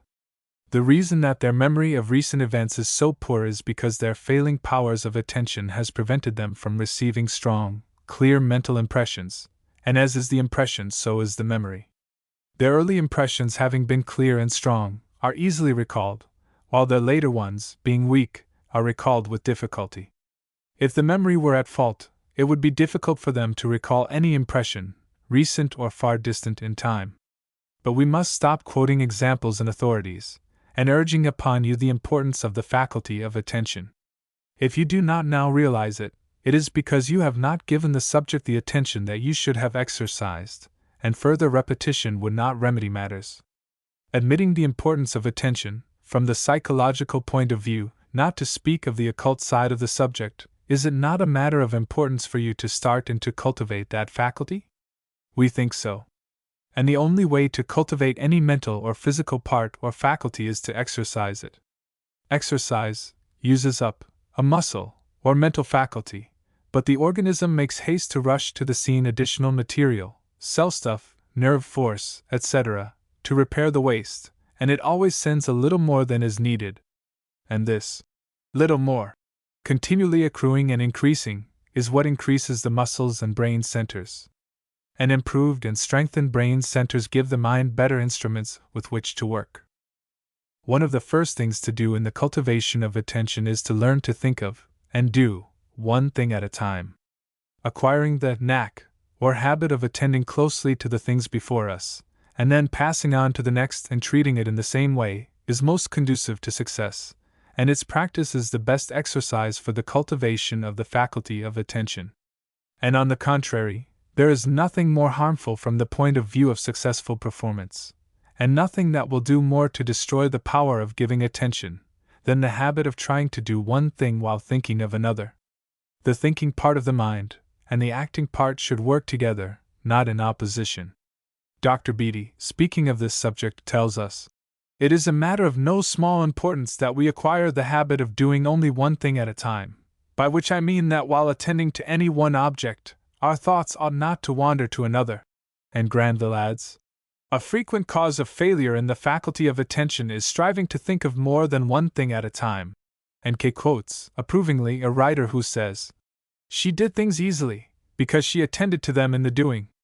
When she made bread, she thought of the bread, and not of the fashion of her next dress, or of her partner at the last dance." Lord Chesterfield said, "There is time enough for everything in the course of the day, if you do but one thing at a time. But there is not time enough in the year if you try to do two things at a time."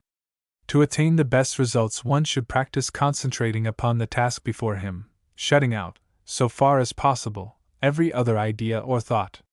One should even forget self, personality, in such cases, as there is nothing more destructive of good thinking than to allow morbid self-consciousness to intrude. One does best when he forgets himself in his work and sinks his personality in the creative work.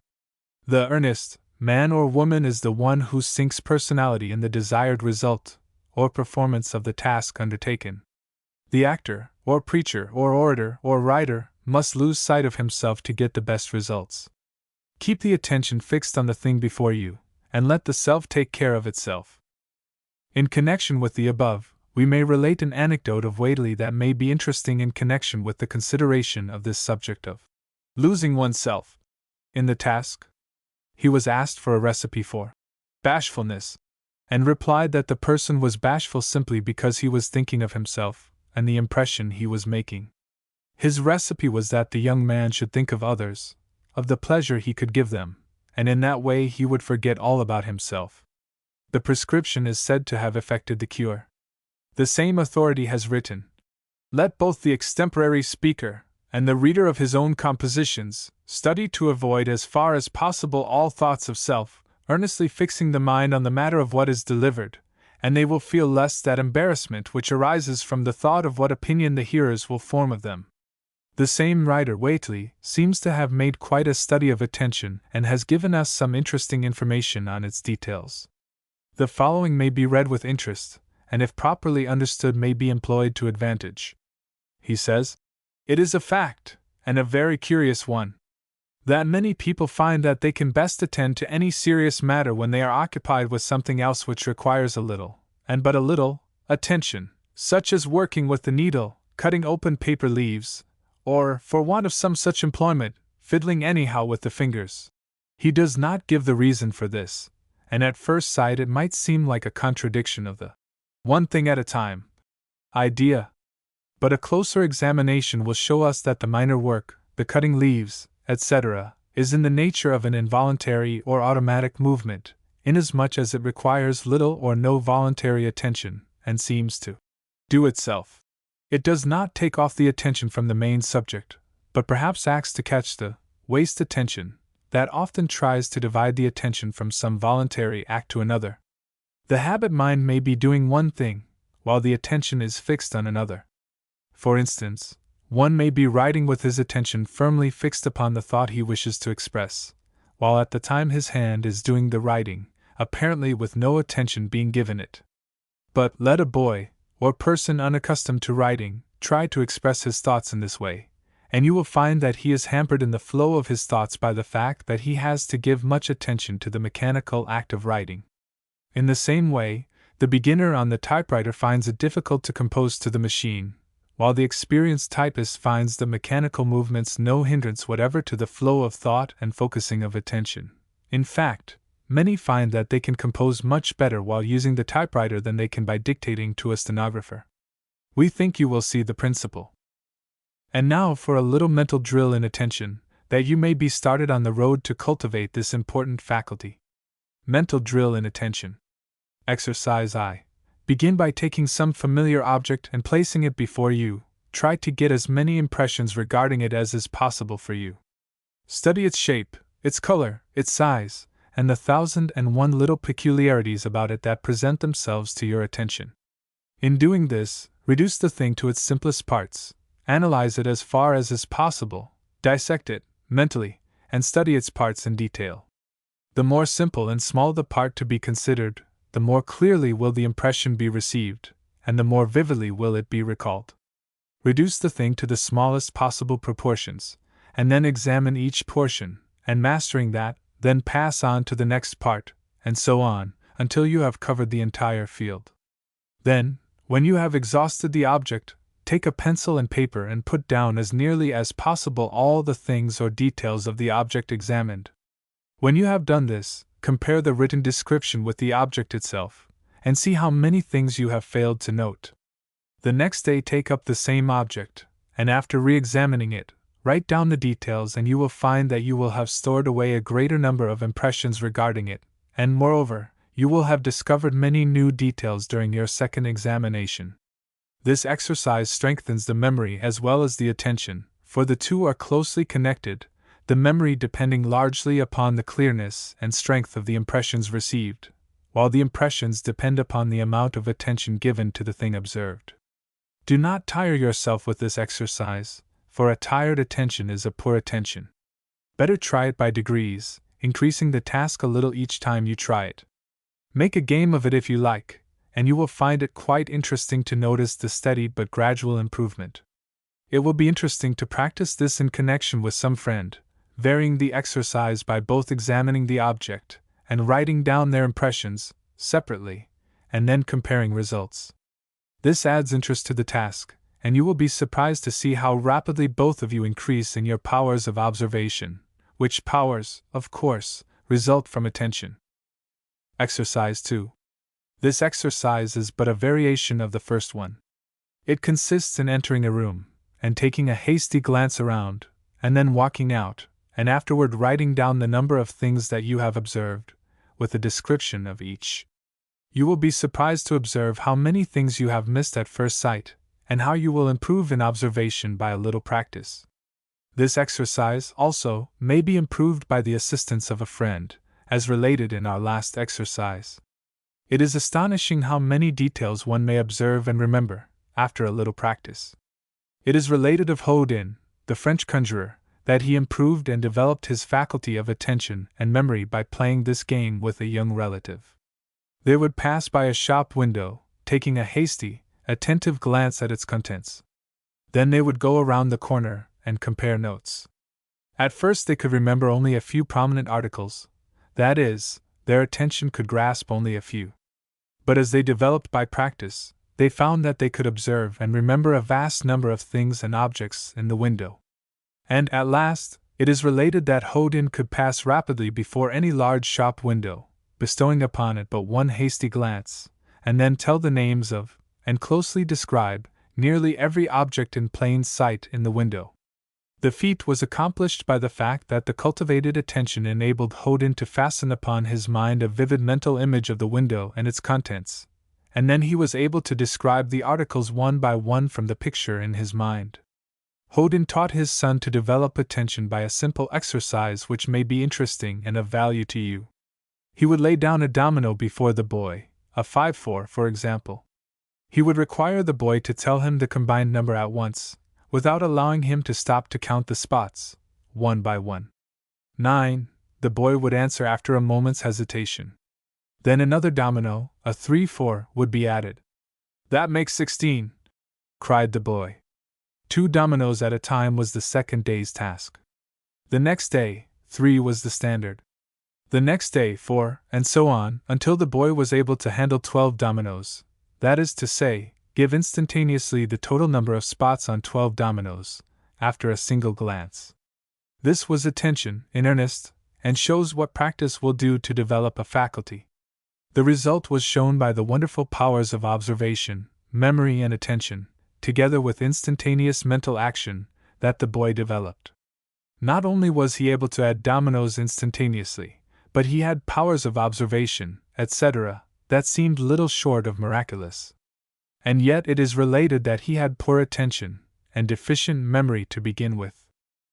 If this seems incredible, let us remember how old whist players note and remember every card in the pack, and can tell whether they have been played or not, and all the circumstances attending upon them.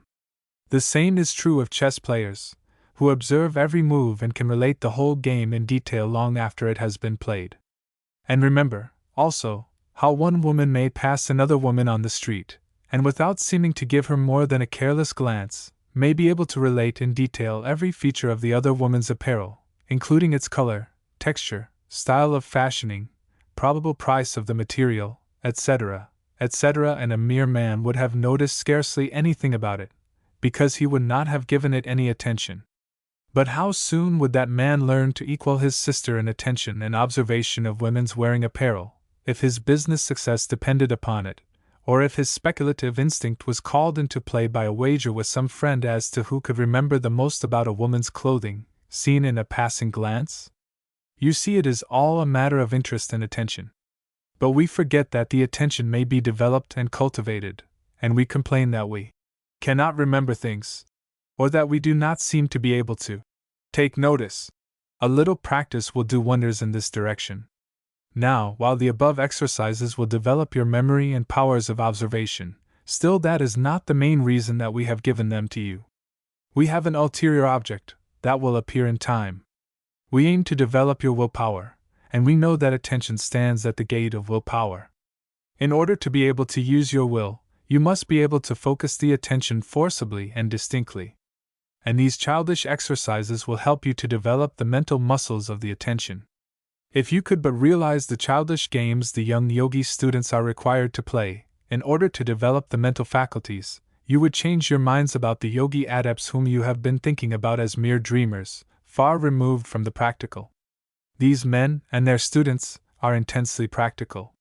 They have gained the mastery of the mind and its faculties, and are able to use them as sharp-edged tools, while the untrained man finds that he has but a dull, unsharpened blade that will do nothing but hack and hew roughly, instead of being able to produce the finished product. The yogi believes in giving the eye good tools with which to work, and he spends much time in tempering and sharpening these tools. Oh no, the yogi are not idle dreamers.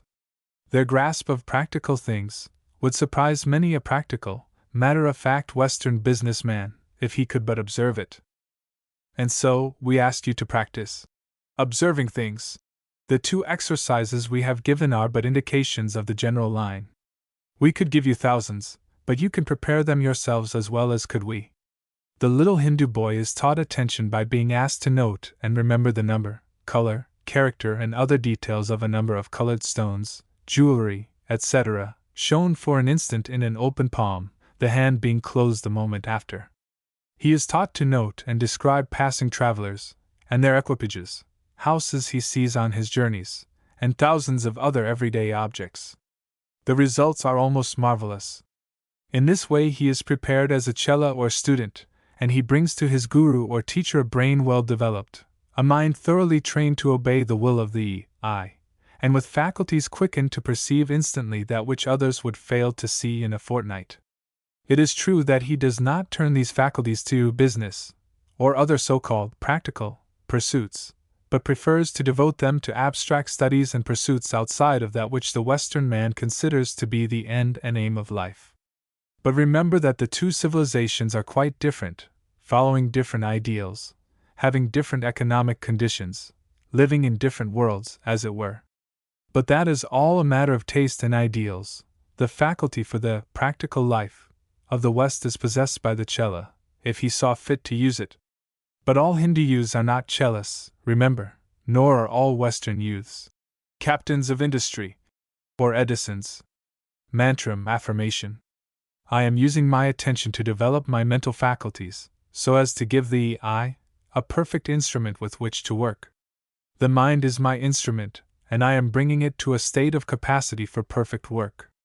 Mantram or affirmation. There is but one life underlying. This life is manifesting through me, and through every other shape, form, and thing.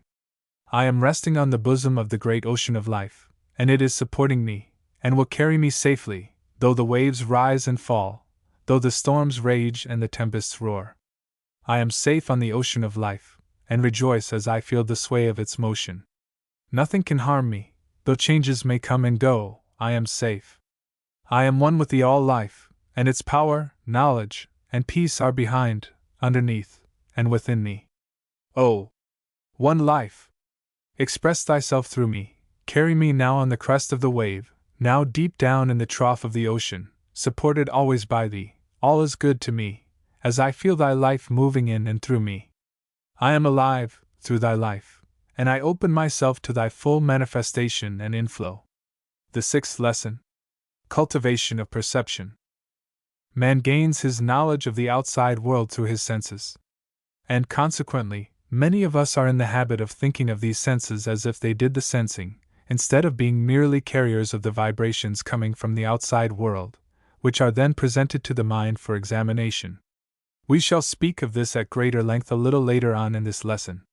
Just now we wish to impress upon you the fact that it is the mind that perceives, not the senses. And consequently, a development of perception is really a development of the mind. The yogis put their students through a very arduous course of practice and exercises designed to develop their powers of perception.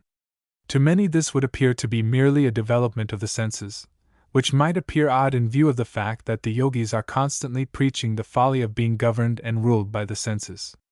But there is nothing paradoxical about all this, for the yogis, while preaching the folly of sense life, and manifesting the teaching in their lives, nevertheless believe in any and all exercises calculated to sharpen the mind and develop it to a keen state and condition. They see a great difference between having a sharpened perception, on the one hand, and being a slave to the senses on the other. For instance, what would be thought of a man who objected to acquiring a keen eyesight, for fear it would lead him away from higher things, by reason of his becoming attached to the beautiful things he might see? To realize the folly of this idea, one may look at its logical conclusion, which would be that one would then be much better off if all their senses were destroyed. The absurdity, not to say wickedness, of such an idea will be apparent to everyone, after a minute's consideration. The secret of the yogi theory and teachings regarding the development of the mental powers lies in the word mastery. The yoga student accomplishes and attains this mastery in two ways. The first way is by subordinating all the feelings, sense impressions, etc., to the mastery of the I, or will, the mastery being obtained in this way by the assertion of the dominancy of the I over the faculties and emotions, etc. The second step, or way, lies in the yogi, once having asserted the mastery, beginning to develop and perfect the mental instrument, so as to get better work and returns from it. In this way he increases his kingdom and is master over a much larger territory. In order for one to gain knowledge, it is necessary to use to the best advantage the mental instruments and tools that he finds at his disposal. And again, one must develop and improve such tools, put a keen edge upon them, etc. Not only does one gain a great benefit from a development of the faculties of perception, but he also acquires an additional benefit from the training of the whole mind arising from the mental discipline and training resulting from the former exercises, etc. In our previous lessons we have pointed out some of the means by which these faculties might be greatly improved, and their efficiency increased. In this lesson we shall point out certain directions in which the perceptive faculties may be trained. We trust that the simplicity of the idea may not cause any of our students to lose interest in the work. If they only knew just what such development would lead to, they would gladly follow our suggestions in the matter. Every one of the ideas and exercises given by us are intended to lead up to the strengthening of the mind, and the attainment of powers and the unfoldment of faculties. There is no royal road to Raja Yoga, but the student will be well repaid for the work of climbing the hill of attainment. In view of the above, let us examine the question of the senses. Through the doors of the senses man receives all his information regarding the outside world. If he keeps these doors but half open, or crowded up with obstacles and rubbish, he may expect to receive but few messages from outside. But if he keeps his doorways clear and clean, he will obtain the best that is passing his way. If one were born without sense organs, no matter how good a mind he might have, he would be compelled to live his life in a dreamy plant-life stage of existence, with little or no consciousness. The mind would be like a seed in the earth, that for some reason was prevented from growing. One may object that the highest ideas do not come to us through the senses, but the reply is that the things obtained through the senses are the raw material, upon which the mind works, and fashions the beautiful things that it is able to produce in its highest stages. Just as is the body dependent for growth upon the nourishment taken into it, so is the mind dependent for growth upon the impressions received from the universe, and these impressions come largely through the senses. It may be objected to that we know many things that we have not received through our senses. But does the objector include the impressions that came through his senses in some previous existence, and which have been impressed upon his instinctive mind, or soul memory? It is true that there are higher senses than those usually recognized, but nature insists upon one learning the lessons of the lower grades before attempting those of the higher. Do not forget that all that we know we have worked for.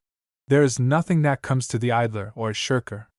What we know is merely the result of stored up accumulations of previous experience. As Lewis has so well said.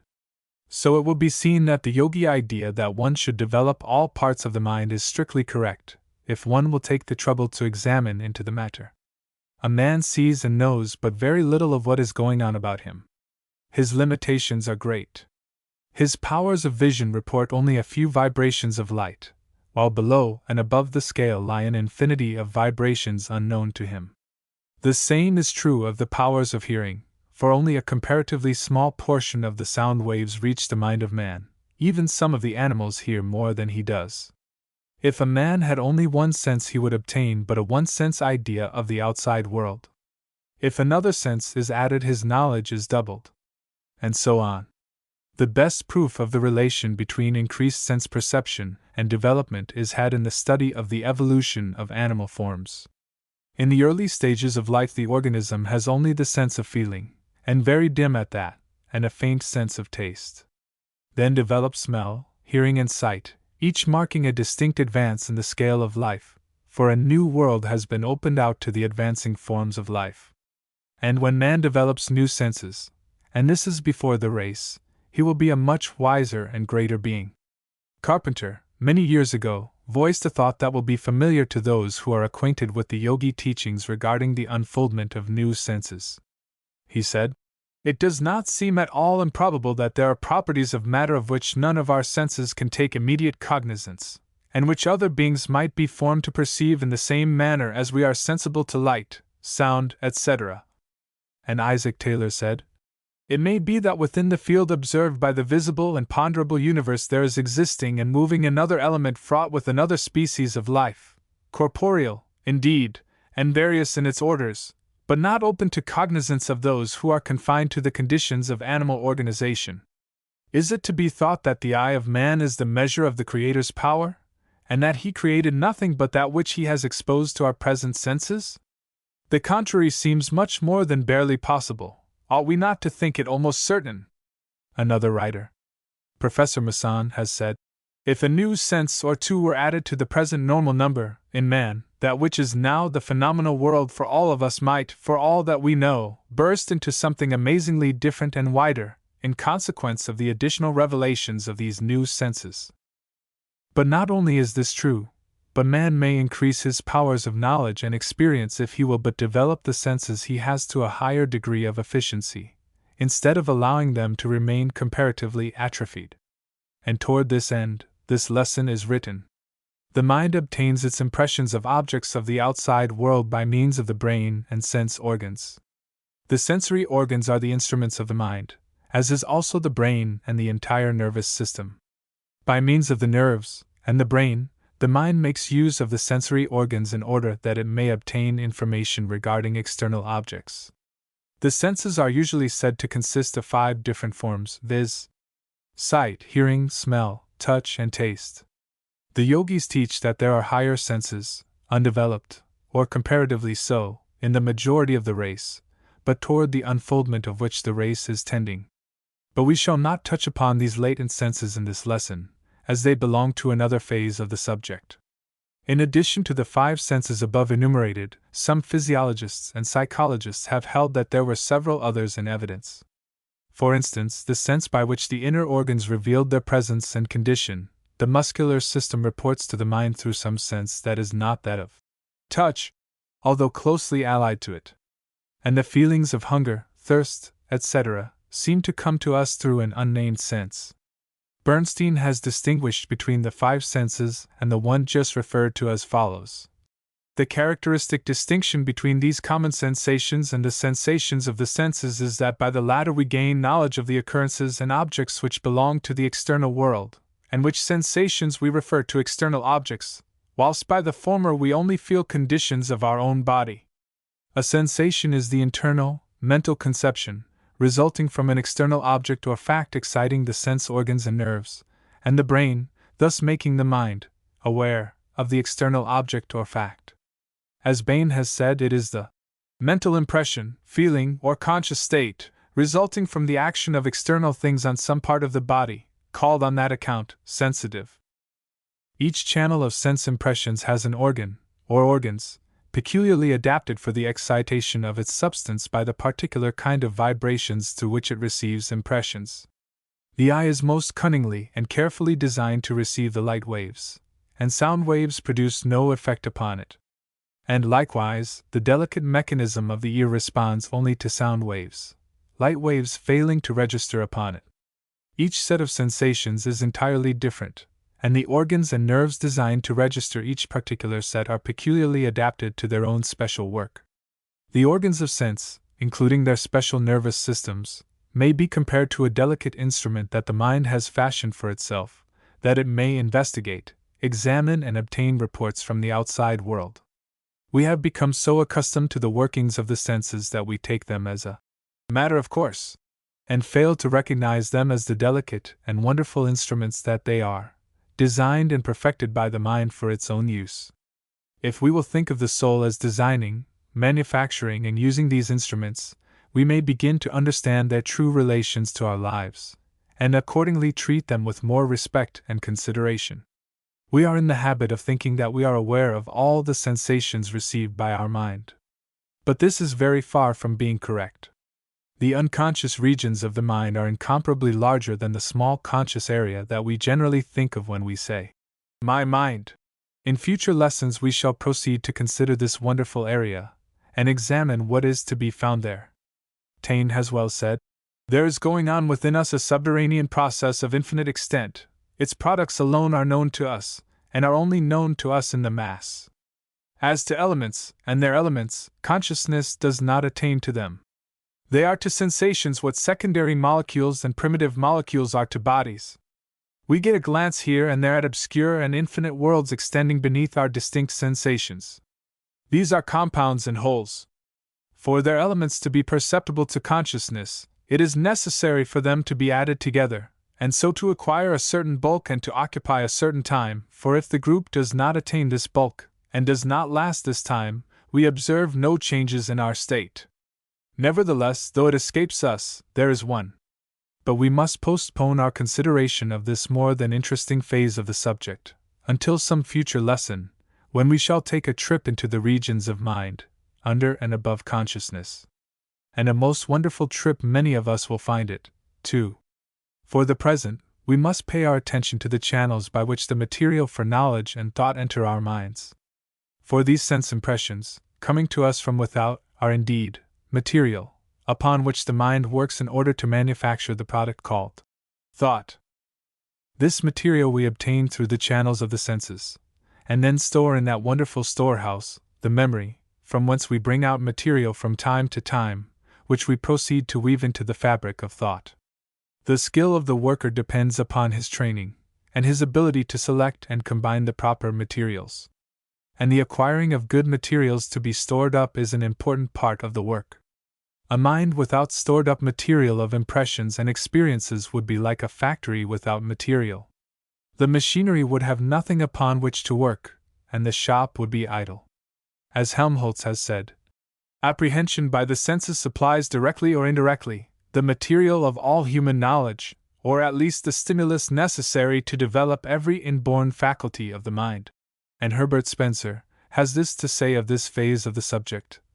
It is almost a truism to say that in proportion to the numerousness of the objects that can be distinguished, and in proportion to the variety of coexistences and sequences that can be severally responded to, must be the number, and rapidity and variety of the changes within the organism, must be the amount of vitality. A little reflection upon this subject will show us that the greater degree of exercise and training given the senses, the greater the degree of mental power and capability. As we store our mental storehouse with the materials to be manufactured into thought, so is the quality and quantity of the fabric produced. It therefore behooves us to awaken from our lazy, condition of mind, and to proceed to develop our organs of sense, and their attendant mechanism, as by doing so we increase our capacity for thought and knowledge. Before passing to the exercises, however, it may be well to give a hasty passing glance at the several senses, and their peculiarities. The sense of touch is the simplest and primal sense. Long before the lower forms of life had developed the higher senses, they had evidenced the sense of touch or feeling. Without this sense they would have been unable to have found their food, or to receive and respond to outside impressions. In the early forms of life it was exercised equally by all parts of the body, although in the higher forms this sense has become somewhat localized, as certain parts of the body are far more sensitive than are others. The skin is the seat of the sense of touch, and its nerves are distributed over the entire area of the skin. The hand, and particularly the fingers, and their tips, are the principal organs of this sense. The acuteness of touch varies materially in different parts of the body. Experiments have shown that a pair of compasses would register impressions as a very slight distance apart when applied to the tip of the tongue. The distance at which the 2 points could be distinguished from one point, on the tip of the tongue, was called one line. Using this line as a standard, it was found that the palmar surface of the third finger registered 2 lines, the surface of the lips 4 lines, and the skin of the back, and on the middle of the arm or thigh, as high as 60 lines. The degree of sensitiveness to touch varies greatly with different individuals, some having a very fine sense of touch in their fingers, while others manifested a very much lower degree. In the same way, there is a great difference in the response of the fingers to weight, a great difference in the ability to distinguish the difference of the weight of objects. It has been found that some people can distinguish differences in weight down to very small fractions of an ounce. Fine distinctions in the differences in temperature have also been noticed. The sense of touch, and its development, has meant much for man. It is the one sense in which man surpasses the animals in the matter of degree and acuteness. The animal may have a keener smell, taste, hearing, and sight, but its sense of touch is far beneath that of man. Anaxagoras is quoted as saying that, "If the animals had hands and fingers, they would be like men." In developing the sense of touch, the student must remember that attention is the key to success. The greater the amount of attention, the greater the degree of development possible in the case of any sense. When the attention is concentrated upon any particular sense, the latter becomes quickened and more acute, and repeated exercise, under the stimulus of attention, will work wonders in the case of any particular sense. And on the other hand, the sense of touch may be almost, or completely inhibited, by firmly fixing the attention upon something else. As an extreme proof of this latter fact, the student is asked to remember the fact that men have been known to suffer excruciating torture, apparently without feeling, owing to the mind being intently riveted upon some idea or thought. As Wilde has said, "The martyr born above sensuous impressions is not only able to endure tortures, but is able to endure and quench them."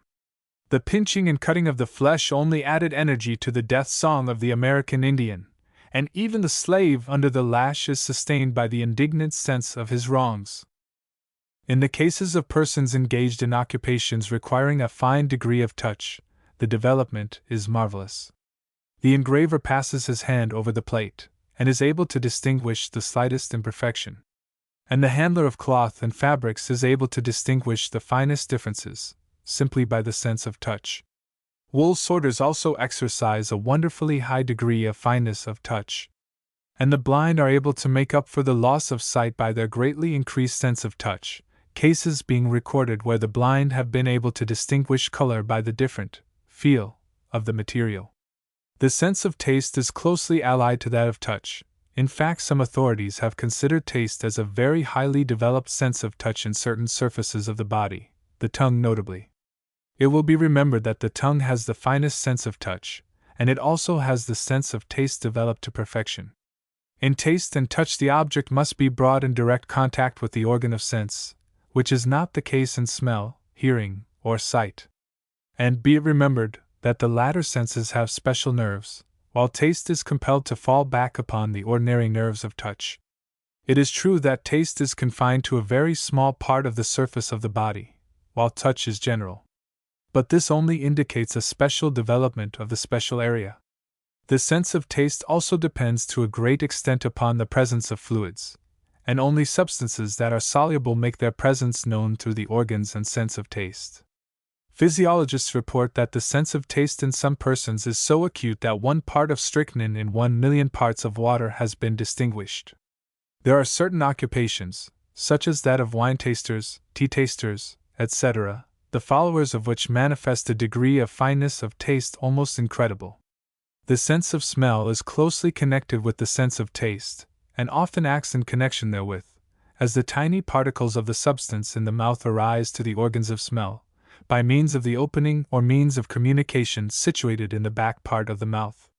Besides which, the nose usually detects the odor of substances before they enter the mouth. The sense of smell operates by reason of the tiny particles or the object being carried to the mucous membrane of the interior of the nose, by means of the air.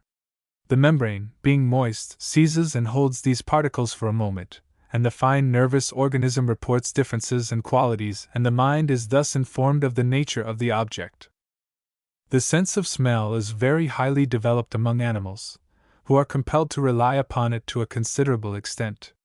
And many occupations among men require the development of this sense, for instance, the tobacconist, the wine dealer, the perfumers, the chemist, etc. It is related that in the cases of certain blind people, it has been observed that they could distinguish persons in this manner. The sense of hearing is a more complex one than in the case of taste, touch, and smell. In the latter 3, the objects to be sensed must be brought in close contact with the sense organs, while in hearing the object may be far removed, the impressions being carried by the vibrations of the air, which are caught up and reported upon by the nervous organism of the sense of hearing. The internal mechanism of the ear is most wonderfully intricate and complex, and excites to wonder the person examining it. It cannot be described here for want of space, but the student is advised to inquire into it if he has access to any library containing books on the subject. It is a wonderful illustration of the work of the mind in building up for itself instruments with which to work, to acquire knowledge. The ear records vibrations in the air from 20 or 32 per second, the rate of the lowest audible note, to those of 38,000 per second, the rate of the highest audible note. There is a great difference in individuals in regard to the fineness of the sense of hearing. But all may develop this sense by the application of attention. The animals and savages have wonderfully acute senses of hearing developed only along the lines of distinctness. However, on the other hand, musicians have developed the sense along different lines. The sense of sight is generally conceded to be the highest and most complex of all the senses of man. It deals with a far larger number of objects, at longer distances, and gives a far greater variety of reports to the mind than any of its associate senses. It is the sense of touch magnified many times. As Wilson says of it, "Our sight may be considered as a more delicate and diffusive kind of touch that spreads itself over an infinite number of bodies, comprehends the largest figures, and brings into our reach some of the most remote parts of the universe." The sense of sight receives its impressions from the outside world by means of waves that travel from body to body, from sun to earth, and from lamp to eye. These waves of light arise from vibrations in substance, of an almost incredible degree of rapidity. The lowest light vibration is about 450 trillion per second, while the highest is about 750 trillion per second. These figures deal only with the vibrations recognizable by the eye as light. Above and below these figures of the scale are countless other degrees invisible to the eye, although some of them may be recorded by instruments. The different sensations of color depend upon the rate of the vibrations, red being the limit of the lowest, and violet the limit of the highest visible vibrations, orange, yellow, green, blue, and indigo being the intermediate rates or colors. The cultivation of the sense of sight, under the aid of attention, is most important to ill persons. By being able to clearly see and distinguish the parts of an object, a degree of knowledge regarding it is obtained that one may not acquire without the said exercise of the faculty. We have spoken of this under the subject of attention, in a previous lesson, to which lesson we again refer the student. The fixing of the eye upon an object has the power of concentrating the thoughts, and preventing them from wandering. The eye has other properties and qualities that will be dwelt upon in future lessons. It has other uses than seeing. The influence of the eye is a marvelous thing, and may be cultivated and developed. We trust that what we have said will bring the student to a realization of the importance of developing the powers of perception. The senses have been developed by the mind during a long period of evolution, an effort that surely would not have been given unless the object in view was worth it all. The I insists upon obtaining knowledge of the universe, and much of this knowledge may be obtained only through the senses. The yogi student must be wide awake and possessed of developed senses and powers of perception. The senses of sight and hearing, the two latest in the scale of evolutionary growth and unfoldment, must receive a particular degree of attention. The student must make himself aware of what is going on about and around him, so that he may catch the best vibrations. It would surprise many Westerners if they could come in contact with a highly developed yogi and witness the marvelously finely developed senses he possesses.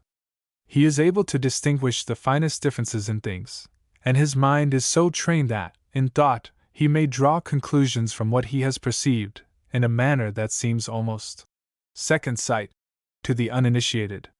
In fact, a certain degree of second sight is possible to one who develops his sense of sight under the urge of attention. A new world is opened out to such a person. One must learn to master the senses, not only in the direction of being independent of and superior to their urgings, but also in the matter of developing them to a high degree. The development of the physical senses also has much to do with the development of the astral senses, of which we have spoken in our 14 lessons, and of which we may have more to say in the present series. The idea of Raja Yoga is to render the student the possessor of a highly developed mind, with highly developed instruments with which the mind may work. In our future lessons we shall give the student many illustrations, directions, and exercises calculated to develop the different faculties of the mind, not only the ordinary faculties of everyday use, but others hidden behind these familiar faculties and senses. Commencing with the next lesson, we shall present a system of exercises, drills, etc., the purpose of which will be the above-mentioned development of the faculties of the mind. In this lesson we shall not attempt to give specific exercises, but will content ourselves with calling the attention of the student to a few general rules underlying the development of perception. General rules of perception. The first thing to remember in acquiring the art of perception is that one should not attempt to perceive the whole of a complex thing or object at the same time, or at once. One should consider the object in detail, and then, by grouping the details, he will find that he has considered the whole. Let us take the face of a person as a familiar object. If one tries to perceive a face as a whole, he will find that he will meet with a certain degree of failure, the impression being indistinct and cloudy, it following, also, that the memory of that face will correspond with the original perception. But let the observer consider the face in detail, first the eyes, then the nose, then the mouth, then the chin, then the hair, then the outline of the face, the complexion, etc., and he will find that he will have acquired a clear and distinct impression or perception of the whole face. The same rule may be applied to any subject or object. Let us take another familiar illustration. You wish to observe a building.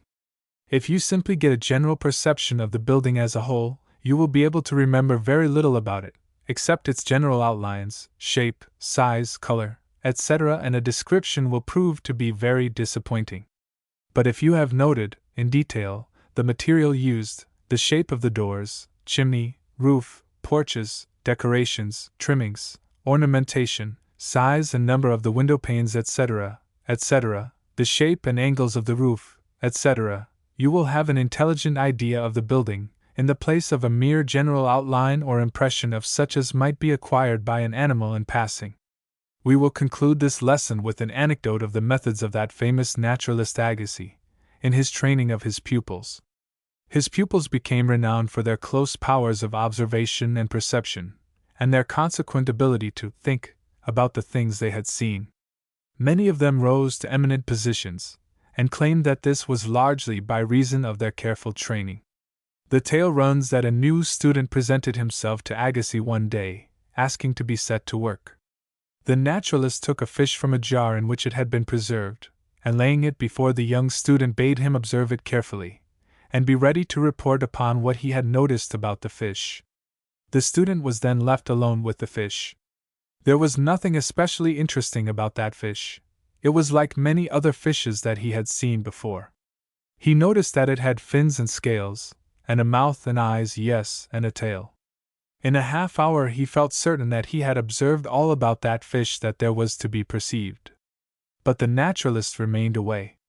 The time rolled on, and the youth, having nothing else to do, began to grow restless and weary.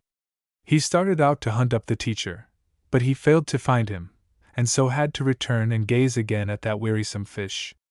Several hours had passed, and he knew but little more about the fish than he did in the first place. He went out to lunch, and when he returned it was still a case of watching the fish.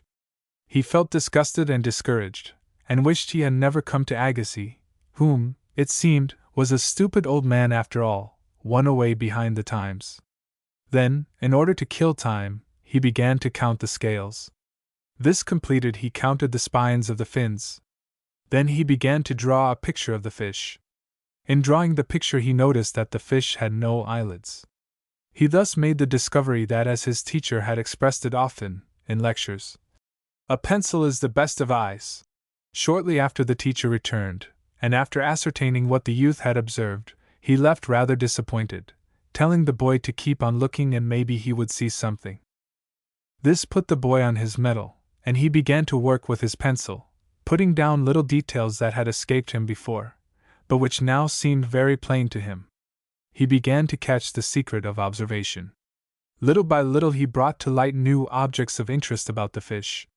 But this did not suffice his teacher, who kept him at work on the same fish for 3 whole days. At the end of that time the student really knew something about the fish, and better than all, had acquired the knack and habit of careful observation and perception in detail. Years after, the student, then attained to eminence, is reported as saying, "That was the best zoological lesson I ever had, a lesson whose influence has extended to the details of every subsequent study, a legacy that the professor left to me, as he left to many others, of inestimable value, which we could not buy, and with which we cannot part." Apart from the value to the student of the particular information obtained, was the quickening of the perceptive faculties that enabled him to observe the important points in a subject or object, and consequently to deduce important information from that which was observed. The mind is hungry for knowledge, and it has by years of weary evolution and effort built up a series of sense systems in order to yield it that knowledge, and it is still building. The men and women in the world who have arrived at the point of success have availed themselves of these wonderful channels of information, and by directing them under the guidance of will and attention, have attained wonderful results. These things are of importance, and we beg of our students not to pass by this portion of the subject as uninteresting. Cultivate a spirit of wide awakeness and perception, and the knowing that will come to you will surprise you. Not only do you develop the existing senses by such practice and use, but you help in the unfoldment of the latent powers and senses that are striving for unfoldment. By using and exercising the faculties that we have, we help to unfold those for the coming of which we have been dreaming. Mantram affirmation. I am a soul, possessed of channels of communication with the outer world. I will use these channels, and thereby acquire the information and knowledge necessary for my mental development. I will exercise and develop my organs of sense, knowing that in so doing I shall cause to unfold the higher senses, of which they are but forerunners and symbols. I will be wide awake and open to the inflow of knowledge and information. The universe is my home, I will explore it. The 7th lesson. The unfoldment of consciousness. We have thought it well to make a slight change in the arrangement of these lessons, that is, in the order in which they should appear. We had contemplated making this 7th lesson a series of mental drills, intended to develop certain of the mental faculties, but we have decided to postpone the same until a later lesson, believing that by so doing a more logical sequence or order of arrangement will be preserved.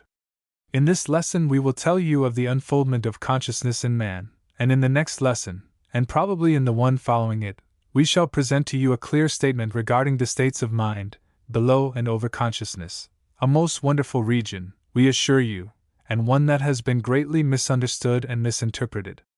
This will lead up to the subject of the cultivation of the various faculties, both conscious and outside of consciousness, and the series will be concluded by 3 lessons going right to the heart of this part of the subject, and giving certain rules and instruction calculated to develop man's wonderful thought machine. That will be of the greatest interest and importance to all of our students. When the lessons are concluded, you will see that the present arrangement is most logical and proper. In this lesson, we take up the subject of the unfoldment of consciousness, a most interesting subject. Many of us have been in the habit of identifying consciousness with mind, but as we proceed with this series of lessons, we will see that that which is called consciousness is but a small portion of the mind of the individual, and even that small part is constantly changing its states and unfolding new states undreamed of. Consciousness is a word we use very often in considering the science of the mind. Let us see what it means.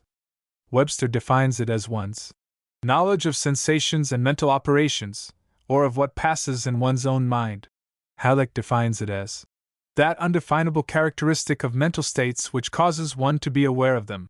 But, as Halleck states, consciousness is incapable of definition. To define anything, we are obliged to describe it in terms of something else. And there is nothing else in the world like consciousness, hence we can define it only in terms of itself, and that is very much like trying to lift oneself by one's own bootstraps. Consciousness is one of the greatest mysteries that confronts us. Before we can understand what consciousness really is, we must know just what mind really is, and that knowledge is lacking, notwithstanding the many ingenious theories evolved in order to explain the mystery. The metaphysicians do not throw much light on the subject, and as for materialistic science, listen to what Huxley says. How it comes about that anything so remarkable as a state of consciousness comes about by the result of irritating nervous tissue is just as unaccountable as the appearance of the genie when Aladdin rubbed his lamp. To many persons the words consciousness and mental process or thought are regarded as synonymous. And in fact, psychologists so held until quite recently. But now it is generally accepted as a fact that mental processes are not limited to the field of consciousness, and it is now generally taught that the field of subconsciousness, that is, under conscious mentation, is of a much greater extent than that of conscious mentation. Not only is it true that the mind can hold in consciousness but one fact at any one instant, and that, consequently, only a very small fraction of our knowledge can be in consciousness at any one moment, but it is also true that the consciousness plays but a very small part in the totality of mental processes, or mentation. The mind is not conscious of the greater portion of its own activities. Maudsley says that only 10% comes into the field of consciousness. Taine has stated it in these words: of the world which makes up our being, we only perceive the highest points, the lighted-up peaks of a continent whose lower levels remain in the shade. But it is not our intention to speak of this great subconscious region of the mind at this point, for we shall have much to do with it later on. It is mentioned here in order to show that the enlargement or development of consciousness is not so much a matter of growth as it is an unfoldment, not a new creation or enlargement from outside, but rather an unfoldment outward from within. From the very beginning of life, among the particles of inorganic substance, may be found traces of something like sensation and response thereto.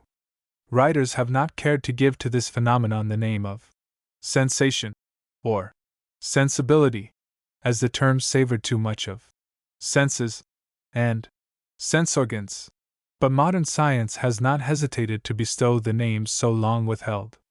The most advanced scientific writers do not hesitate to state that in reaction, chemical response, etc., may be seen indications of rudimentary sensation. Haeckel says, I cannot imagine the simplest chemical and physical process without attributing the movement of the material particles to unconscious sensation. The idea of chemical affinity consists in the fact that the various chemical elements perceive the qualitative differences in other elements and experience pleasure or revulsion at contacts with them, and execute their specific movements on this ground. He also speaks of the sensitiveness of plasm, or the substance of living bodies, as being only a superior degree of the general irritability of substance. Chemical reaction between atoms is spoken of by chemists as a sensitive reaction. Sensitiveness is found even in the particles of inorganic substance, and may be regarded as the first glimmerings of thought.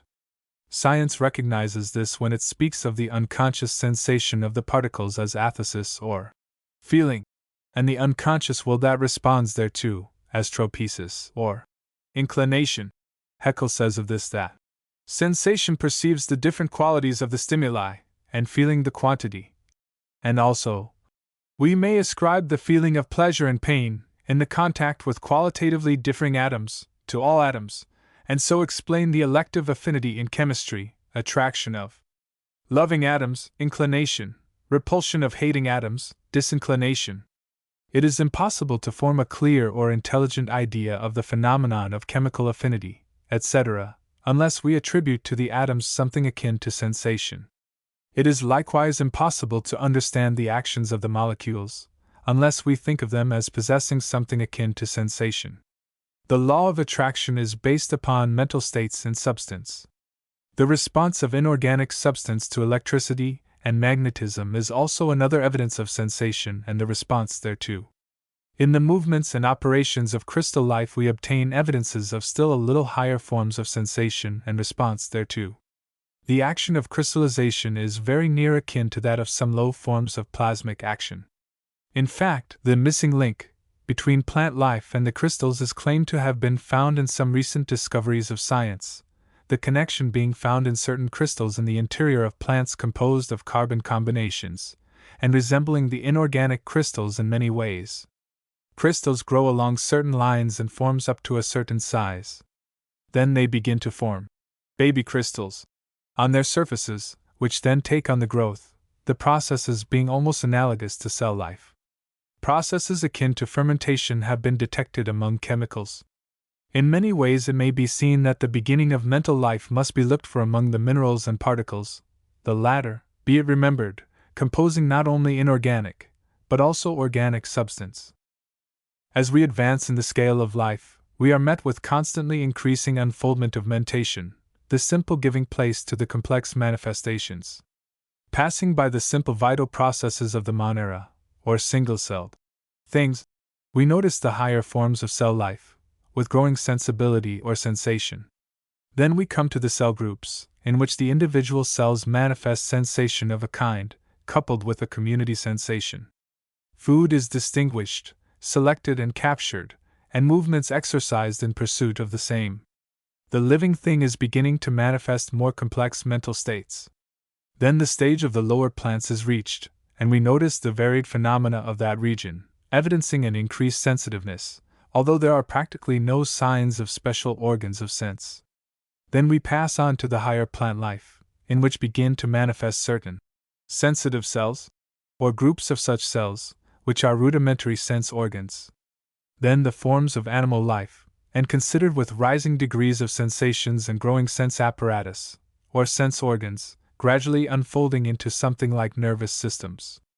Among the lower animal forms there are varying degrees of mentation with accompanying nerve centers and sense organs, but little or no signs of consciousness, gradually ascending until we have dawning consciousness in the reptile kingdom, etc., and fuller consciousness and a degree of intelligent thought in the still higher forms, gradually increasing until we reach the plane of the highest mammals, such as the horse, dog, elephant, ape, etc., which animals have complex nervous systems, brains, and well-developed consciousness.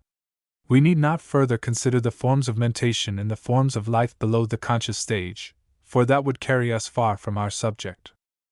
Among the higher forms of animal life, after a dawn period, or semi-consciousness, we come to forms of life among the lower animals possessing a well-developed degree of mental action and consciousness, the latter being called by psychologists simple consciousness, but which term we consider too indefinite, and which we will term physical consciousness, which will give a fair idea of the thing itself.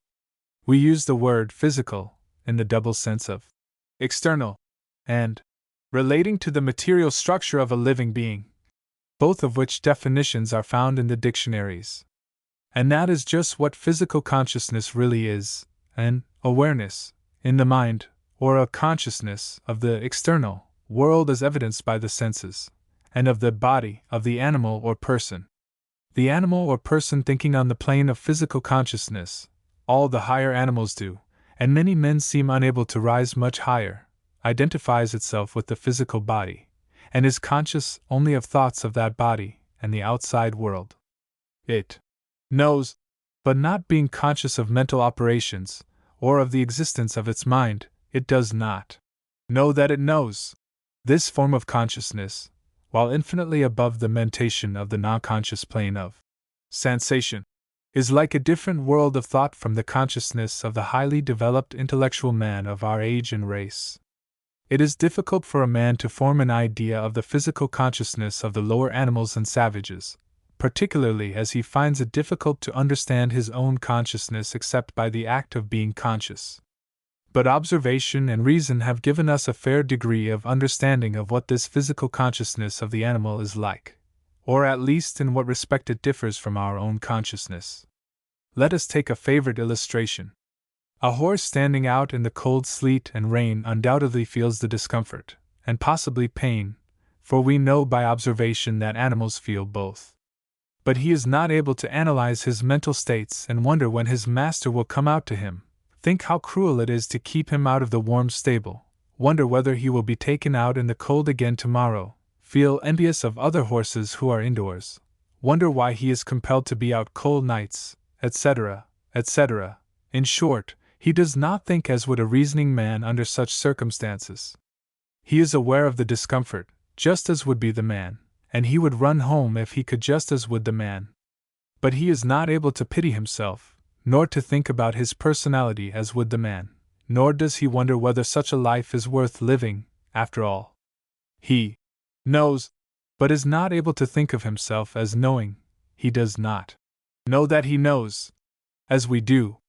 He experiences the physical pain and discomfort, but is spared the mental discomfort and concern arising from the physical, which man so often experiences. The animal cannot shift its consciousness from the sensations of the outer world to the inner states of being. It is not able to know itself.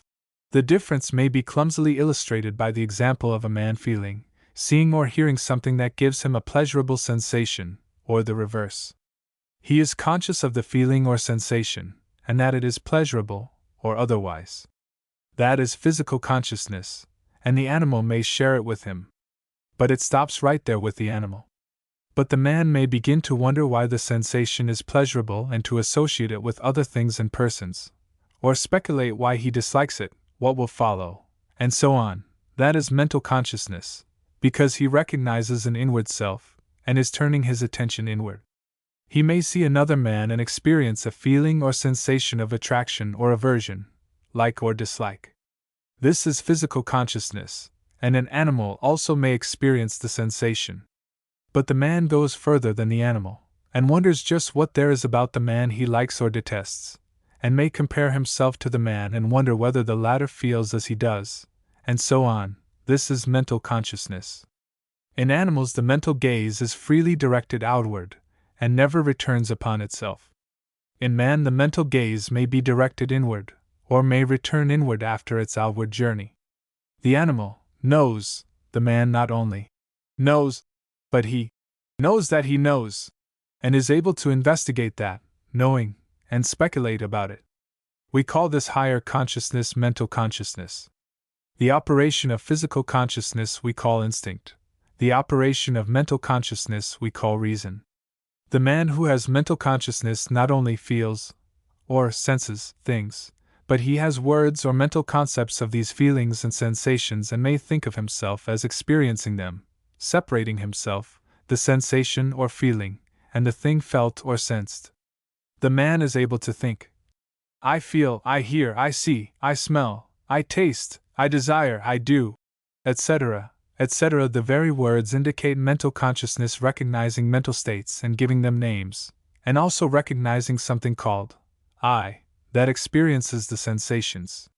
This latter fact has caused psychologists to speak of this stage as self-consciousness, but we reserve this idea of the I consciousness for a higher stage. The animal experiences something that gives it the impressions or feeling that we call pain, hurt, pleasant, sweet, bitter, etc., all being forms of sensation, but it is unable to think of them in words. The pain seems to be a part of itself, although possibly associated with some person or thing that caused it. The study of the unfoldment of consciousness in a young baby will give one a far better idea of the grades and distinctions than can be obtained from reading mere words. Mental consciousness is a growth. As Halleck says, many persons never have more than a misty idea of such a mental attitude. They always take themselves for granted, and never turn the gaze inward. It has been doubted whether the savages have developed self-consciousness, and even many men of our own race seem to be but little above the animals in intellect and consciousness. They do not seem able to know themselves, even slightly. To them the I seems to be a purely physical thing, a body having desires and feeling but little more. They are able to feel and act, but scarcely more. They are not able to set aside any physical. Not I. Being utterly unable to think of themselves as anything else but a body. The I and the body are one with them, and they seem incapable of distinguishing between them. Then comes another stage in which mental consciousness proper sets in. The man begins to realize that he has a mind. He is able to know himself as a mental being, and to turn the gaze inward a little. This period of development may be noticed in young children. For a time they speak of themselves as a third person, until finally they begin to say, I. Then a little later comes the ability to know their own mental states as such. They know that they have a mind, and are able to distinguish between it and the body. It is related that some children experience a feeling of terror when they pass into this stage. They exhibit signs of bashfulness, and what is commonly termed self-consciousness. In that sense, some tell us in after years that when they became aware of themselves as an entity, they were overcome with alarm, as if by a sense of loneliness and apartness from the universe. Young people often feel this way for several years. There seems to be a distinct feeling that the universe is antagonistic to and set apart from them. And although this feeling of separateness and apartness grows less acute as the man grows older, yet it is always present to a greater or less degree until a still higher stage, the ego consciousness, is reached, when it disappears, as we shall see. And this mental conscious stage is a hard one for many. They are entangled in a mass of mental states which the man thinks is himself, and the struggle between the real I and its confining sheaths is painful. And it becomes still more painful as the end is neared, for as man advances in mental consciousness and knowledge, he feels more keenly and suffers accordingly. Man eats the fruit of the tree of knowledge and begins to suffer, and is driven out of the Garden of Eden of the child and primitive races, who live like the birds of the air and concern themselves not about mental states and problems. But there is deliverance ahead in the shape of a higher consciousness, although but few realize it, and still fewer have gained it. Perhaps this lesson may point out the way for you. With the birth of mental consciousness comes the knowledge that there is a mind in others. Man is able to speculate and reason about the mental states of other men, because he recognizes these states within himself. As man advances in the mental consciousness, he begins to develop a constantly increasing degree and grade of intellect, and accordingly he attaches the greatest importance to that part of his nature. Some men worship intellect as a god, ignoring its limitations which other thinkers have pointed out. Such people are apt to reason that because the human intellect, in its present state of development, reports that such a thing must be, or cannot possibly be, that the matter is forever settled. They ignore the fact that it is possible that man's intellect, in its present state of unfoldment, may be able to take cognizance of only a very small part of the universal fact, and that there may be regions upon regions of reality and fact of which he cannot even dream, so far are they removed from his experience. The unfoldment of a new sense would open out a new world and might bring to light facts that would completely revolutionize our entire world of conceptions by reason of the new information it would give us. But nevertheless, from this mental consciousness has come the wonderful work of intellect, as shown in the achievements of man up to this time, and while we must recognize its limitations, we gladly join in singing its praises.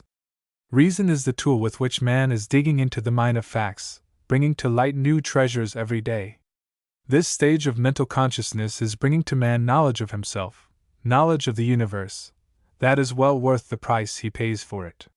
For man does pay a price for entrance into this stage, and he pays an increasing price as he advances in its territory, for the higher he advances the more keenly he feels and suffers, as well as enjoys. Capacity for pain is the price man pays for attainment, up to a certain stage. His pain passes from the physical to the mental consciousness, and he becomes aware of problems that he never dreamt existed, and the lack of an intelligent answer produces mental suffering. And the mental suffering that comes to him from unsatisfied longings, disappointment, the pain of others whom he loves, etc., is far worse than any physical suffering. The animal lives its animal life and is contented, for it knows no better. If it has enough to eat, a place to sleep, a mate, it is happy. And some men are likewise. But others find themselves involved in a world of mental discomfort. New wants arise, and the lack of satisfaction brings pain. Civilization becomes more and more complex, and brings its new pains as well as new pleasures. Man attaches himself to things, and each day creates for himself artificial wants, which he must labor to meet. His intellect may not lead him upward, but instead may merely enable him to invent new and subtle means and ways of gratifying his senses to a degree impossible to the animals. Some men make a religion of the gratification of their sensuality, their appetites, and become beasts magnified by the power of intellect. Others become vain, conceited, and puffed up with a sense of the importance of their personality, the false I. Others become morbidly introspective, and spend their time analyzing and dissecting their moods, motives, feelings, etc. Others exhaust their capacity for pleasure and happiness, but looking outside for it instead of within, and become blasé, bored, ennuyed, and an affliction to themselves. We mention these things not in a spirit of pessimism, but merely to show that even this great mental consciousness has a reverse, an ugly side, as well as the bright face that has been ascribed to it. As man reaches the higher stages of this mental consciousness, and the next higher stage begins to dawn upon him, he is apt to feel more keenly than ever the insufficiency of life as it appears to him. He is unable to understand himself, his origin, destiny, purpose, and nature, and he chafes against the bars of the cage of intellect in which he is confined. He asks himself the question, "Whence come I? Whither go I? What is the object of my existence?" He becomes dissatisfied with the answers the world has to give him to these questions, and he cries aloud in despair, and but the answer of his own voice comes back to him from the impassable walls with which he is surrounded. He does not realize that his answer must come from within, but so it is. Psychology stops when it reaches the limits of mental consciousness, or as it calls it, self-consciousness, and denies that there is anything beyond, any unexplored regions of the mind. It laughs at the reports that come from those who have penetrated farther within the recesses of their being, and dismisses the reports as mere dreams, fantasies, illusions, ecstatic imaginings, abnormal states, etc., etc. But nevertheless, there are schools of thought that teach of these higher states, and there are men of all ages and races that have entered them and have reported concerning them. And we feel justified in asking you to take them into consideration. There are two planes of consciousness, of which we feel it proper to speak, for we have obtained more or less information regarding them. There are still higher planes, but they belong to higher phases of life than are dealt with here. The first of these planes or states of consciousness, above the self-consciousness of the psychologists, which we have called mental consciousness, may be called ego consciousness, for it brings in awareness of the reality of the ego. This awareness is far above the self-consciousness of the man who is able to distinguish I from you, and to give it a name, and far above the consciousness that enables a man, as he rises in the scale, to distinguish the I from faculty after faculty of the mind, which he is able to recognize as not I, until he finds left a mental something that he cannot set aside, which he calls I. Although this stage alone is very much higher than that of the average of the race, and is a high degree of attainment itself. It is akin to this last stage, and yet still fuller and more complete. In the dawning of ego consciousness, the I recognizes itself still more clearly, and more than this, is fully imbued with a sense and awareness of its own reality, unknown to it before.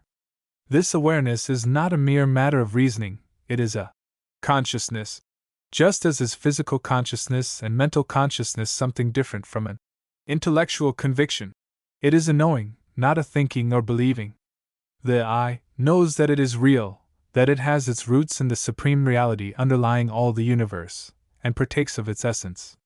It does not know what this reality is, but it knows that it is real, and something different from anything in the world of name, form, number, time, space, cause and effect, something transcendental and surpassing all human experience.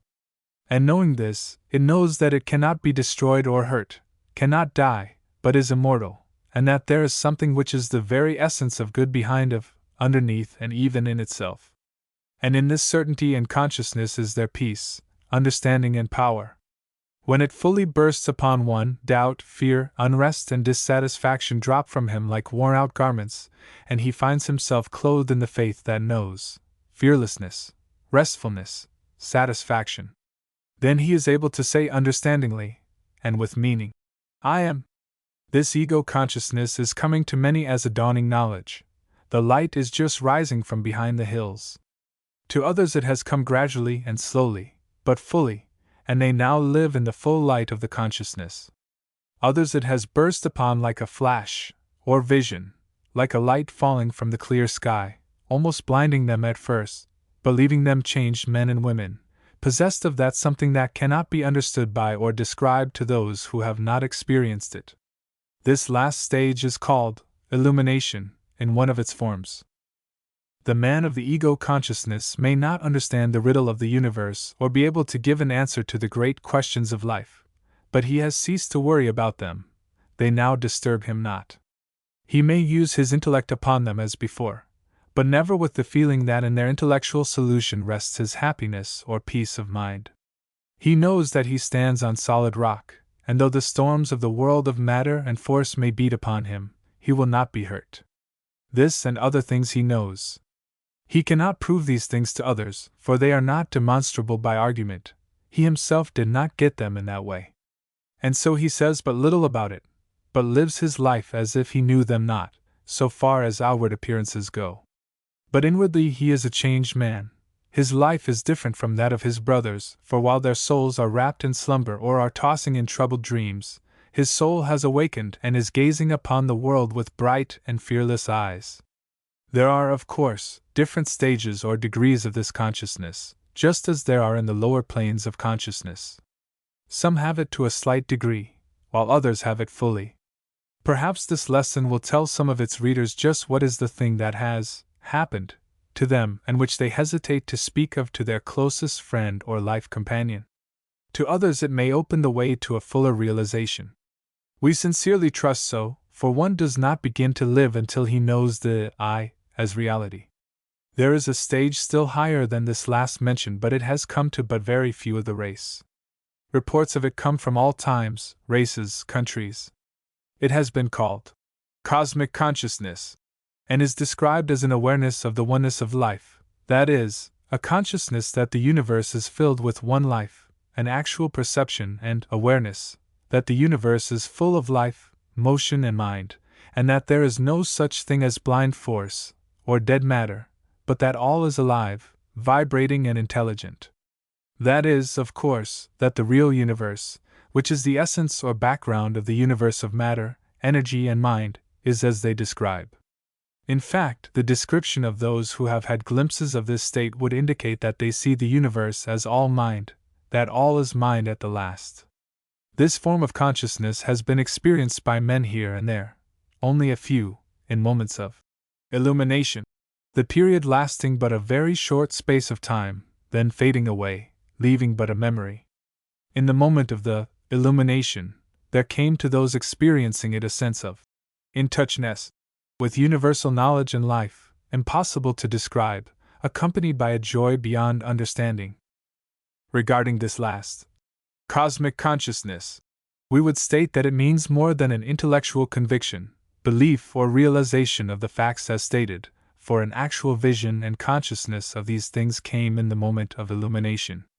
Some others report that they have a deep abiding sense of the reality of the facts described by the report of the illumined, but have not experienced the vision or ecstasy referred to.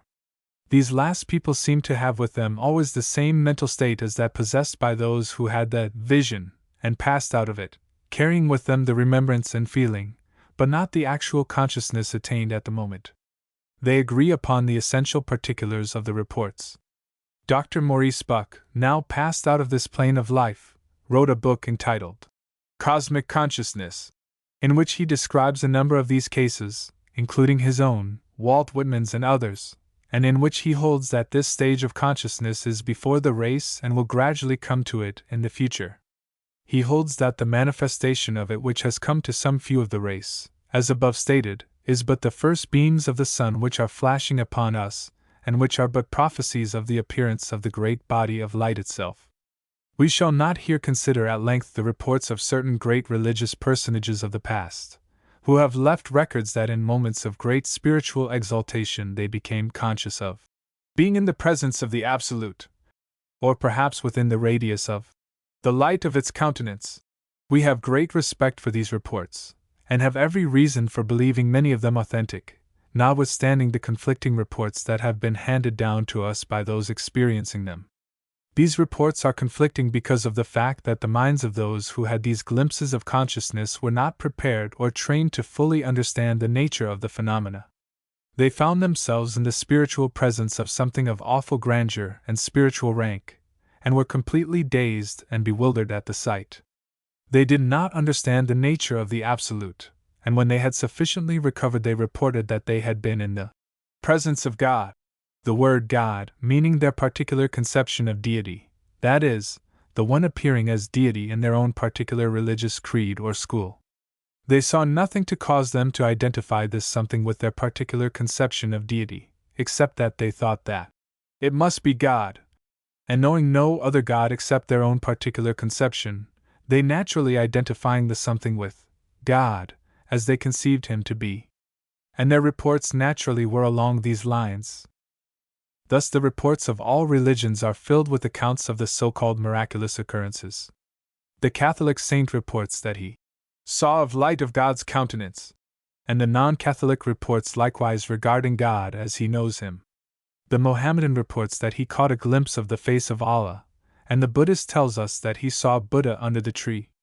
The Brahmin has seen the face of Brahma, and the various Hindu sects have men who give similar reports regarding their own particular deities. The Persians have given similar reports, and even the ancient Egyptians have left records of similar occurrences. These conflicting reports have led to the belief, on the part of those who did not understand the nature of the phenomena, that these things were all imagination and fancy, if indeed not rank falsehood and imposture. But the yogis know better than this. They know that underneath all these varying reports there is a common ground of truth, which will be apparent to anyone investigating the matter. They know that all of these reports, except a few based upon fraudulent imitation of the real phenomenon, are based upon truth and are but the bewildered reports of the various observers. They know that these people were temporarily lifted above the ordinary plane of consciousness, and were made aware of the existence of a being or beings higher than mortal. It does not follow that they saw God, or the Absolute, for there are many beings of high spiritual growth and development that would appear to the ordinary mortal as a very God. The Catholic doctrine of angels and archangels is corroborated by those among the yogis who have been behind the veil, and they give us reports of the devas and other advanced beings. So the yogi accepts these reports of the various mystics, saints and inspired ones, and accounts for them all by laws perfectly natural to the students of the yogi philosophy, but which appear as supernatural to those who have not studied along these lines. But we cannot speak further of this phase of the subject in this lesson, for a full discussion of it would lead us far away from the phase of the general subject before us. But we wish to be understood as saying that there are certain centers in the mental being of man from which may come light regarding the existence of the Absolute and higher order of beings. In fact, from these centers come to man that part of his mental feelings that he calls the religious instinct or intuition. Man does not arrive at that underlying consciousness of something beyond, by means of his intellect. It is the glimmer of light coming from the higher centers of the self. He notices these gleams of light, but not understanding them, he proceeds to erect elaborate theological and creedal structures to account for them, the work of the intellect, however, always lacking that feeling that the intuition itself possesses. True religion, no matter under what name it may masquerade, comes from the heart, and is not comforted or satisfied with these intellectual explanations, and hence comes that unrest and craving for satisfaction which comes to man when the light begins to break through. But we must postpone a further discussion of this part of the subject for the present. We shall consider it again in a future lesson in connection with other matters. As we have said, our next 2 lessons will take upon the inquiry regarding the regions outside of the consciousness of the ordinary man. You will find it a most fascinating and instructive inquiry, and one that will open up new fields of thought for many of you. Mantram affirmation. I am a being far greater and grander than I have as yet conceived. I am unfolding gradually but surely into higher planes of consciousness. I am moving forward and upward constantly. My goal is the realization of the true self, and I welcome each stage of unfoldment that leads me toward my aim. I am a manifestation of reality. I am. The 8th lesson. The highlands and lowlands of mind. The self of each of us has a vehicle of expression which we call the mind, but which vehicle is much larger and far more complex than we are apt to realize. As a writer has said, our self is greater than we know, it has peaks above and lowlands below the plateau of our conscious experience. That which we know as the conscious mind is not the soul. The soul is not a part of that which we know in consciousness, but on the contrary, that which we know in consciousness is but a small part of the soul, the conscious vehicle of a greater self, or I. The yogis have always taught that the mind has many planes of manifestation and action, and that many of its planes operated above and below the plane of consciousness. Western science is beginning to realize this fact, and its theories regarding same may be found in any of the later works on psychology. But this is a matter of recent development in Western science. Until very recently, the textbooks held that consciousness and mind were synonymous, and that the mind was conscious of all of its activities, changes, and modifications. Leibniz was one of the first Western philosophers to advance the idea that there were planes of mental activity outside of the plane of consciousness, and since his time the leading thinkers have slowly but surely moved forward to his position. At the present time, it is generally conceded that at least 90% of our mental operations take place in the out-of-conscious realm. Professor Elmer Gates, the well-known scientist, has said, "At least 90% of our mental life is subconscious." If you will analyze your mental operations, you will find that conscious thinking is never a continuous line of consciousness, but a series of conscious data with great intervals of subconscious.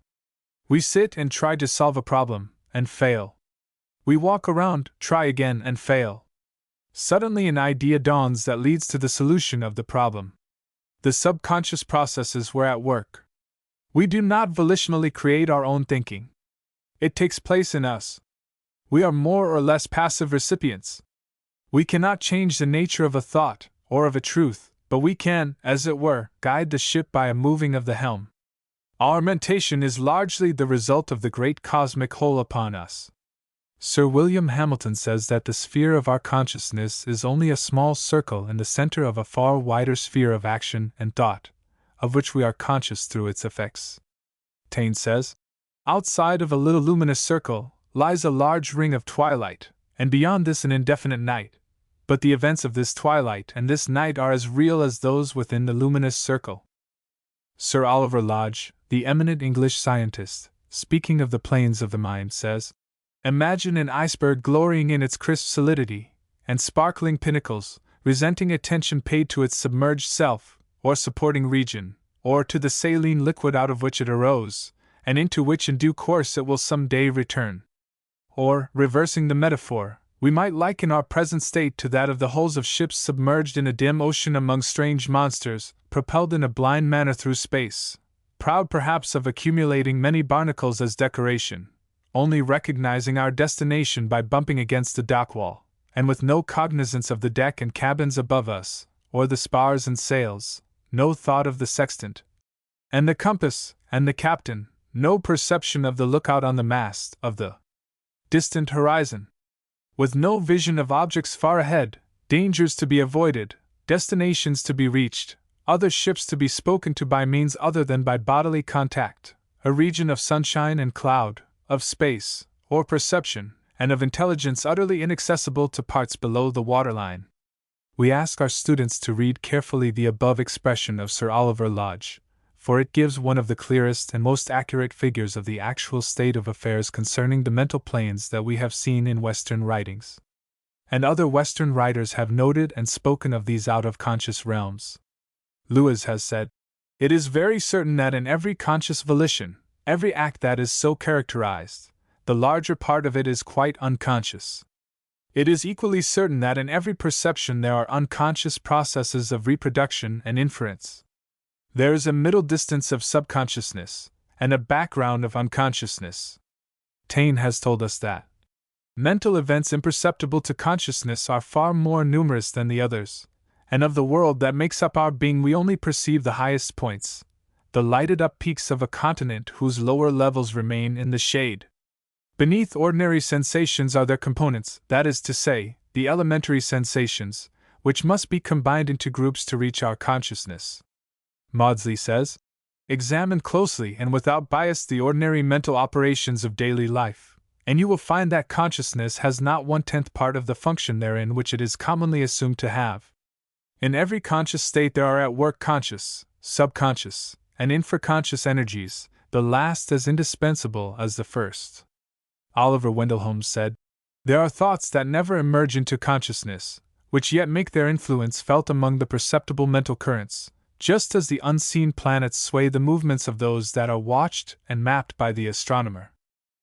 Many other writers have given us examples and instances of the operation of the out-of-consciousness planes of thought. One has written that when the solution of a problem he had long vainly dealt with flashed across his mind, he trembled as if in the presence of another being who had communicated a secret to him.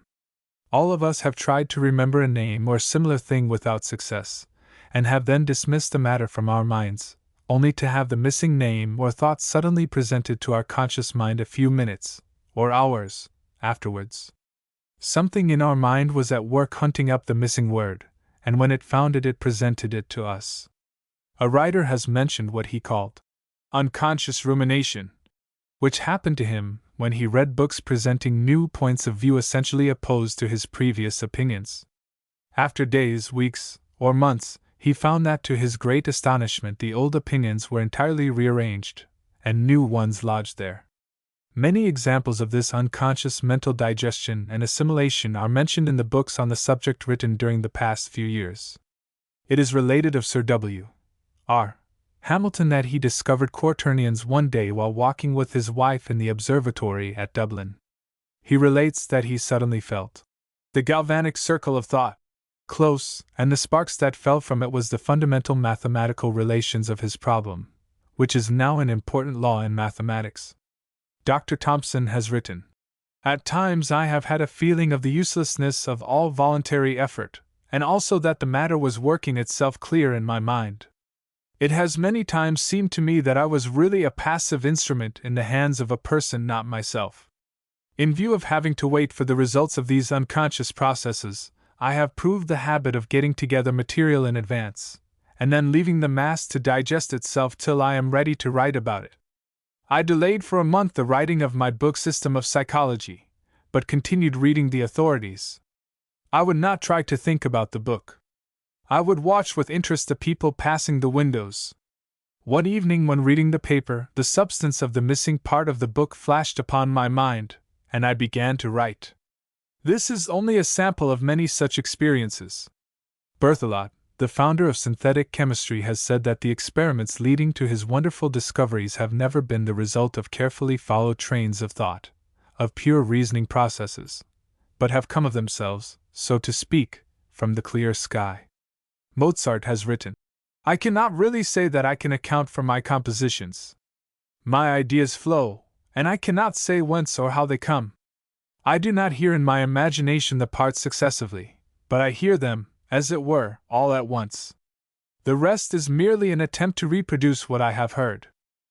Dr. Thompson, above mentioned, has also said, "In writing this work I have been unable to arrange my knowledge of a subject for days and weeks, until I experienced a clearing up of my mind, when I took my pen and unhesitatingly wrote the result. I have best accomplished this by leading the conscious mind as far away as possible from the subject upon which I was writing. Professor Barrett says, the mysteriousness of our being is not confined to subtle physiological processes which we have in common with all animal life. There are higher and more capacious powers wrapped up in our human personality than are expressed even by what we know of consciousness, will, or reason.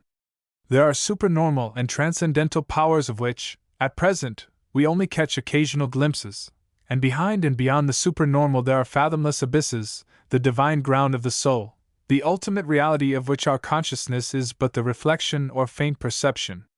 Into such lofty themes I do not propose to enter, they must be forever beyond the scope of human inquiry, nor is it possible within the limits of this paper to give any adequate conception of those mysterious regions of our complex personality, which are open to, and beginning to be disclosed by, scientific investigation. Rev. Dr. Andrew Murray has written, deeper down than where the soul with its consciousness can enter there is spirit matter linking man with God, and deeper down than the mind and feelings or will, in the unseen depths of the hidden life, there dwells the Spirit of God. This testimony is remarkable, coming from that source, for it corroborates and reiterates the yogi teachings of the indwelling Spirit. Schofield has written, our conscious mind as compared with the unconscious mind has been likened to the visible spectrum of the sun's rays, as compared to the invisible part which stretches indefinitely on either side. We know now that the chief part of heat comes from the ultra-red rays that show no light, and the main part of the chemical changes in the vegetable world are the results of the ultraviolet rays at the other end of the spectrum, which are equally invisible to the eye, and are recognized only by their potent effects. Indeed, as these invisible rays extend indefinitely on both sides of the visible spectrum, so we may say that the mind includes not only the visible or conscious part, and what we have termed the subconscious, that which lies below the red line, but the superconscious mind that lies at the other end, all those regions of higher soul and spirit life, of which we are only at times vaguely conscious, but which always exist, and link us on to eternal verities, on the one side, as surely as the subconscious mind links us to the body on the other. We know that our students will appreciate the above testimony of Dr. Schofield, for it is directly in the line of our teachings in the yogi philosophy regarding the planes of the mind, c. 14 Lessons. We feel justified in quoting further from Dr. Schofield, for he voices in the strongest manner that which the yogi philosophy teaches as fundamental truths regarding the mind. Dr. Schofield is an English writer on psychology, and so far as we know has no tendency toward occultism, his views having been arrived at by careful scientific study and investigation along the lines of Western psychology, which renders his testimony all the more valuable, showing as it does, how the human mind will instinctively find its way to the truth, even if it has to blaze a new trail through the woods, departing from the beaten tracks of other minds around it, which lack the courage or enterprise to strike out for themselves. Dr. Schofield writes, the mind, indeed, reaches all the way, and while on the one hand it is inspired by the Almighty, on the other it energizes the body, all whose purposive life it originates. We may call the superconscious mind the sphere of the spirit life, the subconscious the sphere of the body life, and the conscious mind the middle region where both meet. Continuing, Dr. Schofield says, the Spirit of God is said to dwell in believers, and yet, as we have seen, His presence is not the subject of direct consciousness. We would include, therefore, in the superconscious, all such spiritual ideas, together with conscience, the voice of God, as Max Muller calls it, which is surely a half-conscious faculty. Moreover, the superconscious, like the subconscious, is, as we have said, best apprehended when the conscious mind is not active.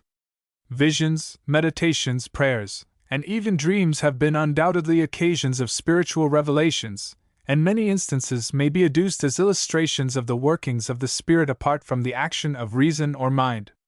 The truth apparently is that the mind as a whole is an unconscious state, by that its middle registers, excluding the highest spiritual and lowest physical manifestations, are fitfully illuminated in varying degree by consciousness, and that it is to this illuminated part of the dial that the word mind, which rightly appertains to the whole, has been limited.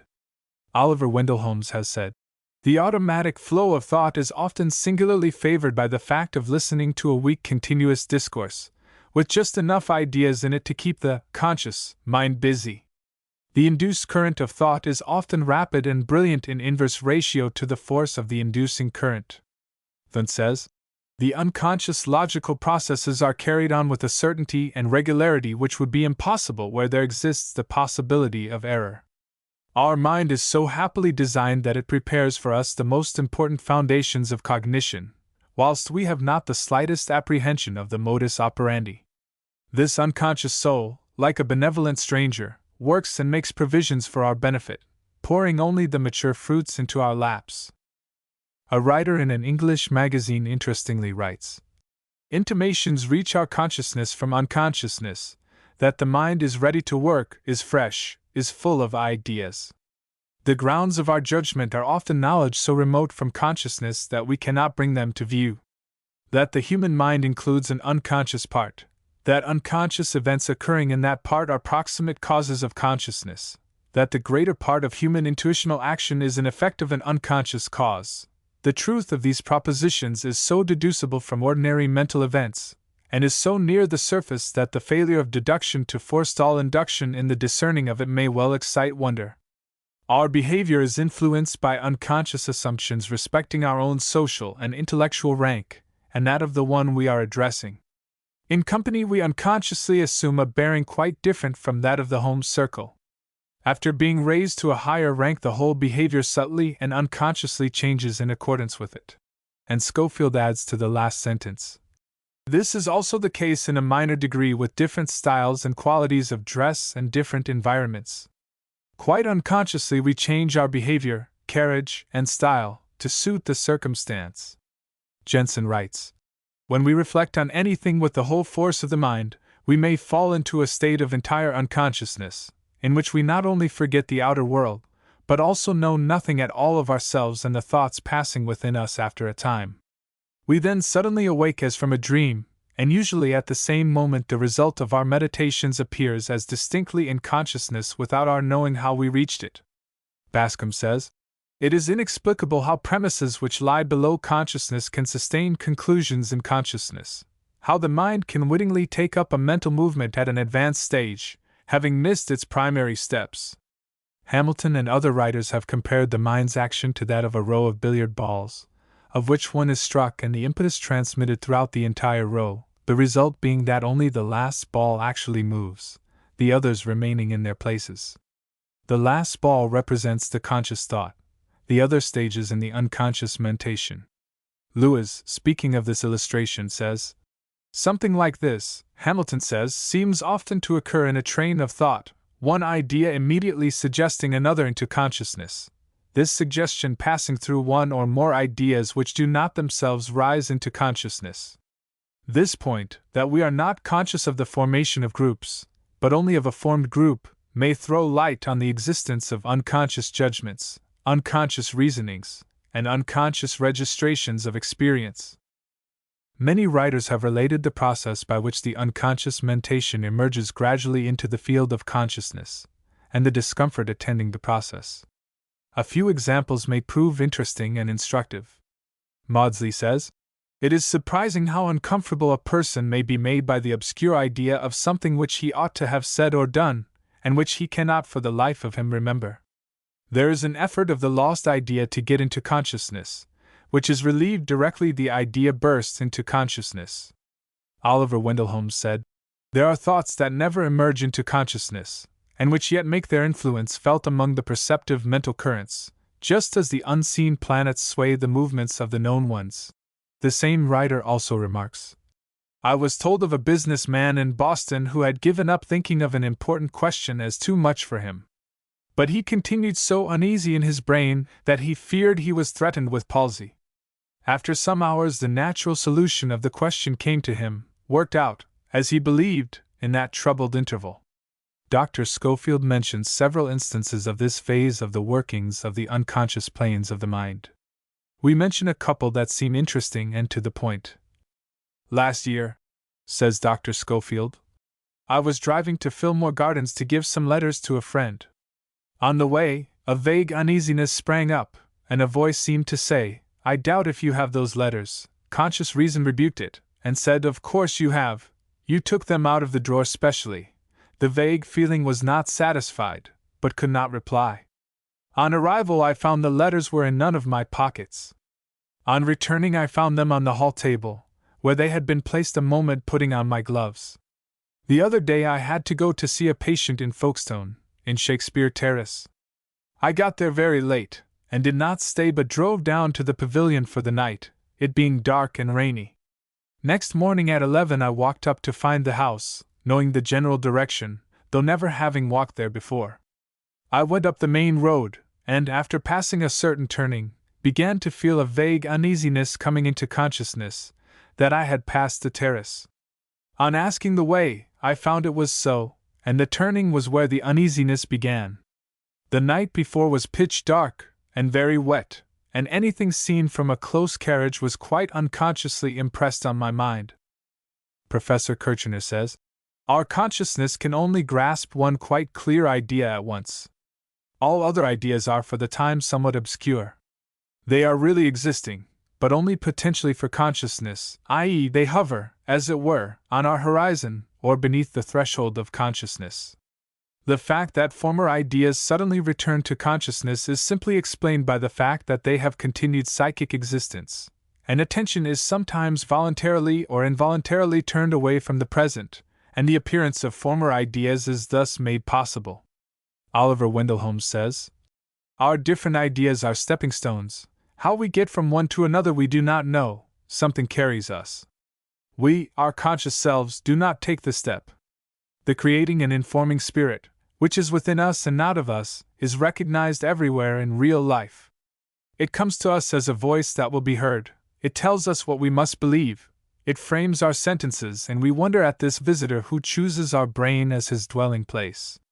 Galton says, "I have desired to show how whole states of mental operation that have lapsed out of ordinary consciousness admit of being dragged into light." Montgomery says, "We are constantly aware that feelings emerge unsolicited by any previous mental state, directly from the dark womb of unconsciousness. Indeed, all our most vivid feelings are thus mystically derived. Suddenly a new irrelevant, unwilled, unlooked-for presence intrudes itself into consciousness. Some inscrutable power causes it to rise and enter the mental presence as a sensorial constituent. If this vivid dependence on unconscious forces has to be conjectured with regard to the most vivid mental occurrences, how much more must such a sustaining foundation be postulated for those faint revivals of previous sensations that so largely assist in making up our complex mental presence?" Sir Benjamin Brodie says, "It has often happened to me to have accumulated a store of facts, but to have been able to proceed no further. Then, after an interval of time, I have found the obscurity and confusion to have cleared away, the facts to have settled in their right places, though I have not been sensible of having made any effort for that purpose."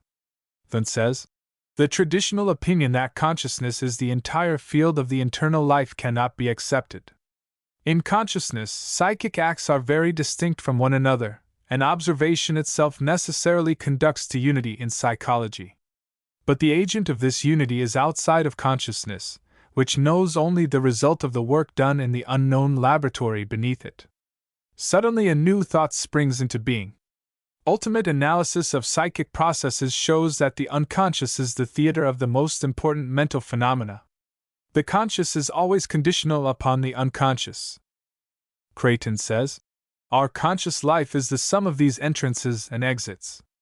Behind the scenes, as we infer, there lies a vast reserve which we call the unconscious, finding a name for it by the simple device of prefixing the negative article. The basis of all that lies behind the scene is the mere negative of consciousness." Maudsley says, "The process of reasoning adds nothing to knowledge in the reasoner. It only displays what was there before, and brings to conscious possession what before was unconscious." And again, "Mind can do its work without knowing it. Consciousness is the light that lightens the process, not the agent that accomplishes it." Wallstein says, "It is through the subconscious self that Shakespeare must have perceived, without effort, great truths which are hidden from the conscious mind of the student, that Phidias painted marble and bronze, that Raphael painted Madonnas, and Beethoven composed symphonies." Ribot says, The mind receives from experience certain data, and elaborates them unconsciously by laws peculiar to itself, and the result merges into consciousness. Newman says, when the unaccustomed causes surprise, we do not perceive the thing and then feel the surprise, but surprise comes first, and then we search out the cause. So the theory must have acted on the unconscious mind to create the feeling, before being perceived in consciousness. A writer in an English magazine says, of what transcendent importance is the fact that the unconscious part of the mind bears to the conscious part such a relation as the magic lantern bears to the luminous disk which it projects, that the greater part of the intentional action, the whole practical life of the vast majority of men, is an effect of events as remote from consciousness as the motion of the planets. Dr. Schofield says, it is quite true that the range of the unconscious mind must necessarily remain indefinite. None can say how high or low it may reach. As to how far the unconscious powers of life that, as has been said, can make eggs and feathers out of Indian corn, and milk and beef and mutton out of grass, are to be considered within or beyond the lowest limits of unconscious mind, we do not therefore here press. It is enough to establish the fact of its existence, to point out its more important features, and to show that in all respects it is as worthy of being called mind as that which works in consciousness. We therefore return to our first definition of mind, as the sum of psychic action in us, whether conscious or unconscious. Hartmann calls our attention to a very important fact when he says, the unconscious does not fall ill, the unconscious does not grow weary, but all conscious mental activity becomes fatigued. Kant says, to have ideas and yet not be conscious of them, therein seems to lie a contradiction. However, we may still be immediately aware of holding an idea, though we are not directly conscious of it. Maudsley says, it may seem paradoxical to assert not merely that ideas may exist in the mind without any consciousness of them, but that an idea, or a train of associated ideas, may be quickened into action and actuate movements without itself being attended to.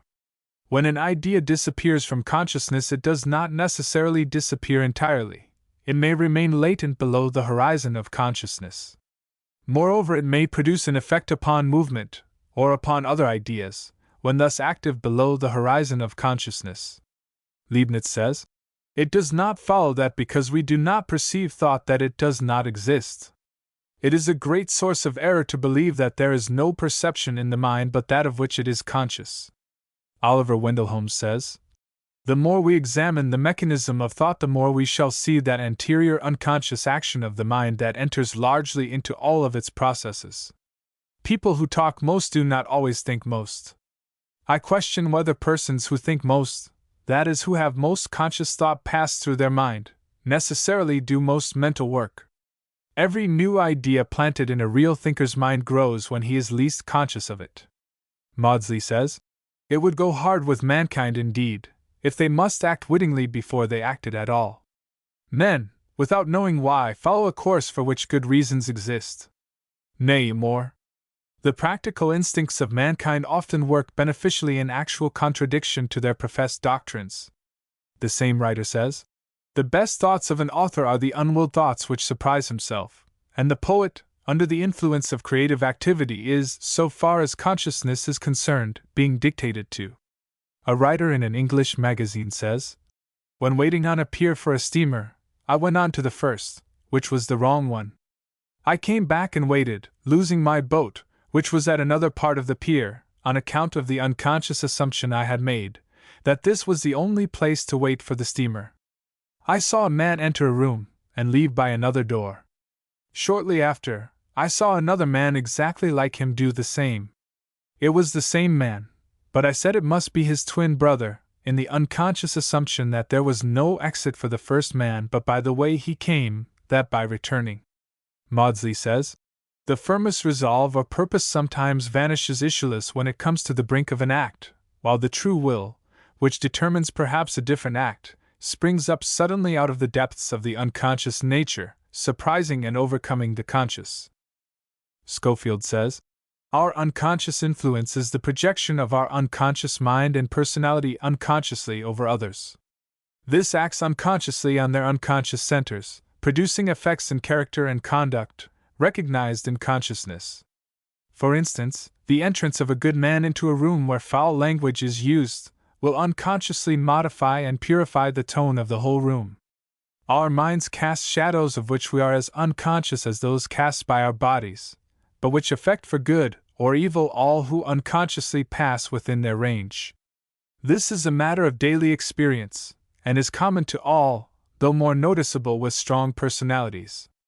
Now we have given much time and space to the expressions of opinion of various Western writers regarding this subject of there being a plane or planes of the mind outside of the field of consciousness.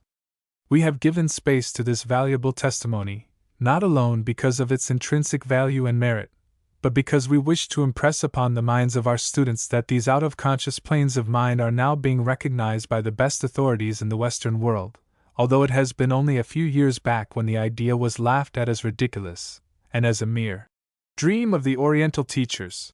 Each writer quoted has brought out some interesting and valuable point of the subject, and the student will find that his own experiences corroborate the points cited by the several writers.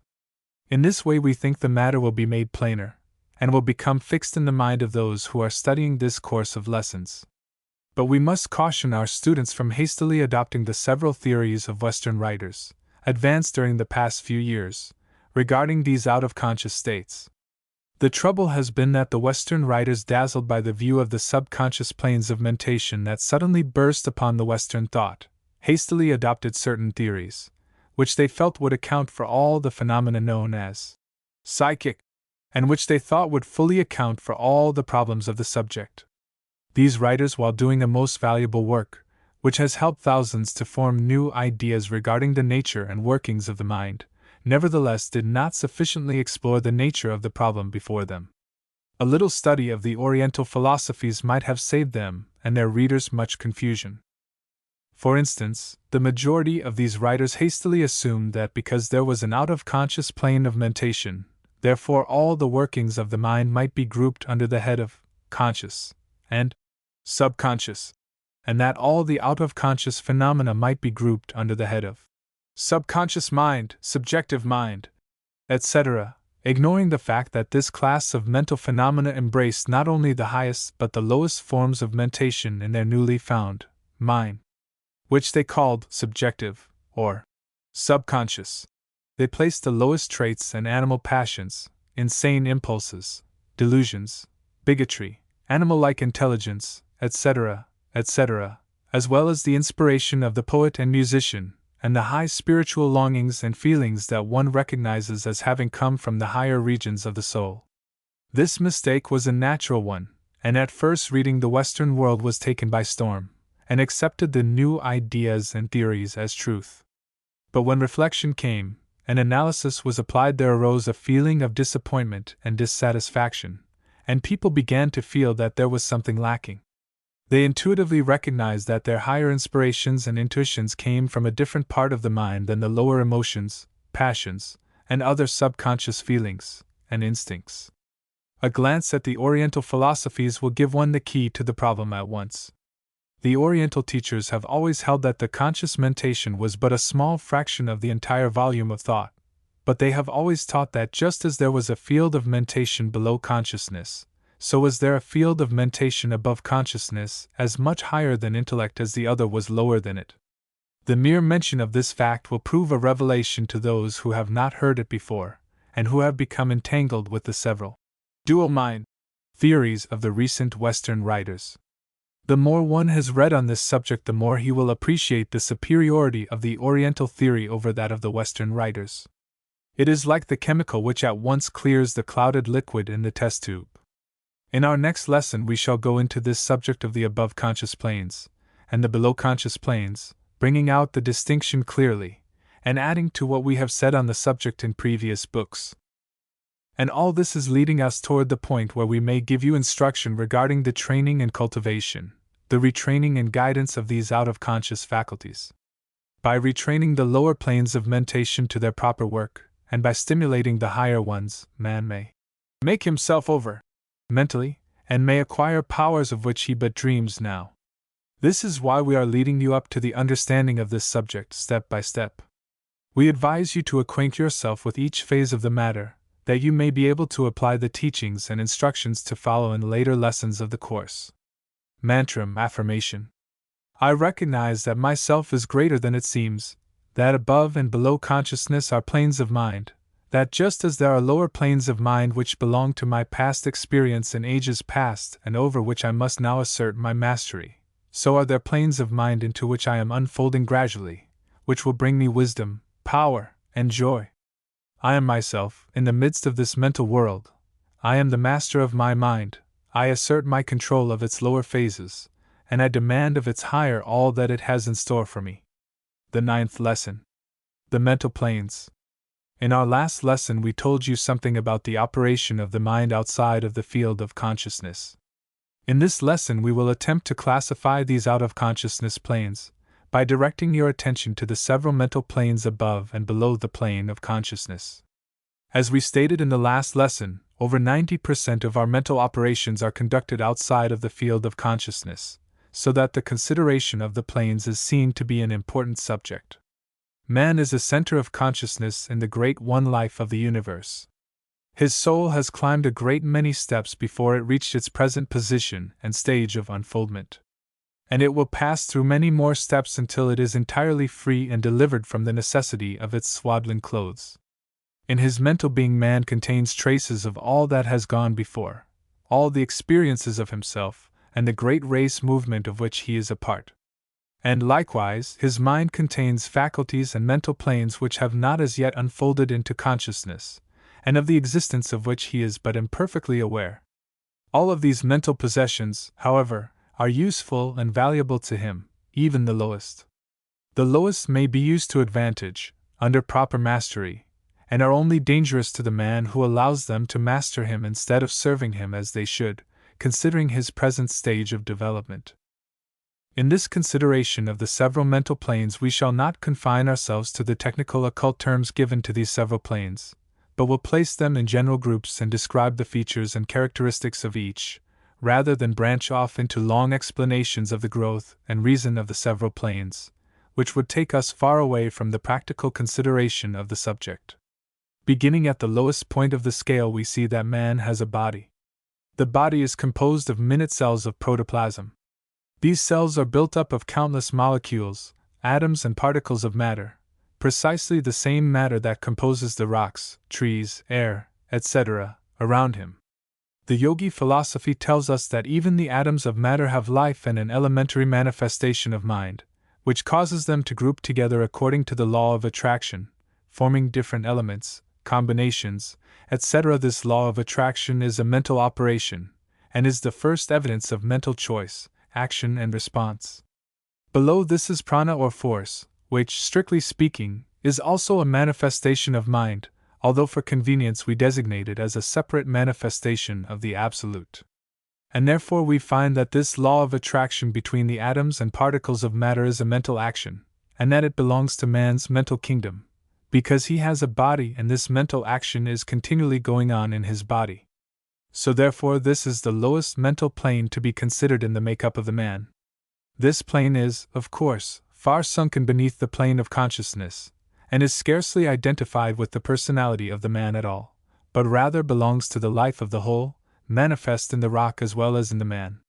But after these atoms have been grouped by the law of attraction and have formed molecules of matter, they are taken possession of by a higher mental activity and built up into cells by the mental action of the plant. The life impulse of the plant begins by drawing to it certain particles of inorganic matter, chemical elements, and then building them into a single cell.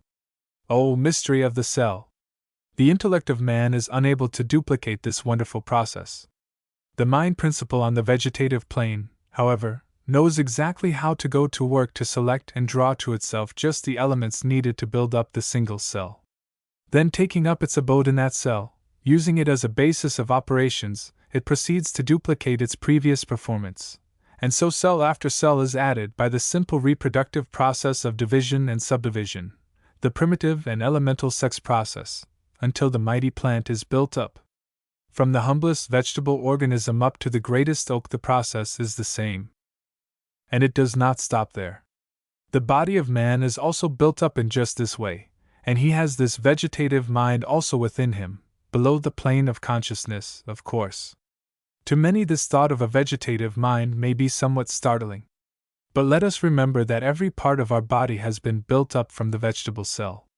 The unborn child starts with the coalition of two cells. These cells begin to build up the new body for the occupancy of the child.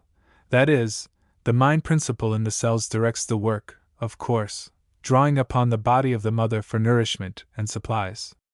The nourishment in the mother's blood, which supplies the material for the building up of the child's body, is obtained by the mother eating and assimilating the vegetable cells of plants, directly or indirectly. If she eats fruit, nuts, vegetables, etc., she obtains the nourishment of the plant life directly. If she eats meat, she obtains it indirectly, for the animal from which the meat was taken built up the meat from vegetables. There is no two ways about this. All nourishment of the animal and human kingdom is obtained from the vegetable kingdom, directly or indirectly. And the cell action in the child is identical with the cell action in the plant. Cells constantly reproducing themselves and building themselves up into bodily organs, parts, etc., under the direction and guidance of the mind principle. The child grows in this way until the hour of birth. It is born, and then the process is but slightly changed. The child begins to take nourishment either from the mother's milk, or from the milk of the cow, or other forms of food. And as it grows larger, it partakes of many different varieties of food. But always it obtains building material from the cell life of the plants. And this great building up process is intelligent, purposeful, to a wonderful degree. Man with his boasted intellect cannot explain the real thingness of the process. A leading scientist who placed the egg of a small lizard under microscopical examination and then watched it slowly develop has said that it seemed as if some hand was tracing the outlines of the tiny vertebrae, and then building up around it. Think for a moment of the development of the germ within the egg of the hummingbird, or the ant, or the gnat, or the eagle. Every second a change may be noticed. The germ cell draws to itself nourishment from the other part of the egg, and then it grows and reproduces another cell. Then both cells divide, then subdivide until there are millions and millions and millions of cells. And all the while the building up process continues, and the bird or insect assumes shape and form, until at last the work is accomplished, and the young bird emerges from the egg. And the work thus commenced continues until the death of the animal. For there is a constant using up and breaking down of cell and tissue, which the organism must replace. And so the vegetative mind of the plant, or insect, or animal, or man, is constantly at work building up new cells from the food, throwing out worn out and used up material from the system. Not only this, but it attends to the circulation of the blood in order that the materials for the building up may be carried to all parts of the system. It attends to the digestion and assimilation of the food, the wonderful work of the organs of the body. It attends to the healing of wounds, the fight against disease, the care of the physical body. And all this out of the plane of consciousness, in the infant man, the animal world, the vegetable kingdom, ever at work, untiring, intelligent, wonderful. And this plane of mind is in man as well as in the plant, and it does its work without aid from the conscious part of man, although man may interfere with it by adverse conscious thought, which seems to paralyze its efforts. Mental healing is merely the restoring of normal conditions, so that this part of the body may do its work without the hindrance of adverse conscious thought. On this plane of the mind is found all of the vital functions and operations. The work is done out of consciousness, and the consciousness is aware of this part of the mind only when it makes demands upon the conscious for food, etc. On this plane also resides the elementary instinct that tends toward reproduction and sexual activity. The demand of this part of the mind is always increase and multiply, and according to the stage of growth of the individual is the mandate carried out, as we shall see presently. The elementary impulses and desires that we find rising into the field of consciousness come from this plane of the mind. Hunger, thirst, and the reproductive desires are its messages to the higher parts of the mind. And these messages are natural and free from the abuses and prostitution often observed attached to them by the intellect of man in connection with his unrestrained animal impulses. Gluttony and unnatural lust arise not from the primitive demand of this plane of the mind, for the lower animals even are free from them to a great extent, but it is reserved for man to so prostitute these primitive natural tendencies, in order to gratify unnatural and artificial appetites, which served to frustrate nature rather than to aid her. As life advanced in the scale and animal forms appeared on the scene, new planes of mind were unfolded, in accordance to the necessity of the living forms. The animal was compelled to hunt for his food, to prey upon other forms, and to avoid being preyed upon by others. He was compelled to struggle for the unfoldment of latent powers of his mind that would give him means to play his part in the scheme of life. He was compelled to do certain things in order to live and reproduce his kind. And he demanded not in vain. For there came to him slowly an unfolding knowledge of the things necessary for the requirements of his life. We call this instinct. But pray remember, by instinct we do not mean the still higher something that is really rudimentary intellect that we notice in the higher animals. We are speaking now of the unreasoning instinct observed in the lower animals, and to a certain degree in man. This instinctive plane of mentality causes the bird to build its nest before its eggs are laid, which instructs the animal mother how to care for its young when born, and after birth, which teaches the bee to construct its cell and to store up its honey. These and countless other things in animal life, and in the higher form of plant life, are manifestations of instinct, that great plane of the mind. In fact, the greater part of the life of the animal is instinctive, although the higher forms of animals have developed something like rudimentary intellect or reason, which enables them to meet new conditions where intellect alone fails them. And man has this plane of mind within him, below consciousness. In fact, the lower forms of human life manifest but little intellect, and live almost altogether according to their instinctive impulses and desires. Every man has this instinctive mental region within him, and from it are constantly arising impulses and desires to perplex and annoy him, as well as to serve him occasionally. The whole secret consists in whether the man has mastery of his lower self or not. From this plane of the mind arise the hereditary impulses coming down from generations of ancestors, reaching back to the caveman, and still further back into the animal kingdom. A queer storehouse is this. Animal instincts, passions, appetites, desires, feelings, sensations, emotions, etc., are there. Hate, envy, jealousy, revenge, the lust of the animal seeking the gratification of his sexual impulses, etc., etc., are there, and are constantly intruding upon our attention until we have asserted our mastery. And often the failure to assert this mastery comes from an ignorance of the nature of the desire, etc. We have been taught that these thoughts were bad, without being told why, and we have feared them and thought them the promptings of an impure nature, or a depraved mind, etc. This is all wrong. These things are not bad of themselves, they came to us honestly, they are our heritage from the past. They belong to the animal part of our nature, and were necessary to the animal in his stage of development. We have the whole menagerie within us, but that does not mean that we should turn the beasts loose upon ourselves or others. It was necessary for the animal to be fierce, full of fight, passionate, regardless of the rights of others, etc. But we have outgrown that stage of development, and it is ignoble for us to return to it, or to allow it to master us. This lesson is not intended as a discourse upon ethics or morals. We do not intend going into a discussion of the details of right and wrong, for we have touched upon that phase of the subject in other works. But we feel justified in calling your attention to the fact that the human mind intuitively recognizes the rightness of the living up to that which comes to us from the highest parts of the mind, the highest product of our unfoldment. And it likewise intuitively recognizes the wrongness of the falling back into that which belongs to the lower stages of our mentality, to the animal part of us, that is our heritage from the past and that which has gone before. While we may be puzzled about many details of morals and ethics and may not be able to explain why we consider certain things right or wrong, we still intuitively feel that the highest right of which we are capable is the acting out of that which is coming to us from the highest pole of our mental being, and that the lowest wrong consists in doing that which carries us back to the life of the lower animals, in so far as mentality is concerned.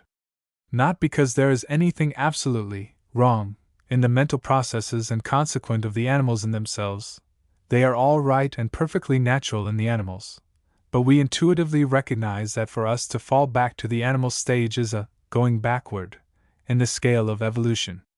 We intuitively shrink at an exhibition of brutality and animality on the part of a man or woman. We may not know just why, but a little reflection will show us that it is a sinking in the evolutionary scale, against which the spiritual part of us revolts and protests. But this must not be construed to mean that the advanced soul looks upon the animal world with disgust or horror. On the contrary, there is nowhere to be found a higher respect for animal life and being than among the yogi and other advanced souls. They delight in watching the animals filling their places in life, playing out their parts in the divine scheme of life. Their animal passions and desires are actions viewed sympathetically and lovingly by the advanced soul, and nothing wrong or disgusting is seen there. And even the coarseness and brutality of the savage races are so regarded by these advanced souls. They see everything as natural according to the grade and degree of development of these people.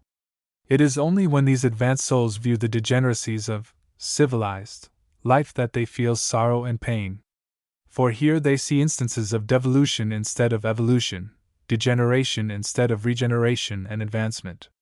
And not only do they know this to be the fact, but the degenerate specimens of mankind themselves feel and know it. Compare the expression of the animal or savage going through their natural life actions and performances. See how free and natural are their expressions, how utterly apart are evidences of wrongdoing. They have not as yet found out the fatal secret of good and evil, they have not as yet eaten the forbidden fruit. But on the contrary, look into the faces of the degenerates and fallen souls of our civilized life. See the furtive glance and the self-consciousness of wrong evident in every face. And this consciousness of wrong bears heavily upon these people. It is heavier than the punishments heaped upon them. That nameless something called conscience may be smothered for a while, but sooner or later it comes to light and demands the pound of flesh from its victim. And yet you will say that it seems hard to think that the same thing can be right in one person and wrong in another. This seems like a hard saying and a dangerous doctrine, but it is the truth. And man instinctively recognizes it. He does not expect the same sense of moral responsibility in a young child, or in a savage, that he does in a mature, developed, civilized man. He may restrain the child and the savage, for self-protection and the welfare of all, but he realizes the distinction, or at least should do so. And not only is this true, but as man advances in the scale he casts off many ideas of wrong that he once held, having outgrown the old ideas and having grown into new conceptions. And the tendency is always upward and onward. The tendency is constantly from force and restraint toward love and freedom. The ideal condition would be one in which there were no laws and no necessity for them, a condition in which men had ceased to do wrong because they had outgrown the desire rather than from fear or restraint or force. And while this condition as yet seems afar off, there is constantly going on an unfoldment of higher planes and faculties of the mind, which when once fully manifest in the race will work a complete revolution in ethics and laws and government, and for the better, of course. In the meantime mankind moves along, doing the best it can, making a steady though slow progress. There is another plane of the mind which is often called the instinct, but which is but a part of the plane of the intellect, although its operations are largely below the field of consciousness. We allude to what may be called the habit mind, in order to distinguish it from the instinctive plane. The difference is this: the instinctive plane of mind is made up of the ordinary operations of the mind below the plane of the intellect, and yet above the plane of the vegetative mind, and also of the acquired experiences of the race, which have been transmitted by heredity, etc. But the habit mind contains only that which has been placed there by the person himself, and which he has acquired by experience, habit, and observation, repeated so often until the mind knows it so well that it is carried below the field of consciousness and becomes second nature, and akin to instinct. The textbooks upon psychology are filled with illustrations and examples of the habit phase or plane of the mental operations, and we do not think it necessary to repeat instances of the same kind here. Everyone is familiar with the fact that tasks which at first are learned only by considerable work and time soon become fixed in some part of the mind until their repetition calls for little or no exercise of conscious mental operation. In fact, some writers have claimed that no one really learns how to perform a task until he can perform it almost automatically. The pupil who in the early stages of piano playing finds it most difficult to control and manage his fingers, after a time is able to forget all about his fingering and devote his entire attention to the pages of his music, and after this he is able to apparently let his fingers play the entire piece of music by themselves without a thought on his part. The best performers have told us that in the moments of their highest efforts they are aware that the out-of-conscious portion of their mind is doing the work for them, and they are practically standing aside and witnessing the work being done. So true is this that in some cases it is related that if the performer's conscious mind attempts to take up the work, the quality is impaired and the musician and the audience notice the difference. The same thing is true in the case of the woman learning to operate the sewing machine. It is quite difficult at first, but gradually it grows to run itself. Those who have mastered the typewriter have had the same experience. At first each letter had to be picked out with care and effort. After a gradual improvement, the operator is enabled to devote her entire attention to the copy and let the fingers pick out the keys for themselves. Many operators learn rapid typewriting by so training the habit mind that it picks out the letter keys by reason of their position, the letters being covered over in order to force the mind to adapt itself to the new requirements. A similar state of affairs exists wherever men or women have to use tools of any kind. The tool soon is recognized by the mind and used as if it were a part of the body, and no more conscious thought is devoted to the manipulation than we devote to the operation of walking, which, by the way, is learned by the child only by the expenditure of time and labor. It is astonishing how many things we do, automatically, in this way.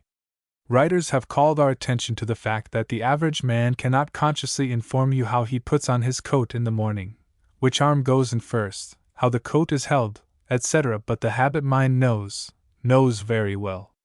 Let the student stand up and put on his coat in the regular way, following the leadings of the habit mind.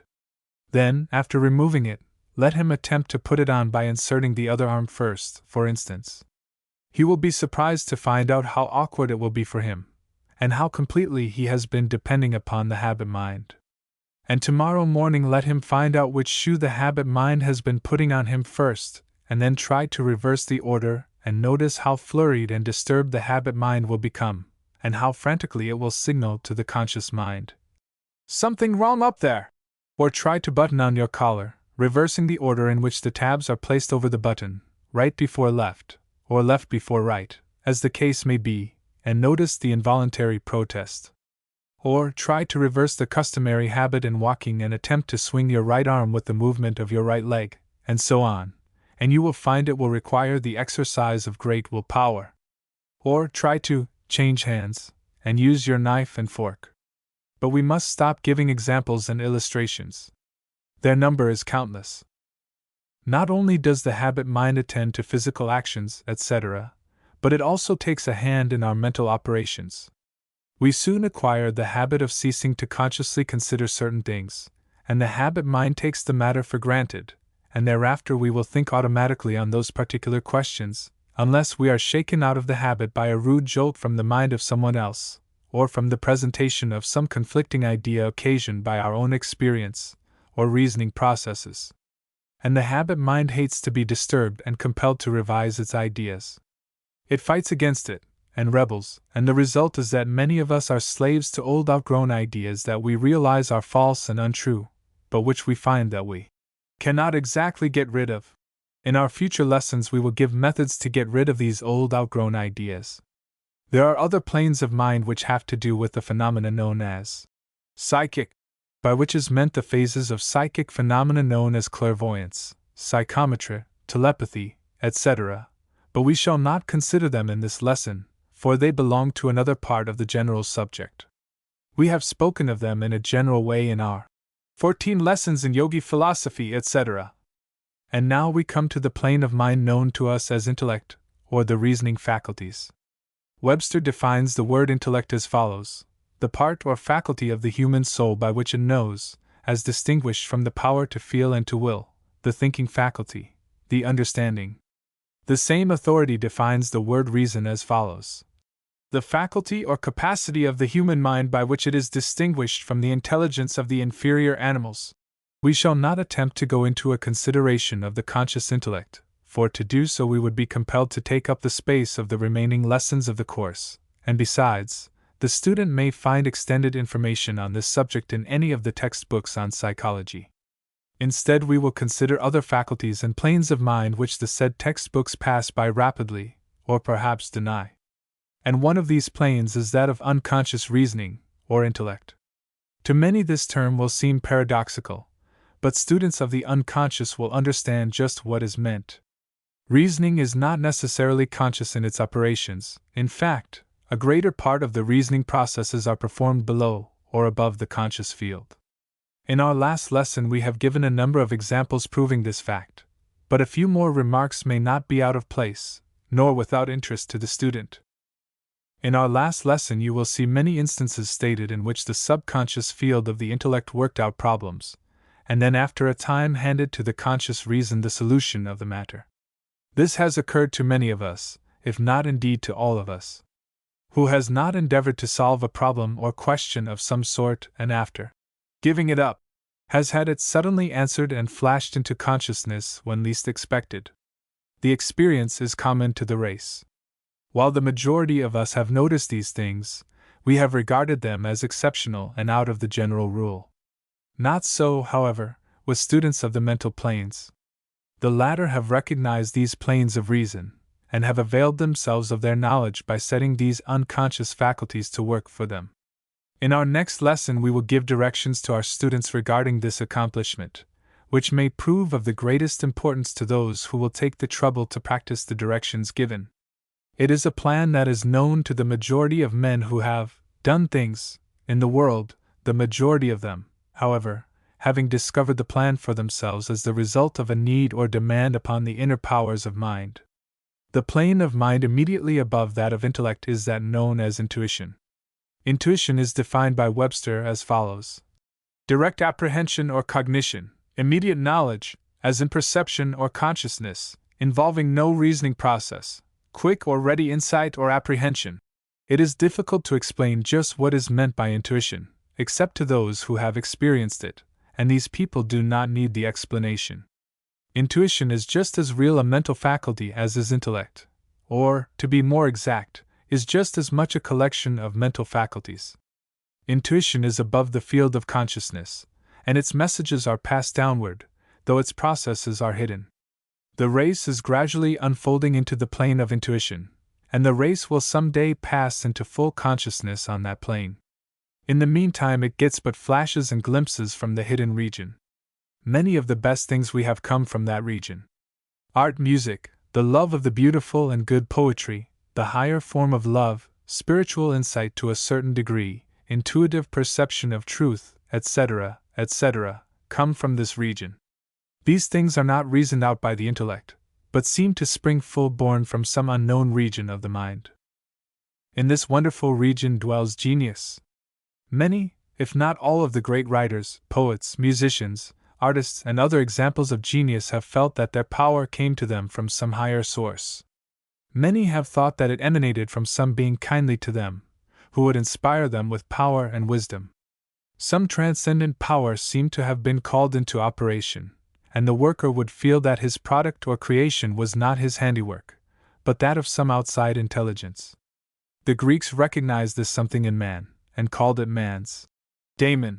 Plutarch in his discourse on the daemon that guided Socrates speaks of the vision of Timarchus, who, in the case of Trophonius, saw spirits which were partly attached to human bodies, and partly over and above them, shining luminously over their heads. He was informed by the oracle that the part of the spirit which was immersed in the body was called the soul, but that the outer and unimmersed portion was called the daemon. The oracle also informed him that every man had his daemon, whom he is bound to obey.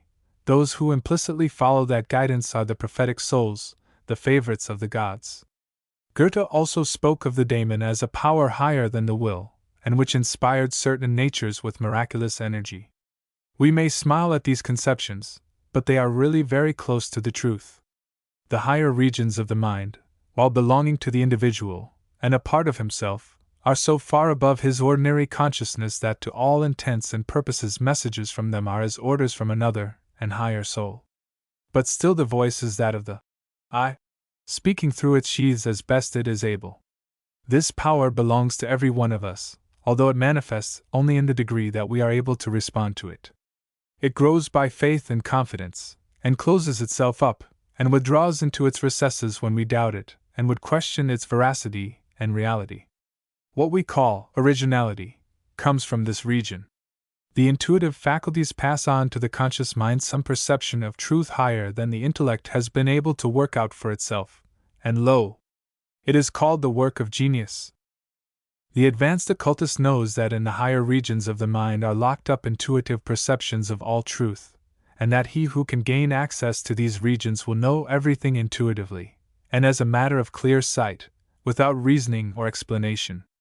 The race has not as yet reached the heights of intuition, it is just beginning to climb the foothills. But it is moving in the right direction. It will be well for us if we will open ourselves to the higher inner guidance, and be willing to be led by the Spirit. This is a far different thing from being led by outside intelligence, which may, or may not, be qualified to lead. But the Spirit within each of us has our interests at heart, and is desirous of our best good, and is not only ready but willing to take us by the hand and lead us on. The higher self is doing the best it can for our development and welfare, but is hampered by the confining sheaths. And alas, many of us glory in these sheaths and consider them the highest part of ourselves. Do not be afraid to let the light of the Spirit pierce through these confining sheaths and dissolve them. The intuition, however, is not the Spirit, but is one of its channels of communication to us. There are other and still higher planes of mind, but the intuition is the one next in the line of unfoldment, and we should open ourselves to its influence and welcome its unfoldment. Above the plane of intuition is that of the cosmic knowing, upon which we will find the consciousness of the oneness of all. We have spoken of this plane in our lesson on the unfoldment of consciousness. When one is able to conscious on this plane, this exalted plane of mind, he is able to see fully, plainly and completely that there is one great life underlying all the countless forms and shapes of manifestation. He is able to see that separateness is only the working fiction of the universe. He is able to see that each ego is but a center of consciousness in the great ocean of life, all in pursuance of the divine plan, and that he is moving forward toward higher and higher planes of manifestation, power, and individuality, in order to take a greater and grander part in the universal work and plans. The cosmic knowing in its fullness has come to but few of the race, but many have had glimpses, more or less clear, of its transcendent wonder, and others are on the borderland of this plane. The race is unfolding gradually, slowly but surely, and those who have had this wonderful experience are preparing others for a like experience. The seed is being sown, and the harvest will come later. This and other phases of the higher forms of consciousness are before the race. The individuals who read this lesson are perhaps nearer to it than they think. Their interest in the lessons is an indication of that hunger of the soul which is a prophecy of the satisfaction of the cry for spiritual bread.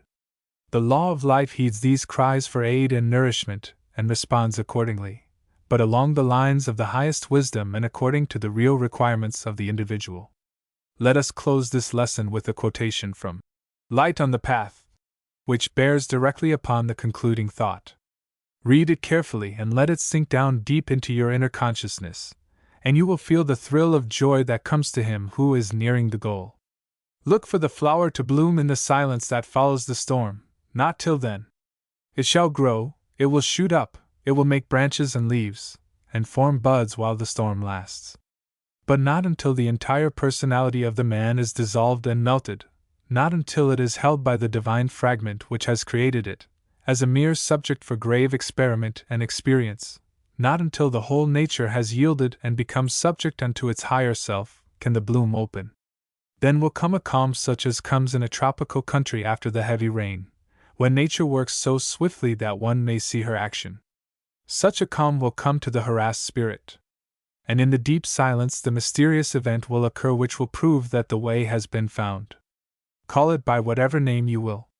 It is a voice that speaks where there is none to speak, it is a messenger that comes, a messenger without form or substance, or it is the flower of the soul that has opened. It cannot be described by any metaphor. But it can be felt after, looked for, and desired, even among the raging of the storm. The silence may last a moment of time, or it may last 1,000 years. But it will end. Yet you will carry its strength with you. Again and again the battle must be fought and won. It is only for an interval that nature can be still. The concluding 3 lessons of this series will be devoted to a practical course of instruction in the development of the hidden planes of the mind, or rather, in the development of the power of the individual to master the same, and make use of them in his life. He will be taught to master the lower principles, not only in the surmounting of them, but in the transmitting of the elemental forces toward his higher ends. Power may be obtained from this part of the mind, under the direction of the will. And the student will be told how to set the unconscious intellect to work for him. And he will be told how to develop and train the will. We have now passed the line between the theoretical and the practical phases of the subject, and from now on it will be a case of train, develop, cultivate, and apply. Knowing what lies back of it all, the student is now prepared to receive the instructions which he might have misused before. Peace be with thee all. Mantram affirmation. I am the master of my soul. The 10th lesson. Subconsciousing. In the 9th lesson we called your attention to the fact that reasoning was not necessarily conscious in its operations, and that, in fact, a large part of the rational processes of the mind are performed below or above the field of consciousness. And in the 8th lesson we gave you a number of examples illustrating this fact. We also gave you a number of cases in which the subconscious field of the intellect worked out problems, and then after a time passed on to the conscious field of the intellect the solution of the matter.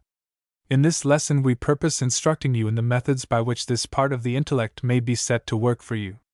Many have stumbled upon bits of this truth for themselves, and in fact, the majority of successful men and men who have attained eminence in any walk of life have made more or less use of this truth, although they seldom understand the reason of it.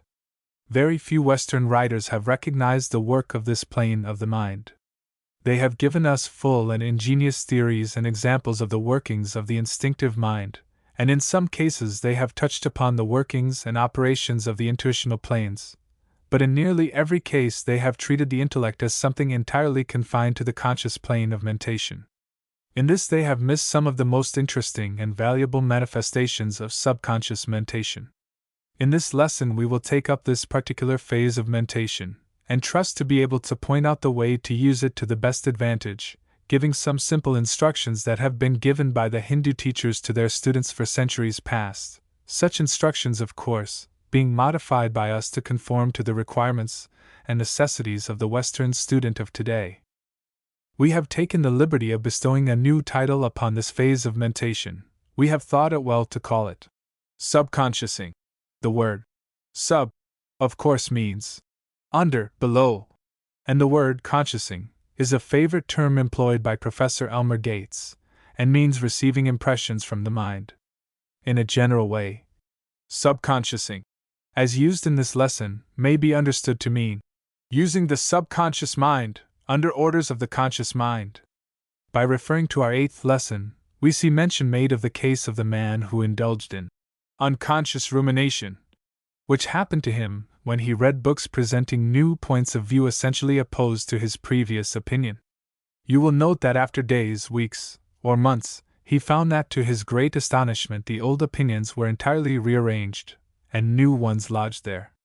On the same page you will see mentioned the case of Sir William Hamilton, who discovered an important law of mathematics while walking with his wife. In this case he had been previously thinking of the missing link in his chain of reasoning, and the problem was worked out for him by the subconscious plane of his intellect. On the same page, and the one following, is found the case of Dr. Thomson, who gives an interesting account of the workings of this part of his mind, which caused him at times to experience a feeling of the uselessness of all voluntary effort, coupled with the feeling that the matter was working itself clear in his mind. He tells us that at times he seemed to be merely a passive instrument in the hands of some person other than himself, who compelled him to wait until the work was performed for him by some hidden region of the mind. When the subconscious part of the mind had completed its work, it would flash the message to his conscious mind, and he would begin to write. On page 178 mention is also made of the great French chemist Berthelot, who relates that some of his best conceptions have flashed upon him as from the clear sky. In fact, the 8th lesson is largely made up of examples of this kind, and we ask the student to reread the same, in order to refresh his mind with the truth of the workings of the subconscious mentality. But you will notice in nearly all the cases mentioned, that those who related instances of the help of the subconscious mind had merely stumbled upon the fact that there was a part of the mind below consciousness that could and would work out problems for one, if it could somehow be set in operation. And these people trusted to luck to start that part of the mind in operation. Or rather, they would saturate their conscious mind with a mass of material, like stuffing the stomach with food, and then bid the subconscious mind assort, separate, arrange and digest the mental food, just as does the stomach and digestive apparatus digest the natural food, outside of the realm of consciousness or volition. In none of the cases mentioned was the subconscious mind directed specially to perform its wonderful work. It was simply hoped that it might digest the mental material with which it had been stuffed, in pure self-defense. But there is a much better way, and we intend to tell you about it. The Hindu yogis, or rather those who instruct their pupils in Raja Yoga, give their students directions whereby they may direct their subconscious minds to perform mental tasks for them, just as one may direct another to perform a task. They teach them the methods whereby, after having accumulated the necessary materials, they may bid the subconscious mentality to sort it out, rearrange, analyze, and build up from it some bit of desired knowledge. More than this, they instruct their pupils to direct and order the subconscious mentality to search out and report to them certain information to be found only within the mind itself, some question of philosophy or metaphysics. And when such art has been acquired, the student or yogi rests assured that the desired result will be forthcoming in due time, and consequently dismisses the matter from his conscious mind, and busies himself with other matters, knowing that day and night, incessantly, the subconsciousing process is going on, and that the subconscious mind is actively at work collecting the information, or working out the problem. You will see at once the great superiority of this method over the old hit or miss, hope it will work plan pursued by those who have stumbled upon bits of the truth. The yogi teacher begins by impressing upon his students the fact that the mind is capable of extending outward toward an object, material or mental, and by examining it by methods inherent in itself, extracting knowledge regarding the object named. This is not a startling truth, because it is so common, everyone employing it more or less every day. But the process by which the knowledge is extracted is most wonderful, and really is performed below the plane of consciousness, the work of the conscious mind being chiefly concerned in holding the attention upon the object. We have spoken of the importance of attention in previous lessons, which it will be well for you to reread at this time. When the student is fully impressed with the details of the process of attention, and the subsequent unfoldment of knowledge, the yogi proceeds to inform him that there are other means of obtaining knowledge about an object, by the employment of which the attention may be firmly directed toward the object and then afterwards held there unconsciously, that is, a portion of the attention, or a subconscious phase of mentation, which will hold the subconscious mind firmly upon the work until accomplished, leaving the conscious attention and mentality free to employ itself with other things. The yogis teach the students that this new form of attention is far more intense and powerful than is the conscious attention, for it cannot be disturbed or shaken, or distracted from its object, and that it will work away at its task for days, months, years, or a lifetime if necessary, according to the difficulty of the task, and in fact carries its work over from one life to another, unless recalled by the will. They teach the student that in everyone's life there is going on a greater or less degree of this subconscious work, carried on in obedience to a strong desire for knowledge manifested in some former life, and bearing fruit only in the present existence. Many important discoveries have been made in obedience to this law. But it is not of this phase of the matter that we wish to speak in this lesson. The yogi theory is that the subconscious intellectual faculty may be set to work under the direction of orders given by the will. All of you know how the subconscious mentality will take up an order of the will, or a strong wish, that the person be awakened at a certain hour in order to catch a train. Or in the same way how the remembrance of a certain engagement at, say, 4 o'clock, will flash into the mind when the hands of the clock approach the stated hour. Nearly every one can recall instances of this sort in his own experience. But the yogis go much further than this. They claim that any and all faculties of the mind may be set going, or working on any problem, if ordered thereto by the will. In fact, the yogis and their advanced students have mastered this art to such a surprising extent that they find it unnecessary to do the drudgery of thinking in the conscious field, and prefer to relegate such mental work to the subconscious, reserving their conscious work for the consideration of digested information and thought presented to them by the subconscious mind. Their directions to their students cover a great deal of ground, and extend over a long period of time, and many of the directions are quite complicated and full of detail. But we think that we can give our students an abbreviated and condensed idea in a few pages of the lesson. And the remaining lessons of the course will also throw additional light on the subject of subconscious mental action, in connection with other subjects. The yogi takes the student when the latter is much bothered by a consideration of some knotty and perplexing philosophical subject. He bids the student relax every muscle, take the tension from every nerve, throw aside all mental strain, and then wait a few moments. Then the student is instructed to grasp the subject which he has had before his mind firmly and fixedly before his mental vision, by means of concentration. Then he is instructed to pass it on to the subconscious mentality by an effort of the will, which effort is aided by forming a mental picture of the subject as a material substance, or bundle of thought, which is being bodily lifted up and dropped down a mental hatchway, or trapdoor, in which it sinks from sight. The student is then instructed to say to the subconscious mentality, "I wish this subject thoroughly analyzed, arranged, classified, and whatever else is desired, and then the results handed back to me. Attend to this." The student is taught to speak to the subconscious mentality just as if it were a separate entity of being, which had been employed to do the work. He is also taught that confident expectation is an important part of the process, and that the degree of success depends upon the degree of this confident expectation. In obstinate cases, the student is taught to use the imagination freely, until he is able to make a mental image or picture of the subconscious mind doing what is required of it. This process clears away a mental path for the feet of the subconscious mind, which it will choose thereafter, as it prefers to follow the line of least resistance. Of course, much depends upon practice. Practice makes perfect, you know, in everything else, and subconsciousing is no exception to the rule. The student gradually acquires a proficiency in the art of subconsciousing, and thereafter devotes his time to acquiring new facts for mental digestion, rather than bestowing it upon the mechanical act of thinking.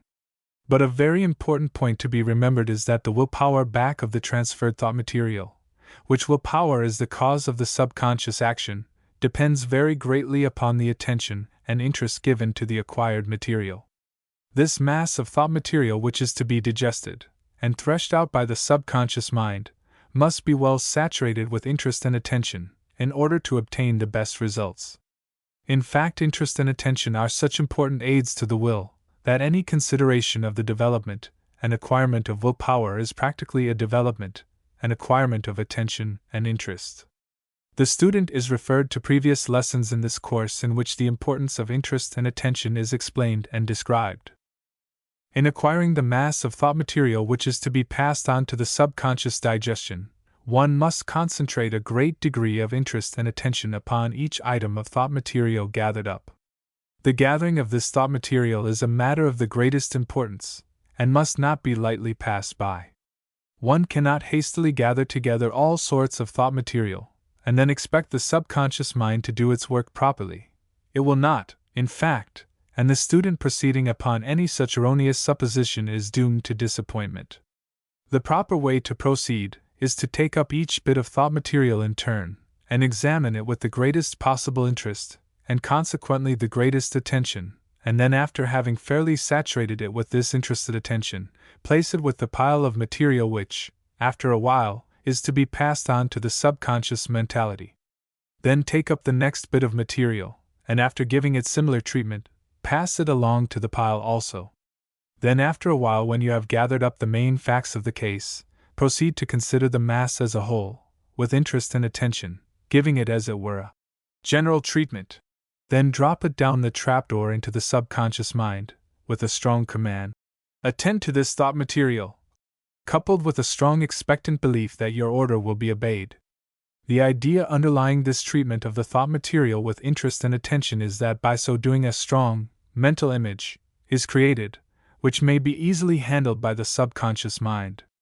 Remember that you are passing on thoughts for the subconsciousness to act upon, and that the more tangible and real these thoughts are, the better can they be handled. Therefore, any plan that will build these thoughts up into real things is the plan to pursue. And attention and interest produce just this result. If we may be pardoned for using a homely and commonplace illustration, we would say that the idea may be grasped by the illustration of boiling an egg, whereby the fluid, white, and yolk become solid and real. Also, the use of a shaving brush by a man, by which the thin lather is gradually worked up into a rich, thick, creamy mass, is an illustration. Again, the churning of butter is a favorite illustration of the Hindus, who thus call the attention of their students to the fact that thought material, if worked upon with attention and interest, become thought forms that may be handled by the mind just as the hands handle a material object. We ask you to think of these illustrations, for when you once grasp the idea that we wish to convey to you, you will have the secret of great thinking powers within your grasp. And this power of subconsciousing is not confined alone to the consideration of philosophical questions. On the contrary, it is applicable to every field of human thought, and may be properly employed in any and all of them. It is useful in solving the problems of everyday life and work, as well as to the higher flights of the human mind. And we wish every one of our students to realize that in this simple lesson we are giving them the key to a great mental power. To realize just what we are offering to you, we would remind you of the old fairy tales of all races, in which there is to be found one or more tales telling of some poor cobbler, or tailor, or carpenter, as the case may be, who had by his good deeds gained favor with the brownies, or good fairies, who would come each night when the man and his family were asleep, and proceed to complete the work that the artisan had laid out for the morrow. The pieces of leather would be made into shoes, the cloth would be sewed into garments, the wood would be joined and nailed together into boxes, chairs, benches, and what not. But in each case the rough materials were prepared by the artisan himself during the day. Well, that is just what we are trying to introduce to you. A clan of mental brownies, loving and kindly disposed toward you, who are anxious and willing to help you in your work. All you have to do is to give them the proper materials, and tell them what you want done, and they will do the rest.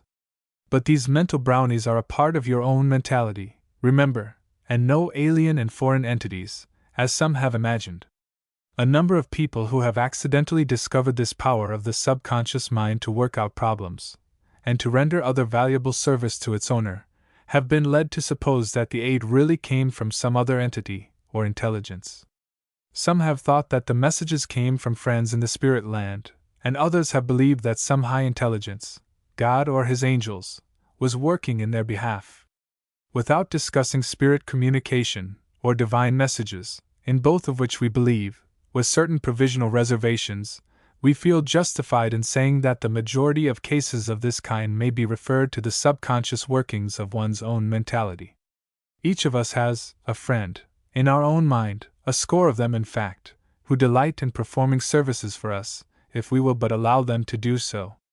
Not only have we a higher self to whom we may turn for comfort and aid in times of deep distress and necessity, but we have these invisible mental workers on the subconscious plane, who are very willing and glad to perform much of our mental work for us, if we will but give them the material in proper shape. It is very difficult to impart specific directions for obtaining these results, as each case must depend to a great extent upon the peculiar circumstances surrounding it. But we may say that the main thing needed is to lick into shape the material, and then pass it on to the subconscious mind in the manner spoken of a few moments ago. Let us run over a few cases wherein this principle may be applied. Let us suppose that you are confronted with a problem consisting of an uncertainty as to which of two or more courses to adopt in some affair of life. Each course seems to have advantages and disadvantages, and you seem unable to pass upon the matter clearly and intelligently. The more you try, the more perplexed and worried do you become. Your mind seems to tire of the matter, and manifests a state which may be called mental nausea. This state will be apparent to anyone who has had much thinking to do. The average person, however, persists in going over the matter, notwithstanding the tired condition of the mind, and its evident distaste for a further consideration of the subject. They will keep on forcing it back to the mind for consideration, and even at night time will keep thrashing away at the subject. Now this course is absurd. The mind recognizes that the work should be done by another part of itself, its digestive region, in fact, and naturally rebels at the finishing up machinery being employed in work unsuited for it. According to the subconsciousing plan, the best thing for the man to do would be for him first to calm and quiet his mind. Then he should arrange the main features of the problem, together with the minor details in their proper places.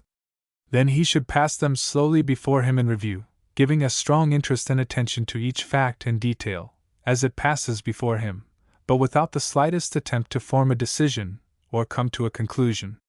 Then, having given the matter an interested and attentive review, let him will let it pass on to his subconscious mind, forming the mental image of dropping it through the trapdoor, and at the same time giving the command of the will. Attend to this for me. Then dismiss the matter from your conscious mind, by an effort of command of the will. If you find it difficult to do this, you may soon acquire the mastery by a frequent assertion. I have dismissed this matter from my conscious mind, and my subconscious mind will attend to it for me. Then, endeavor to create a mental feeling of perfect trust and confidence in the matter, and avoid all worry or anxiety about it. This may be somewhat difficult at the first trial, but will become a natural feeling after you have gained the confidence arising from successful results in several cases. The matter is one of practice, and like anything else that is new, must be acquired by perseverance and patience. It is well worth the time and trouble, and once acquired will be regarded as something in the nature of a treasure discovered in an unexpected place. The sense of tranquility and content, of calm and confidence, that comes to one who has practiced this plan, will of itself be worth all the trouble, not to speak of the main result. To one who has acquired this method, the old worries, frettings, and general, stewed-up feeling will seem like a relic of barbarism. The new way opens up a world of new feelings and content. In some cases the matter will be worked out by the subconscious mind in a very short time, and in fact we have known cases in which the answer would be flashed back almost instantly, almost like an inspiration. But in the majority of cases more or less time is required. The subconscious mind works very rapidly, but it takes time to arrange the thought material properly, and to shape it into the desired forms. In the majority of cases it is well to let the matter rest until the next day, a fact that gives us a clue to the old advice to sleep over an important proposition before passing a final decision. If the matter does not present itself the following day, bring it up again before the conscious mind for review. You will find that it has shaped itself up considerably, and is assuming definite form and clearness. But right here, and this is important, do not make the mistake of again dissecting it, and meddling with it, and trying to arrange it with your conscious mind. But instead give it attention and interest in its new form, and then pass it back again to the subconscious mind for further work. You will find an improvement each time you examine it. But right here another word of caution. Do not make the mistake of yielding to the impatience of the beginner, and keep on repeatedly bringing up the matter to see what is being done. Give it time to have the work done on it. Do not be like the boy who planted seeds, and who each day would pull them up to see whether they had sprouted, and how much. Sooner or later, the subconscious mind will, of its own choice, lift up the matter and present it to you in its finished shape for the consideration of the conscious mind.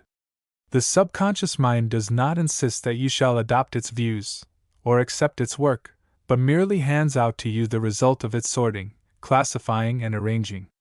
The choice and will still remains yours, but you will often find that there is seen to be one plan or path that stands out clearly from the others, and you will very likely adopt that one.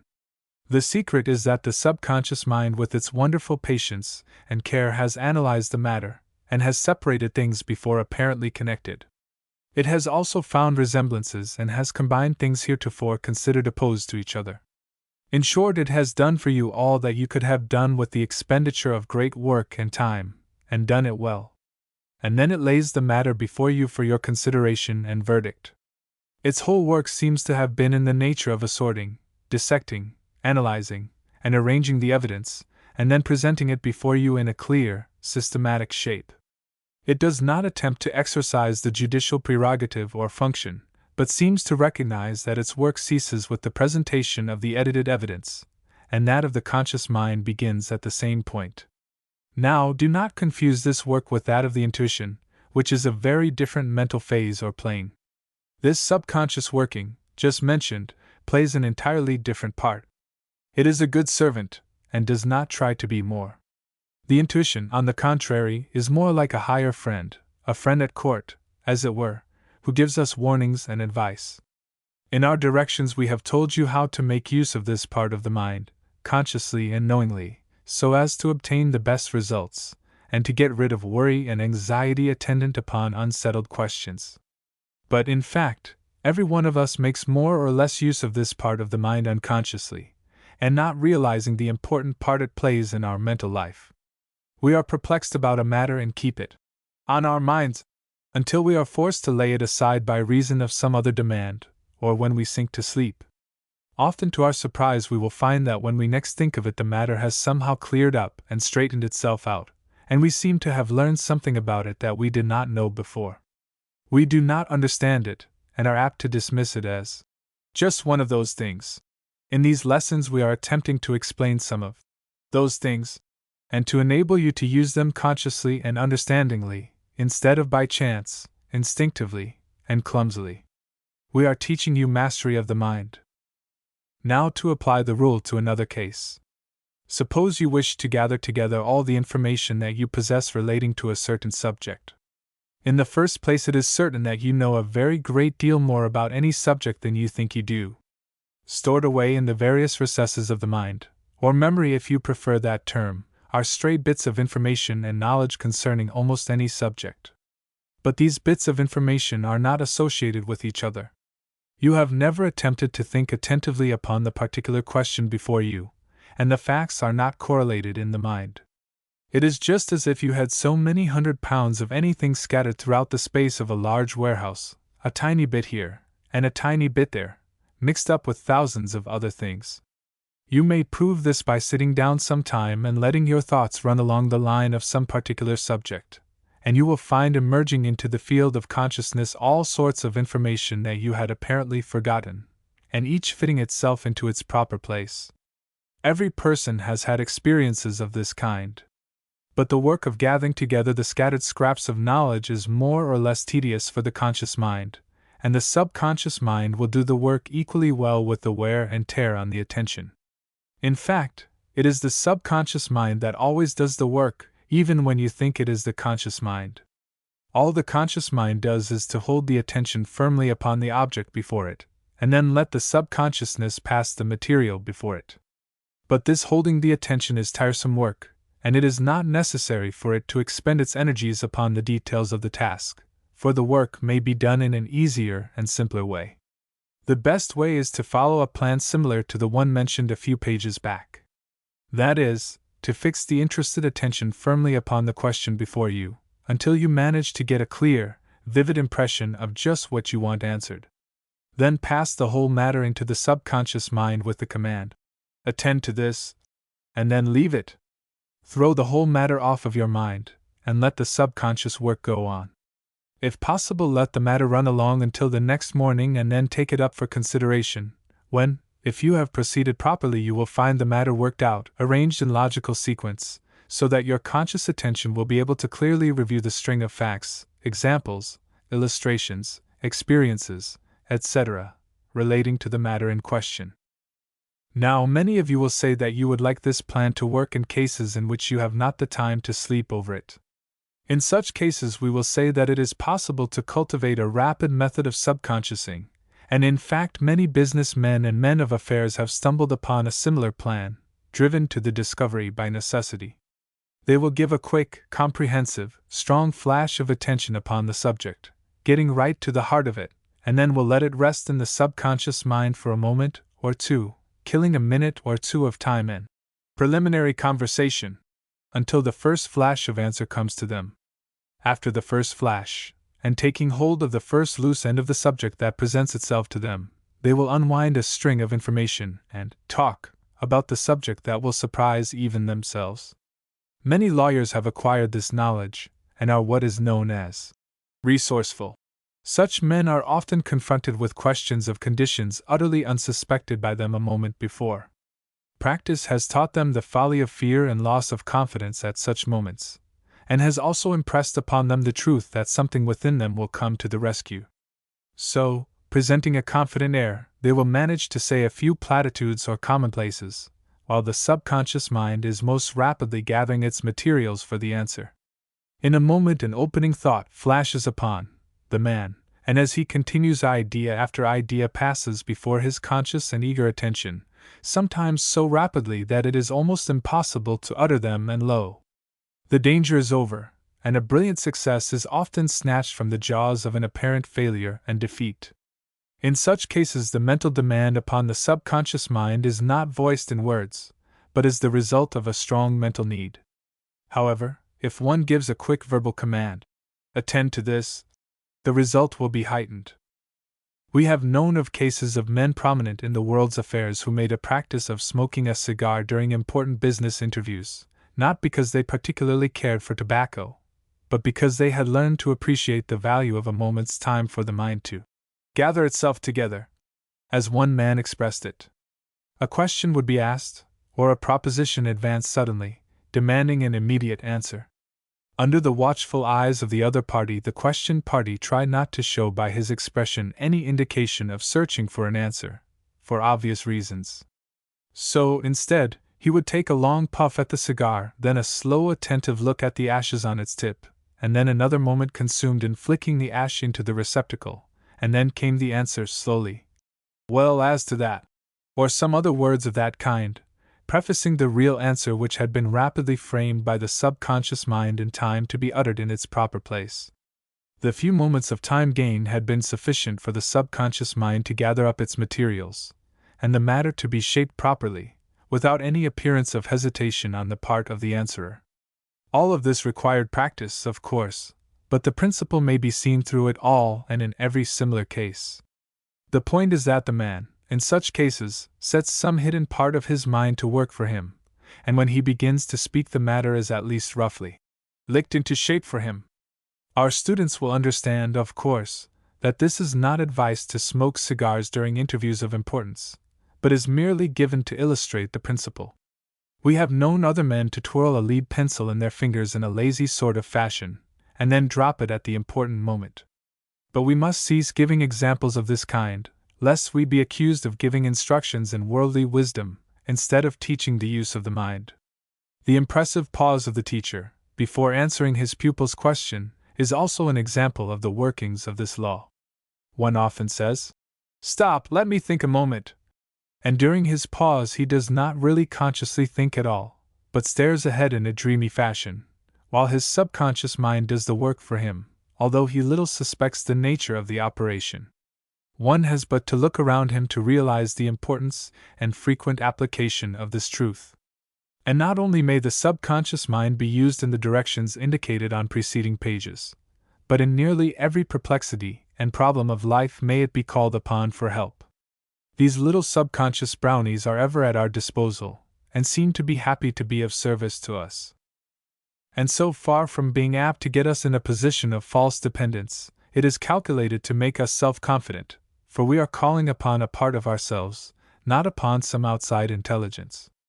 If those people who never feel satisfied unless they are getting advice from others would only cultivate the acquaintance of this little home advisor within them, they would lose that dependent attitude and frame of mind, and would grow self-confident and fearless. Just imagine the confidence of one who feels that he has within him a source of knowledge equal to that of the majority of those with whom he is likely to come in contact, and he feels less afraid to face them, and look them fearlessly in the eyes.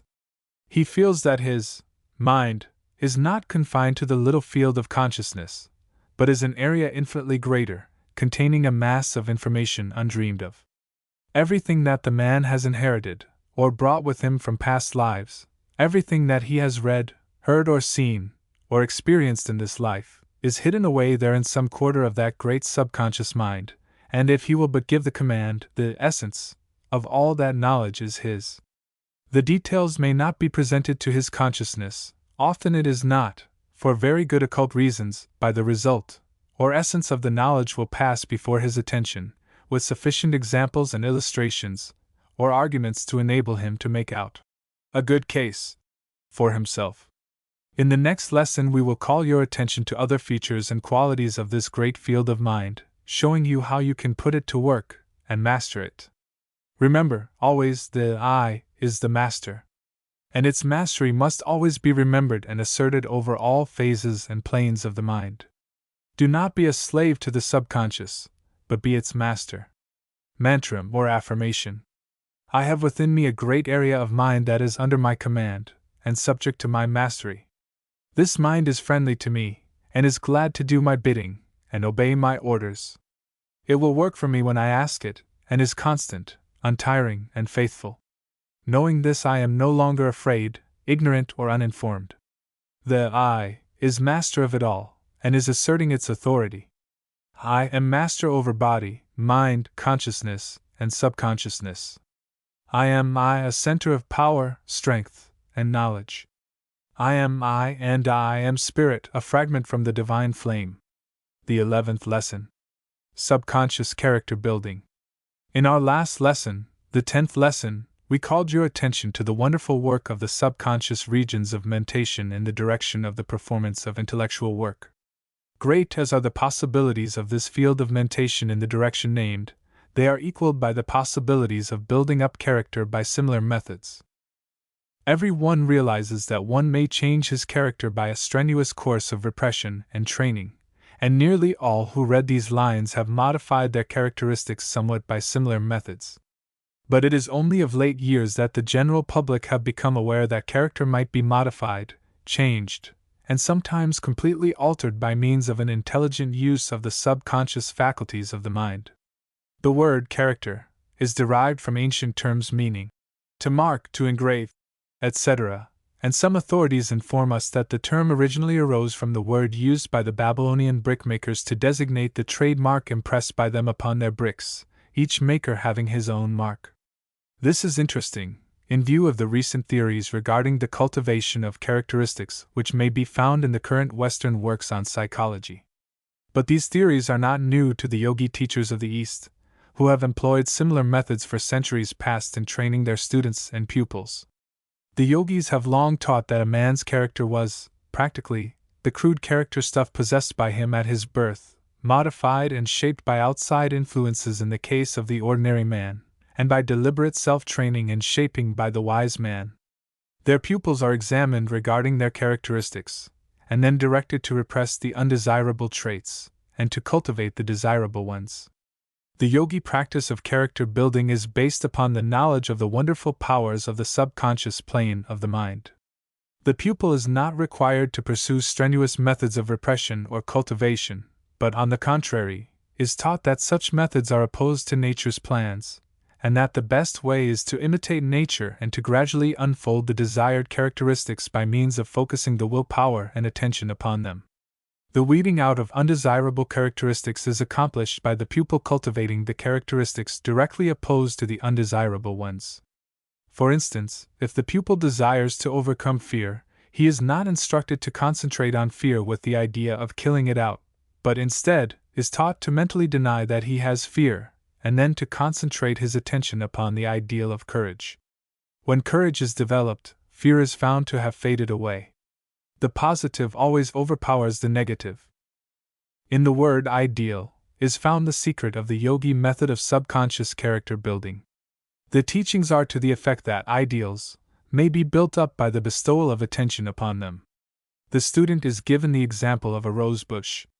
He is taught that the plant will grow and flourish in the measure that care and attention is bestowed upon it, and vice versa. He is taught that the ideal of some desired characteristic is a mental rosebush, and that by careful attention it will grow and put forth leaves and flowers. He is then given some minor mental trait to develop, and is taught to dwell upon it in thought, to exercise his imagination and to mentally see himself attaining the desired quality. He is given mantras or affirmation to repeat, for the purpose of giving him a mental center around which to build an ideal. There is a mighty power in words, used in this way, providing that the user always thinks of the meaning of the words, and makes a mental picture of the quality expressed by them, instead of merely repeating them parrot fashion. The yogi student is trained gradually, until he acquires the power of conscious direction of the subconscious mind in the building up process, which power comes to anyone, Oriental or Occidental, who will take the trouble to practice. In fact, nearly everyone possesses and actively uses this power, although he may not be aware of it. One's character is largely the result of the quality of thoughts held in the mind, and of the mental pictures or ideals entertained by the person. The man who constantly sees and thinks of himself as unsuccessful and downtrodden is very apt to grow ideals of thought forms of these things until his whole nature is dominated by them, and his every act works toward the objectification of the thoughts. On the contrary, the man who makes an ideal of success and accomplishment finds that his whole mental nature seems to work toward that result, the objectification of the ideal. And so it is with every other ideal. The person who builds up a mental ideal of jealousy will be very apt to objectify the same, and to unconsciously create condition that will give his jealousy food upon which to feed. But this particular phase of the subject properly belongs to our next lesson. This 11th lesson is designed to point out the way by which people may mold their characters in any way they desire, supplanting undesirable characteristics by desirable ones, and developing desirable ideals into active characteristics. The mind is plastic to him who knows the secret of its manipulation. The average person recognizes his strong and weak points of character, but is very apt to regard them as fixed and unalterable, or practically so. He thinks that he is just as the Lord made him, and that is the end of it.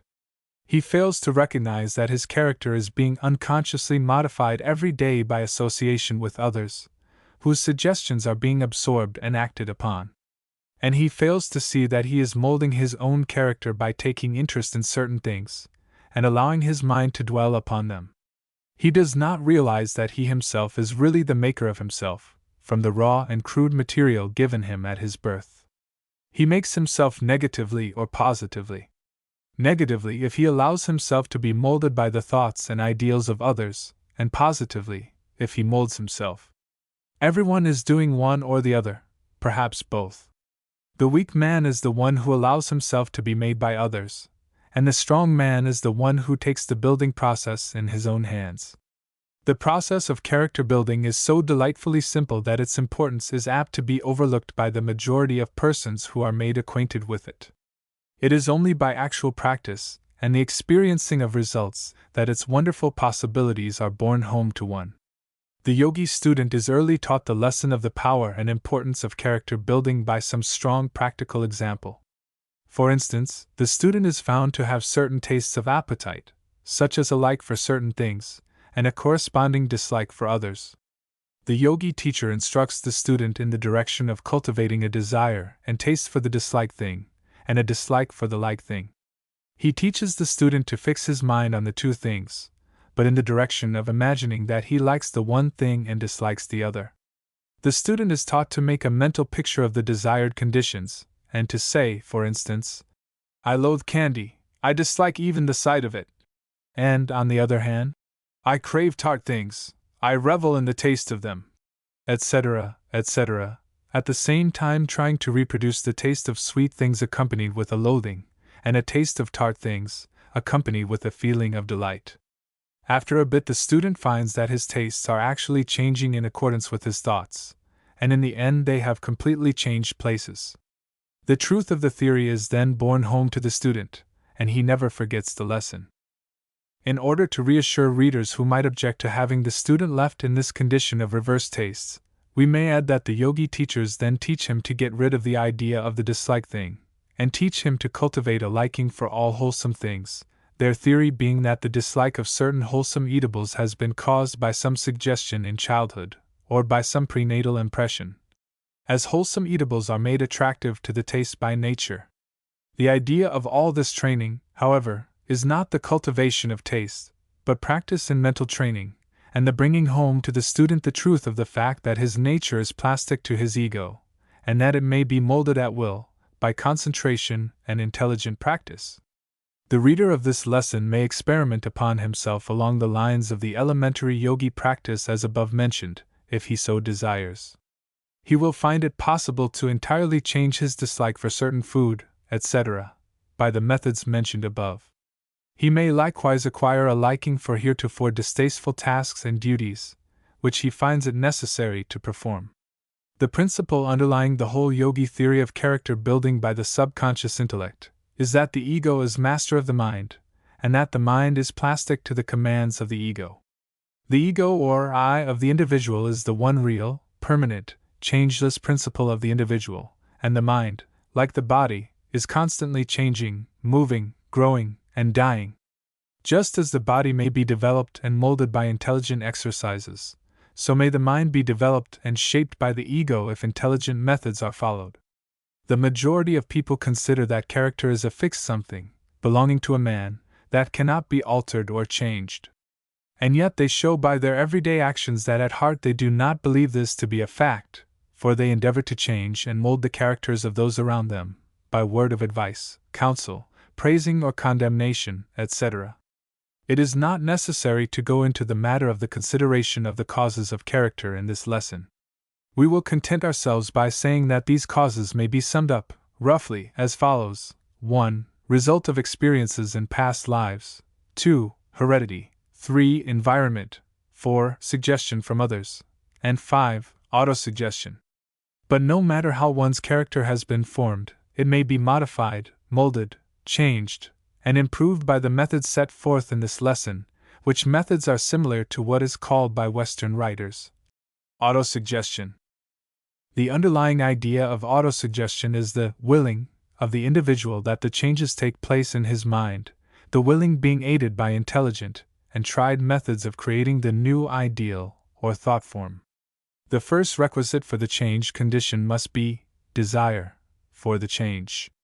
Unless one really desires that the change take place, he is unable to bring his will to bear on the task. There is a very close connection between desire and will. Will is not usually brought to bear upon anything unless it is inspired by desire. Some people connect the word desire with the lower inclinations, but it is equally applicable to the higher. If one fights off a low inclination or desire, it is because he is possessed of a higher inclination or desire. Many desires are really compromises between two or more conflicting desires, a sort of average desire, as it were. Unless one desires to change his character, he will not make any move toward it. And in proportion to the strength of the desire, so will be the amount of will power that is put in the task. The first thing for one to do in character building is to want to do it. And if he finds that the want is not sufficiently strong to enable him to manifest the perseverance and effort necessary to bring it to a successful conclusion, then he should deliberately proceed to build up the desire. Desire may be built up by allowing the mind to dwell upon the subject until a desire is created. This rule works both ways, as many people have found out to their sorrow and misery. Not only may one build up a commendable desire in this way, but he may also build up a reprehensible one. A little thought will show you the truth of this statement. A young man has no desire to indulge in the excesses of a fast life. But after a while he hears or reads something about others leading that sort of life, and he begins to allow his mind to dwell upon the subject, turning it around and examining it mentally, and going over it in his imagination. After a time he begins to find a desire gradually sending forth roots and branches, and if he continues to water the thing in his imagination, before long he will find within himself a blossoming inclination, which will try to insist upon expression in action. There is a great truth behind the words of the poet. Vice is a monster of so frightful mien, that to be hated needs but to be seen. Yet seen too oft, familiar with her face, we first endure, then pity, and then embrace. And the follies and crimes of many a man have been due to the growing of desire within his mind, through this plan of planting the seed, and then carefully watering and tending to it, this cultivation of the growing desire. We have thought it well to give this word of warning because it will throw light upon many things that may have perplexed you, and because it may serve to call your attention to certain growing weeds of the mind that you have been nourishing. But remember, always, that the force that leads downward may be transmuted and made to lead upward. It is just as easy to plant and grow wholesome desires as the other kind. If you are conscious of certain defects and deficiencies in your character, and who is not, and yet find yourself not possessed of a strong enough desire to make the changes necessary, then you should commence by planting the desire seed and allowing it to grow by giving it constant care and attention. You should picture to yourself the advantages of acquiring the desirable traits of character of which you have thought. You should frequently go over and over them in your mind, imaging yourself in imagination as possessing them. You will then find that the growing desire will make headway and that you will gradually begin to want to possess that trait of character more and more. And when you begin to want to hard enough, you will find arising in your consciousness a feeling of the possession of sufficient willpower to carry it through. Will follows the desire. Cultivate a desire, and you will find back of it the will to carry it through. Under the pressure of a very strong desire, men have accomplished feats akin to miracles. If you find yourself in possession of desires that you feel are hurtful to you, you may rid yourself of them by deliberately starving them to death, and at the same time growing opposite desires. By refusing to think of the objectionable desires, you refuse them the mental food upon which alone they can thrive. Just as you starve a plant by refusing it nourishing soil and water, so may you starve out an objectionable desire by refusing to give it mental food. Remember this, for it is most important. Refuse to allow the mind to dwell upon such desires, and resolutely turn aside the attention, and particularly the imagination, from the subject. This may call for the manifestation of a little willpower in the beginning, but it will become easier as you progress, and each victory will give you renewed strength for the next fight. But do not temporize with the desire, do not compromise with it, refuse to entertain the idea. In a fight of this kind, each victory gives one added strength, and each defeat weakens one. And while you are refusing to entertain the objectionable guest, you must be sure to grow a desire of an entirely opposite nature, a desire directly opposed to the one you are starving to death. Picture the opposite desire, and think of it often. Let your mind dwell upon it lovingly, and let the imagination help to build it up into form. Think of the advantages that will arise to you when you fully possess it, and let the imagination picture you as in full possession of it, and acting out your new part in life strong and vigorous in your new-found power. All this will gradually lead you to the point where you will want to possess this power. Then you must be ready for the next step, which is faith, or confident expectation. Now, faith or confident expectation is not made to order in most persons, and in such cases one must acquire it gradually. Many of you who read these lines will have an understanding of the subject that will give you this faith. But to those who lack it, we suggest that they practice on some trivial phases of the mental makeup, some petty trait of character, in which the victory will be easy and simple. From this stage they should work up to more difficult tasks, until at last they gain that faith or confident expectation that comes from persevering practice. The greater the degree of faith or confident expectation that one carries with him in this task of character building, the greater will be his success. And this because of well-established psychological laws. Faith or confident expectation clears away the mental path and renders the work easier, while doubt or lack of faith retards the work, and acts as obstacles and stumbling blocks. Strong desire and faith, or confident expectation, are the first two steps. The third is willpower. By willpower we do not mean that strenuous, clenching of fist and frowning brow thing that many think of when they say, will. Will is not manifested in this way. The true will is called into play by one realizing the I part of himself and speaking the word of command from that center of power and strength. It is the voice of the I, and it is needed in this work of character building. So now you are ready for work, being possessed of 1. Strong desire, 2. Faith or confident expectation, and 3. Willpower. With such a triple weapon nothing but success is possible. Then comes the actual work. The first thing to do is to lay the track for a new character habit. Habit? You may ask in surprise. Yes, habit. For that word gives the secret of the whole thing. Our characters are made up of inherited or acquired habits. Think over this a little and you will see the truth of it. You do certain things without a thought, because you have gotten into the habit of doing them.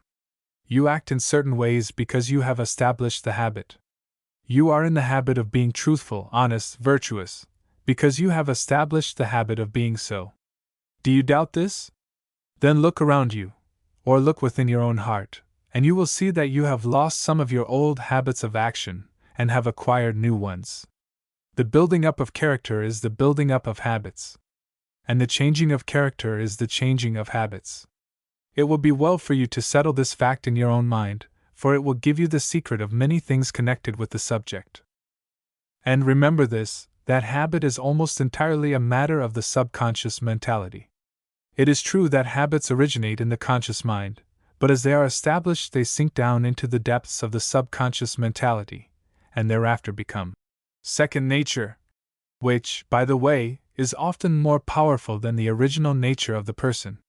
The Duke of Wellington said that habit was as strong as 10 natures, and he proceeded to drill habits into his army until they found it natural to act in accordance with the habits pounded into them during the drills.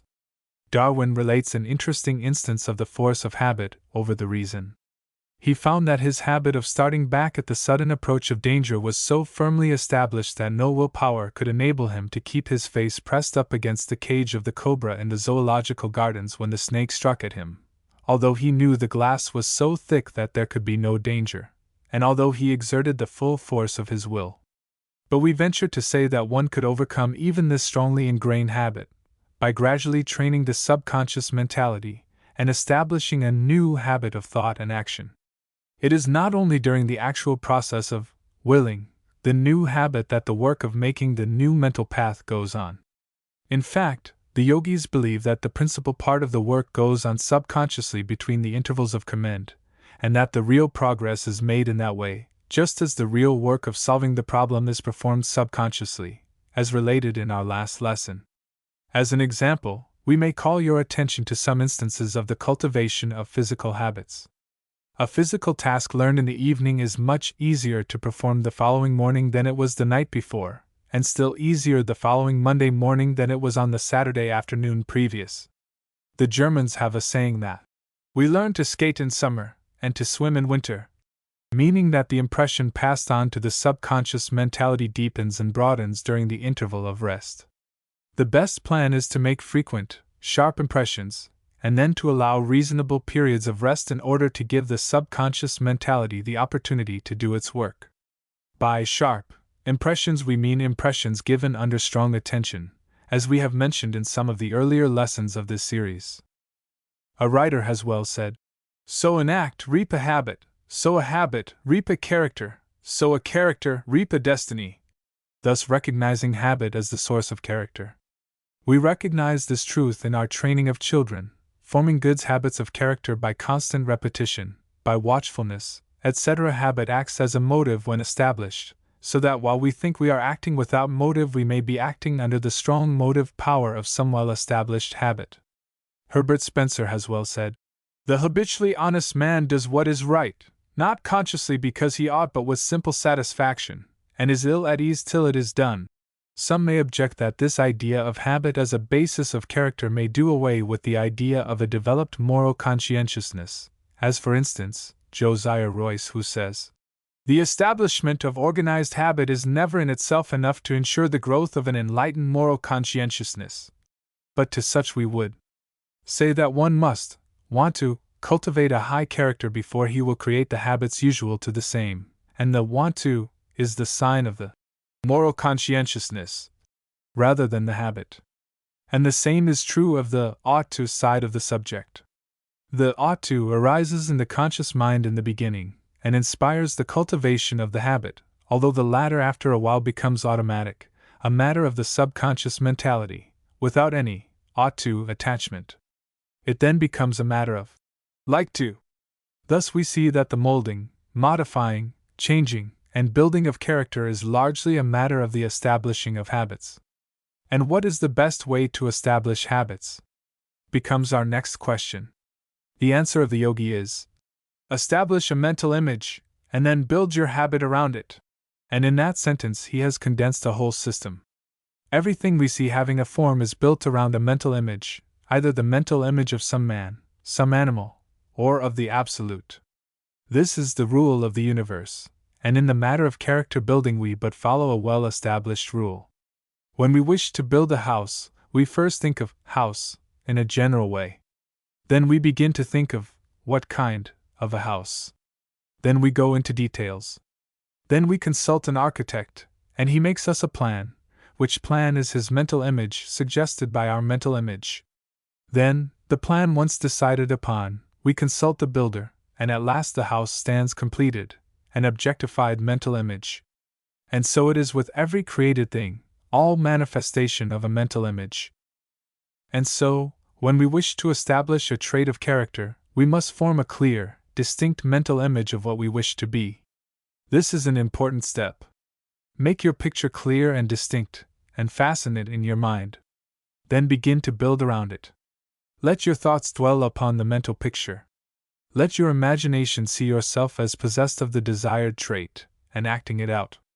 Act it out in your imagination, over and over again, as often as possible, persevering, and continuously, seeing yourself manifesting the trait under a variety of circumstances and conditions. As you continue to do this, you will find that you will gradually begin to express the thought in action, to objectify the subjective mental image.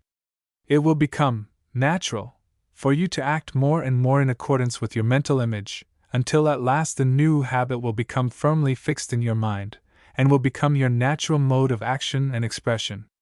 This is no vague, visionary theory. It is a well-known and proven psychological fact, and thousands have worked marvelous changes in their character by its means. Not only may one elevate his moral character in this way, but he may mold his workaday self to better conform to the needs of his environment and occupation. If one lacks perseverance, he may attain it. If one is filled with fear, he may supplant it with fearlessness. If one lacks self-confidence, he may gain it. In fact, there is no trait that may not be developed in this way. People have literally made themselves over by following this method of character building. The great trouble with the race has been that persons have not realized that they could do these things. They have thought that they were doomed to remain just the creatures that they found themselves to be. They did not realize that the work of creation was not ended, and that they had within themselves a creative power adapted to the needs of their case. When man first realizes this truth, and proves it by practice, he becomes another being. He finds himself superior to environment and training. He finds that he may ride over these things. He makes his own environment, and he trains himself.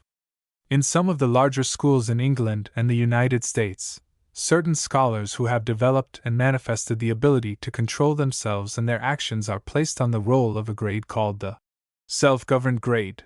Those in this grade act as if they had memorized the following words of Herbert Spencer.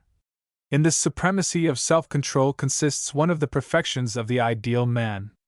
Not to be impulsive, not to be spurred hither and thither by each desire, but to be self-restrained, self-balanced, governed by the just decision of the feelings and counsel assembled ***** that it is which moral education strives to produce.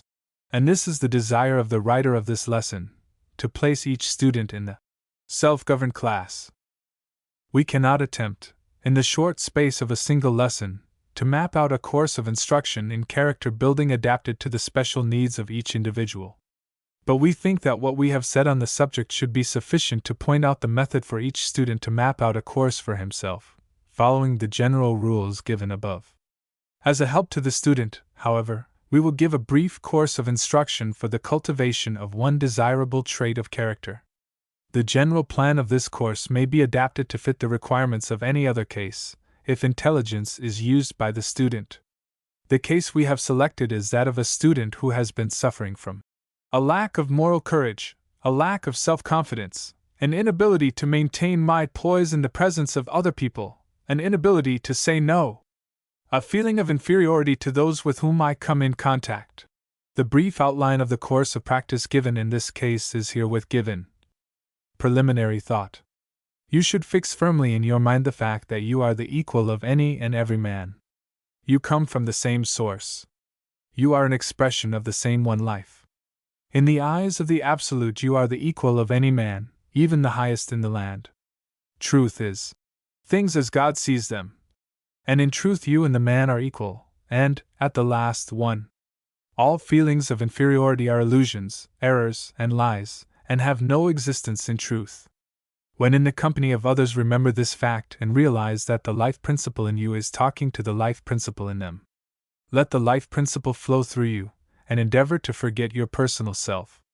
At the same time, endeavor to see that same life principle, behind and beyond the personality of the person in whose presence you are. He is by a personality hiding the life principle, just as you are. Nothing more, nothing less. You are both one in truth. Let the conscious of the I beam forth, and you will experience an uplift and sense of courage, and the other will likewise feel it. You have within you the source of courage, moral and physical, and you have not to fear. Fearlessness is your divine heritage. Avail yourself of it. You have self-conscience, for the self is the I within you, not the petty personality, and you must have confidence in that I. Retreat within yourself until you feel the presence of the I, and then will you have a self-confidence that nothing can shake or disturb. Once having attained the permanent consciousness of the I, you will have poise. Once having realized that you are a center of power, you will have no difficulty in saying no when it is right to do so. Once having realized your true nature, your real self, you will lose all sense of inferiority, and will know that you are a manifestation of the one life and have behind you the strength, power, and grandeur of the cosmos. Begin by realizing yourself, and then proceed with the following methods of training the mind. Word images. It is difficult for the mind to build itself around an idea, unless that idea be expressed in words. A word is the center of an idea, just as the idea is the center of the mental image, and the mental image the center of the growing mental habit. Therefore, the yogis always lay great stress upon the use of words in this way. In the particular case before us, we should suggest the holding before you of a few words crystallizing the main thought. We suggest the words I am, courage, confidence, poise, firmness, equality. Commit these words to memory, and then endeavor to fix in your mind a clear conception of the meaning of each word, so that each may stand for a live idea when you say it. Beware of parrot-like or phonographic repetition. Let each word's meaning stand out clearly before you, so that when you repeat it you may feel its meaning. Repeat the words over frequently, when opportunity presents itself, and you will soon begin to notice that they act as a strong mental tonic upon you, producing a bracing, energizing effect. And each time you repeat the words understandingly, you have done something to clear away the mental path over which you wish to travel. Practice. When you are at leisure, and are able to indulge in daydreams, without injury to your affairs of life, call your imagination into play and endeavor to picture yourself as being possessed of the qualities indicated by the words named. Picture yourself under the most trying circumstances, making use of the desired qualities, and manifesting them fully. Endeavor to picture yourself as acting out your part well, and exhibiting the desired qualities. Do not be ashamed to indulge in these daydreams, for they are the prophecies of the things to follow, and you are but rehearsing your part before the day of the performance. Practice makes perfect, and if you accustom yourself to acting in a certain way in imagination, you will find it much easier to play your part when the real performance occurs. This may seem childish to many of you, but if you have an actor among your acquaintances, consult him about it, and you will find that he will heartily recommend it. He will tell you what practice does for one in this direction, and how repeated practice and rehearsals may fix a character so firmly in a man's mind that he may find it difficult to divest himself of it after a time. Choose well the part you wish to play, the character you wish to be yours, and then after fixing it well in your mind, practice, practice, practice. Keep your ideal constantly before you, and endeavor to grow into it. And you will succeed, if you exercise patience and perseverance. But more than this, do not confine your practice to mere private rehearsal.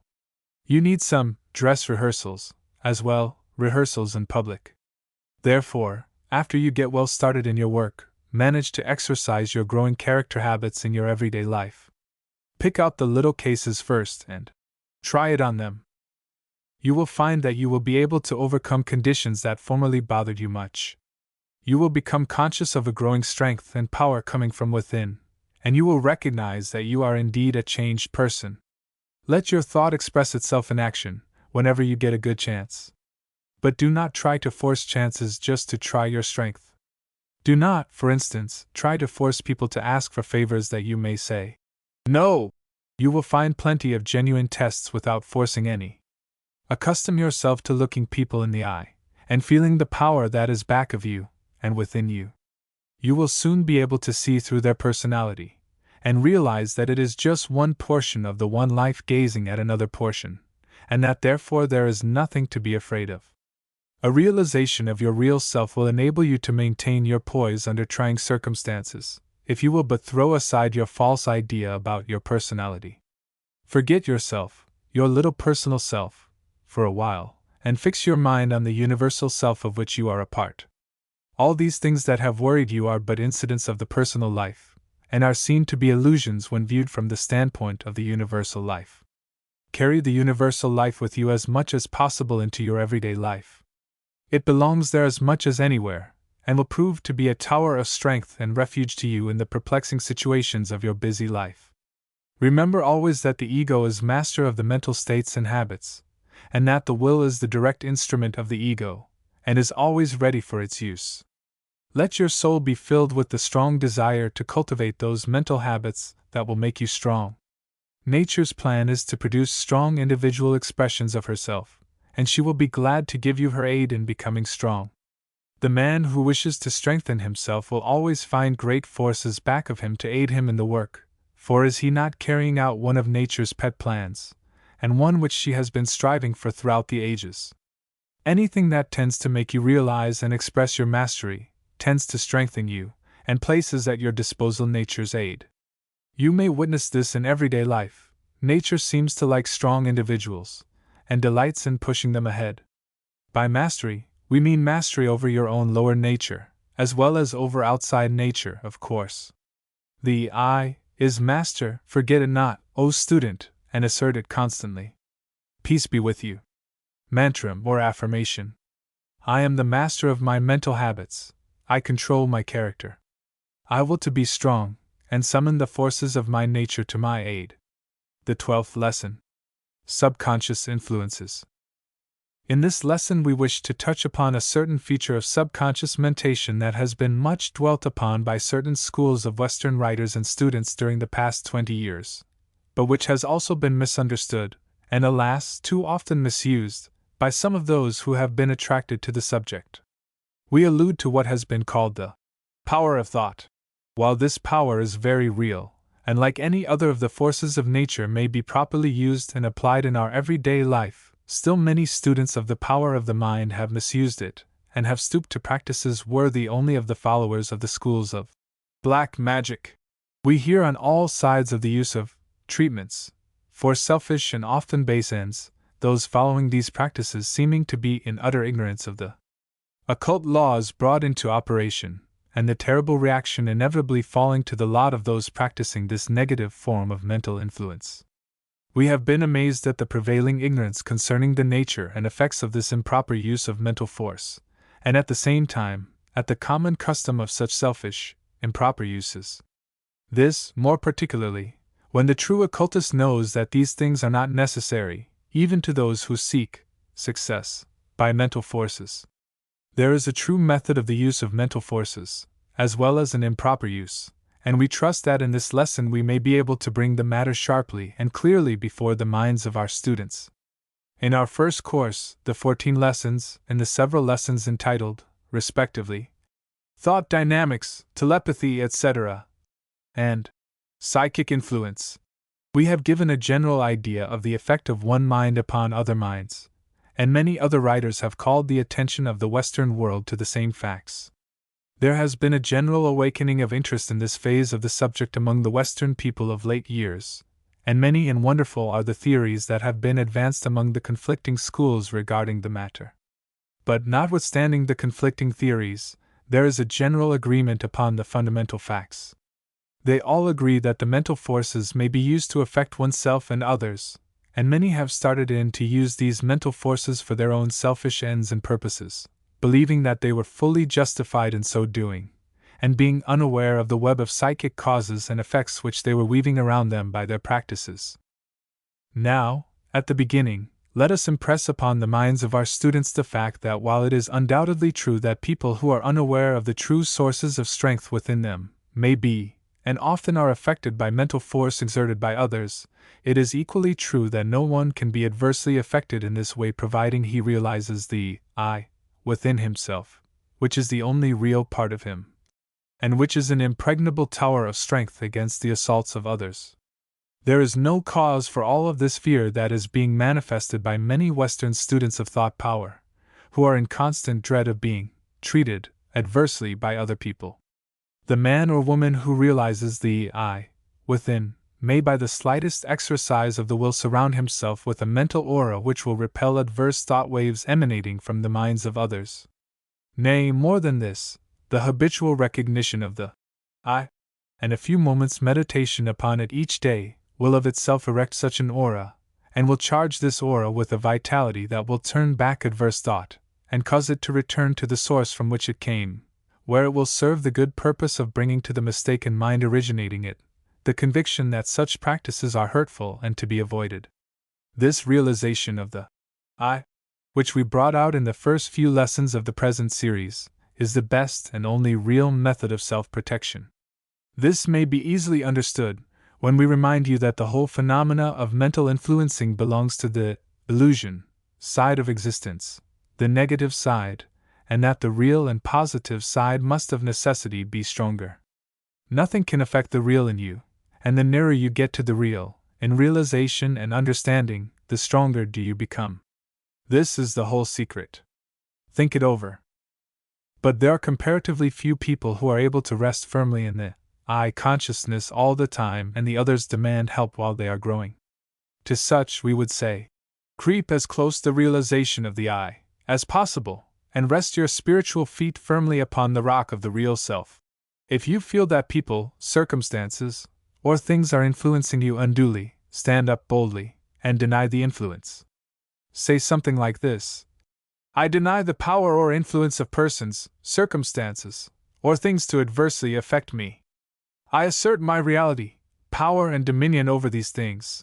These words may seem very simple, but when uttered with the consciousness of the truth underlying them, they become as a mighty force. You will understand, of course, that there is no magic or virtue in the words themselves, that is, in the grouping of the letters forming the words, or the sounds of the words, the virtue resting in the idea of which the words are the expression. You will be surprised at the effect of this statement upon depressing or adverse influences surrounding you. If you who are reading these words now, feel yourself subject to any adverse or depressing influences, will then stand up erect, throwing your shoulders back, raising your head, and looking boldly and fearlessly ahead, and repeat these words firmly, and with faith, you will feel the adverse influences disappearing. You will almost see the clouds falling back from you. Try it now, before reading further, and you will become conscious of a new strength and power. You are perfectly justified in thus denying adverse influence. You have a perfect right to drive back threatening or depressing thought clouds. You have a perfect right to take your stand upon the rock of truth, your real self, and demand your freedom. These negative thoughts of the world in general, and of some people in particular, belong to the dark side of life, and you have a right to demand freedom from them. You do not belong to the same idea of life, and it is your privilege, yes, your duty, to repel them and bid them disappear from your horizon. You are a child of light, and it is your right and duty to assert your freedom from the things of darkness. You are merely asserting the truth when you affirm your superiority and dominion over these dark forces. And in the measure of your recognition and faith, will be the power at your disposal. Faith and recognition renders man a god. If we could but fully recognize and realize just what we are, we could rise above this entire plane of negative, dark world of thought. But we have become so blinded and stupefied with the race thought of fear and weakness, and so hypnotized with the suggestions of weakness that we hear on all sides of us, that even the best of us find it hard to avoid occasionally sinking back into the lower depths of despair and discouragement. But let us remember this, brothers and sisters, that these periods of backsliding become less frequent and last a shorter time as we proceed. By and by we shall escape them altogether. Some may think that we are laying too much stress upon the negative side of the question, but we feel that what we have said is timely, and much needed by many who read these lessons. There has been so much said regarding this negative, adverse power of thought, that it is well that all should be taught that it is in their power to rise above this thing, that the weapon for its defeat is already in their hand. The most advanced student may occasionally forget that he is superior to the adverse influence of the race thought, and other clouds of thought influence that happen to be in his neighborhood. When we think of how few there are who are sending forth the positive, hopeful, thought waves, and how many are sending forth continually the thoughts of discouragement, fear, and despair, it is no wonder that at times there comes to us a feeling of discouragement, helplessness, and what's the use? But we must be ever alert, to stand up and deny these things out of existence so far as our personal thought world is concerned. There is a wonderful occult truth in the last sentence. We are the makers, preservers, and destroyers of our personal thought world. We may bring into it that which we desire to appear. We may keep there what we wish, cultivating, developing, and unfolding the thought forms that we desire. We may destroy that which we wish to keep out. The I is the master of its thought world. Think over this great truth, O student. By desire we call into existence. By affirmation we preserve and encourage. By denial we destroy. The Hindus in their popular religious conceptions picture the One Being as a trinity, composed of Brahma, the creator, Vishnu, the preserver, and Shiva, the destroyer, not three gods, as is commonly supposed, but a trinity composed of three aspects of deity or being. This idea of the threefold being is also applicable to the individual. As above, so below. The I is the being of the individual, and the thought world is its manifestation. It creates, preserves, and destroys, as it will. Carry this idea with you, and realize that your individual thought world is your own field of manifestation. In it you are constantly creating, constantly preserving, constantly destroying. And if you can destroy anything in your own thought world, you remove it from its field of activity, so far as you are concerned. And if you create anything in your own thought world, you bring it into active being, so far as you are concerned. And if you preserve anything, you keep it by you in effect and full operation and influence in your life. This truth belongs to the higher phases of the subject, for its explanation is inextricably bound up in the explanation of the thing in itself, the Absolute, and its manifestations. But even what we have said above should give to the alert student sufficient notice to cause him to grasp the facts of the case, and to apply the principles in his own life. If one lives on the plane of the race thought, he is subject to its laws, for the law of cause and effect is in full operation on each plane of life. But when one raises himself above the race thought, and on to the plane of the recognition of the real self, the I, then does he extricate himself from the lower laws of cause and effect, and places himself on a higher plane of causation, in which he plays a much higher part. And so we are constantly reminding you that your tower of strength and refuge lies on the higher plane. But nevertheless, we must deal with the things and laws of the lower plane, because very few who read these lessons are able to rest entirely upon the higher plane. The great majority of them have done no more than to lift themselves partially on to the higher plane, and they are consequently living on both planes, partly in each, the consequence being that there is a struggle between the conflicting laws of the two planes. The present stage is one of the hardest on the path of attainment, and resembles the birth pains of the physical body. But you are being born into a higher plane, and the pain after becoming the most acute will begin to ease, and in the end will disappear, and then will come peace and calm. When the pain becomes the most acute, then be cheered with the certainty that you have reached the crisis of your new spiritual birth, and that you will soon gain peace. And then you will see that the peace and bliss will be worth all the pain and struggle. Be brave, fellow followers of the path, deliverance is nigh. Soon will come the silence that follows the storm. The pain that you are experiencing, well do we know that you are experiencing the pain, is not punishment, but is a necessary part of your growth. All life follows this plan. The pains of labor and birth ever precede the deliverance. Such is life, and life is based upon truth, and all is well with the world. We did not intend to speak of these things in this lesson, but as we write there comes to us a great cry for help and a word of encouragement and hope from the class which is taking this course of lessons, and we feel bound to respond as we have done. Peace be with you, one and all. And now we will begin our consideration of the laws governing what we have called subconscious influence. All students of the occult are aware of the fact that men may be, and are, largely influenced by the thoughts of others. Not only is this the case in instances where thoughts are directed from the mind of one person to the mind of another, but also when there is no special direction or intention in the thoughts sent forth. The vibrations of thoughts linger in the astral atmosphere long after the effort that sent forth the thought has passed. The astral atmosphere is charged with the vibrations of thinkers of many years past, and still possesses sufficient vitality to affect those whose minds are ready to receive them at this time. And we all attract to us thought vibrations corresponding in nature with those which we are in the habit of entertaining. The law of attraction is in full operation, and one who makes a study of the subject may see instances of it on all sides. We invite to ourselves these thought vibrations by maintaining and entertaining thoughts along certain lines. If we cultivate a habit of thinking along the lines of cheerfulness, brightness, and optimism, we attract to ourselves similar thought vibrations of others, and we will find that before long we will find all sorts of cheerful thoughts pouring into our minds from all directions. And likewise, if we harbor thoughts of gloom, despair, pessimism, we lay ourselves open to the influx of similar thoughts which have emanated from the minds of others. Thoughts of anger, hate, or jealousy attract similar thoughts which serve to feed the flame and keep alive the fire of these low emotions. Thoughts of love tend to draw to ourselves the loving thoughts of others, which tend to fill us with the glow of loving emotion. And not only are we affected in this way by the thoughts of others, but what is known as suggestion also plays an important part in this matter of subconscious influence. We find that the mind has a tendency to reproduce the emotions, moods, shades of thought, and feelings of other persons, as evidenced by their attitude, appearance, facial expression, or words.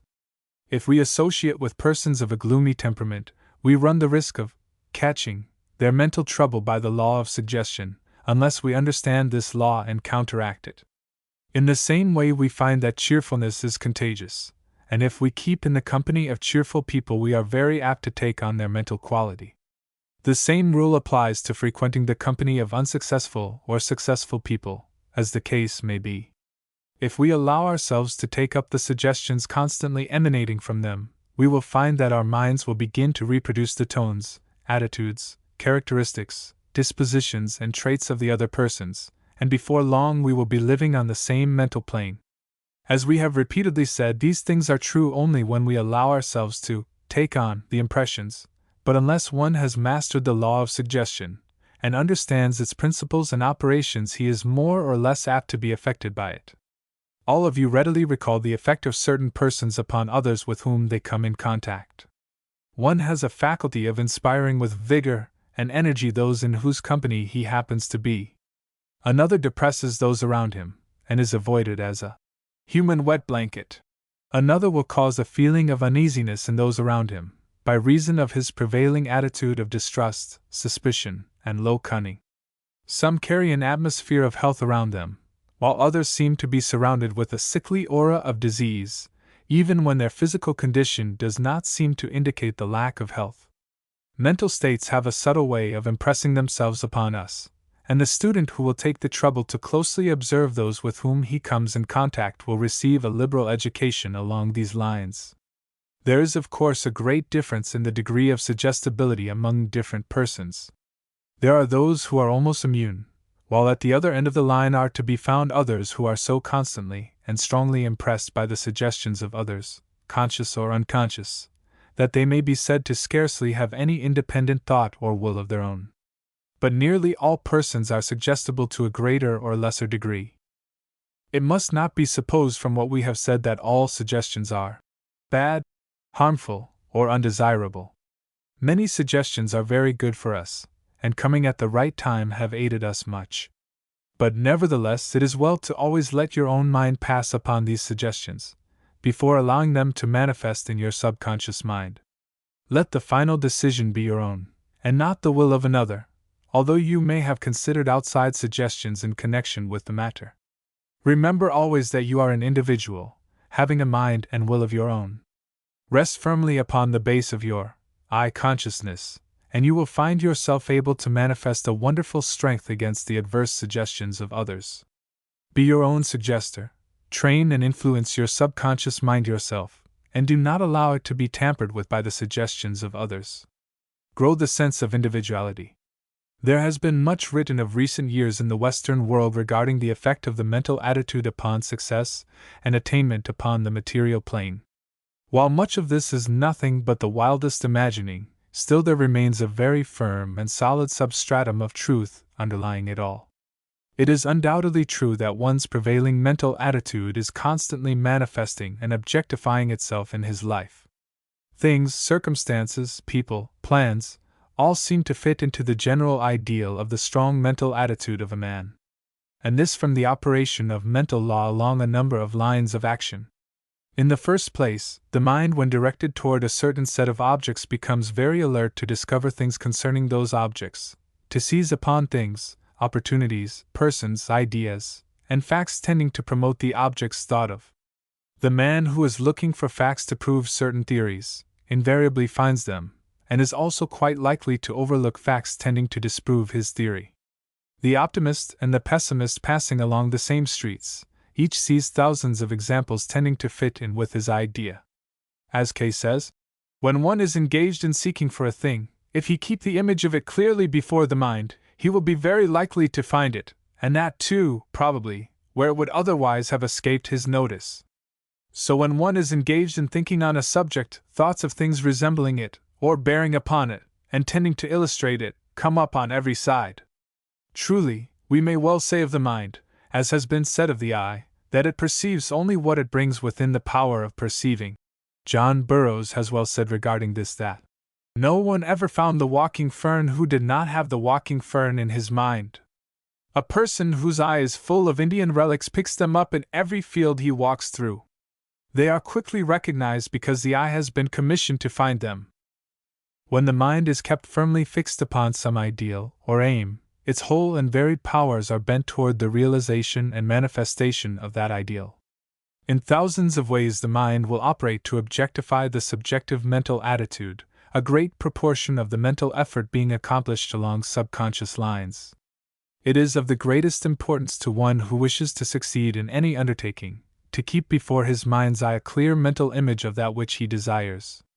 He should picture the thing desired, and himself as securing it, until it becomes almost real.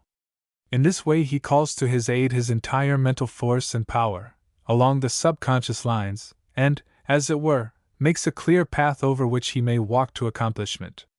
Bain says regarding this, by aiming at a new construction, we must clearly conceive what is aimed at. Where we have a very distinct and intelligible model before us, we are in a fair way to succeed. In proportion as the ideal is dim and wavering, we stagger or miscarry.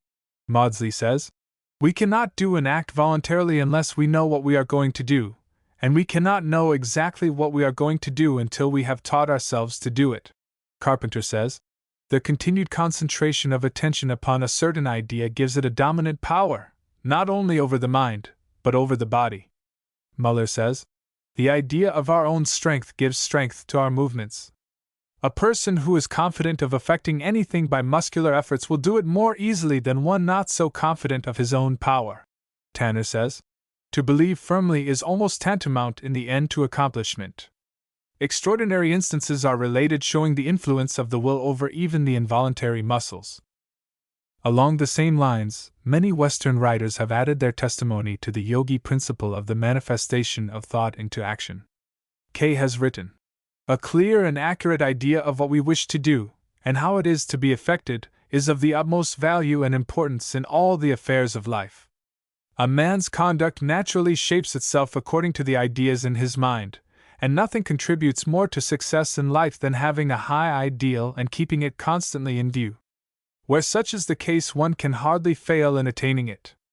Numerous unexpected circumstances will be found to conspire to bring it about, and even what seemed at first to be hostile may be converted into means for its furtherance, while by having it constantly before the mind he will be ever ready to take advantage of any favoring circumstances that may present themselves. Along the same lines, Foster has written these remarkable words. It is wonderful how even the casualties of life seem to bow to a spirit that will not bow to them, and yield to subserve a design which they may, in their first apparent tendency, threaten to frustrate. When a firm, decisive spirit is recognized, it is curious to see how the space clears around a man and leaves him room and freedom. Simpson has said, "A passionate desire and an unwearied will can perform impossibilities, or what seem to be such to the cold and feeble." And Maudsley gives to aspiring youth a great truth, when he says, "Thus it is that aspirations are often prophecies, the harbingers of what a man shall be in a condition to perform." And we may conclude the paragraph by quoting Lytton: "Dream, O youth, dream manfully and nobly, and thy dreams shall be prophets." This principle of the power of the mental image is strongly impressed upon the mind of the chela, or student, by the yogi teachers. The student is taught that just as the house is erected in accordance with the plan of the architect, so is one's life built in accordance with the prevailing mental image. The mind subconsciously molds itself around the prevailing mental image or attitude, and then proceeds to draw upon the outer world for material with which to build in accordance with the plan. Not only is one's character built in this way, but the circumstances and incidents of his life follow the same rule. The yogi student is instructed into the mysteries of the power of the mind in this direction, not that he may make use of it to build up material success, or to realize his personal desires, for he is taught to avoid these things, but he is fully instructed, nevertheless, that he may understand the workings of the law around him. And it is a fact well known to close students of the occult, that the few who have attained extraordinarily high degrees of development make use of this power in order to help the race. Many a world movement has been directed by the mind, or minds, of some of these advanced souls who were able to see the ideal of evolution ahead of the race, and by visualizing the same, and concentrating upon it in meditation, actually hastened the progress of the evolutionary wave, and caused to actually manifest that which they saw, and upon which they had meditated. It is true that some occultists have used similar plans to further their own selfish personal ends, often without fully realizing just what power they were employing, but this merely illustrates the old fact that the forces of nature may be used rightly and wrongly. And it is all the more reason why those who are desirous of advancing the race, of assisting in the evolution of the world, should make use of this mighty power in their work. Success is not reprehensible, notwithstanding the fact that many have interpreted and applied the word in such a manner as to make it appear as if it had no other meaning or application other than the crude, material selfish one generally attributed to it, by reason of its misuse. The Western world is playing its part in the evolution of the race, and its keynote is accomplishment. Those who have advanced so high that they are able to view the world of men, as one sees a valley from a mountain peak, recognize what this strenuous Western life means. They see mighty forces in operation, mighty principles being worked out by those who little dream of the ultimate significance of that which they are doing. Mighty things are before the Western world today, wonderful changes are going on, great things are in the womb of time, and the hour of birth draws near. The men and women in the Western world feel within them the mighty urge to accomplish something, to take an active part in the great drama of life. And they are right in giving full expression to this urge, and are doing well in using every legitimate means in the line of expression. And this idea of the mental attitude, or the mental image, is one of the greatest factors in this striving for success. In this lesson we do not purpose giving success talks for our students. These lessons are intended to fill another field, and there are many other channels of information along the lines named. What we wish to do is to point out to our students the meaning of all this strenuous striving of the age, in the Western world, and the leading principle employed therein. The great achievements of the material world are being accomplished by means of the power of the mind. Men are beginning to understand that thought manifests itself in action, and that thought attracts to itself the things, persons, and circumstances in harmony with itself. The power of mind is becoming manifest in hundreds of ways. The power of desire, backed by faith and will, is beginning to be recognized as one of the greatest of known dynamic forces. The life of the race is entering into a new and strange stage of development and evolution, and in the years to come mind will be seen, more clearly and still more clearly, to be the great principle underlying the world of material things and happenings. That all is mind is more than a dreamy, metaphysical utterance, is being recognized by the leaders in the world's thought. As we have said, great changes are before the world and the race, and every year brings us nearer to the beginning of them. In fact, the beginning is already upon us. Let any thinker stop and reflect over the wonderful changes of the past 6 years, since the dawning of the 20th century, and he will be dull indeed if he sees not the trend of affairs. We are entering into a new great cycle of the race, and the old is being prepared for being dropped off like an old worn-out husk. Old conventions, ideals, customs, laws, ethics, and things sociological, economical, theological, philosophical, and metaphysical have been outgrown, and are about to be shed by the race. The great cauldron of human thought is bubbling away fiercely, and many things are rising to its surface. Like all great changes, the good will come only with much pain. All birth is with pain. The race feels the pain and perpetual unrest, but knows not what is the disease nor the remedy. Many false cases of diagnosis and prescription are even now noticeable, and will become still more in evidence as the years roll by. Many self-styled saviors of the race, prescribers for the pain of the soul and mind, will arise and fall. But out of it all will come that for which the race now waits. The changes that are before us are as great as the changes in thought and life described in the late novel by H. G. Wells, entitled In the Days of the Comet. In fact, Mr. Wells has indicated in that story some of the very changes that the advanced souls of the race have informed their students are before the race. The prophetic insight of the writer named seems marvelous, until one realizes that even that writer is being used as a part of the mental machinery of the change itself. But the change will not come about by reason of the new gas caused by the brushing of the Earth's surface by a passing comet. It will come from the unfolding of the race mind, the process being now underway. Are not the signs of mental unrest and discomfort becoming more and more apparent as the days go by? The pain is growing greater, and the race is beginning to fret and chafe and moan. It knows not what it wants, but it knows that it feels pain and wants something to relieve that pain. The old things are beginning to totter and fall, and ideas rendered sacred by years of observance are being brushed aside with a startling display of irreverence. Under the surface of our civilization we may hear the straining and groaning of the ideas and principles that are striving to force their way out onto the plane of manifestation. Men are running hither and thither crying for a leader and a savior. They are trying this thing and that thing, but they find not that which they seek. They cry for satisfaction, but it eludes them. And yet all this search and disappointment is part of the great change, and is preparing the race for that which must come. And yet the relief will not come from anything or things. It will come from within. Just as when, in Wells' story, things righted themselves when the vapor of the comet had cleared men's minds, so will things take their new places when the mind of the race becomes cleared by the new unfoldment that is even now underway. Men are beginning to feel each other's pains.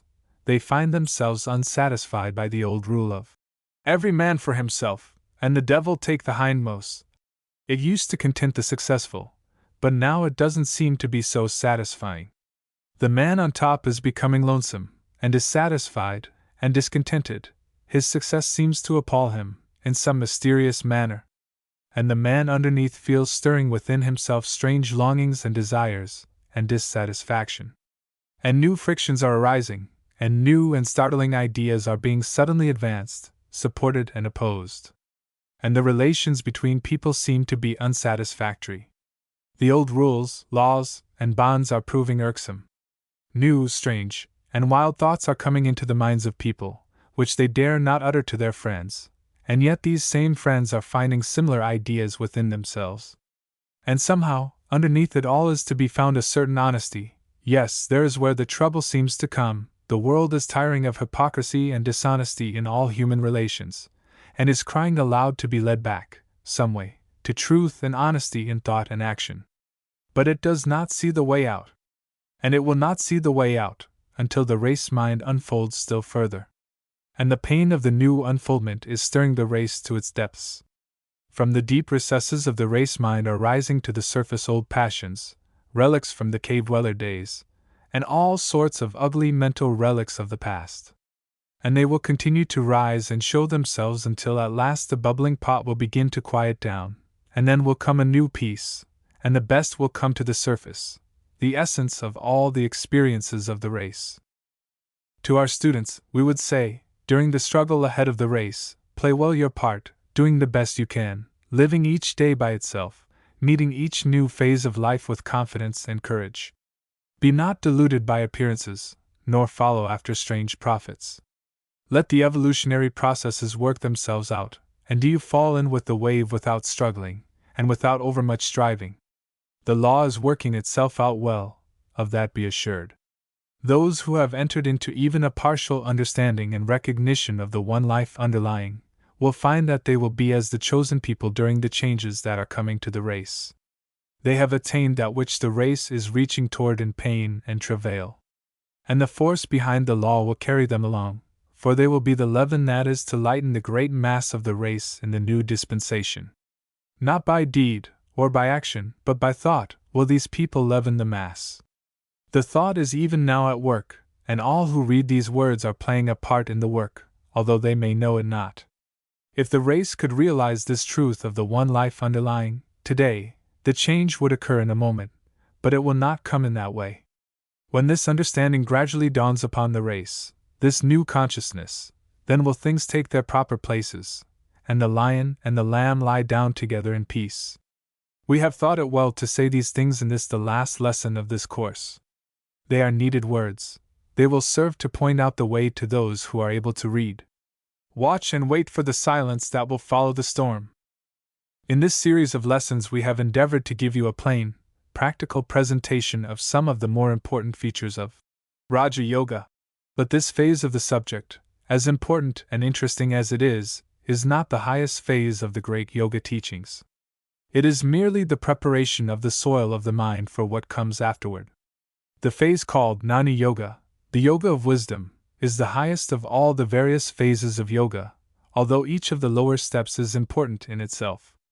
We find ourselves approaching the phase of our work for which we have long wished.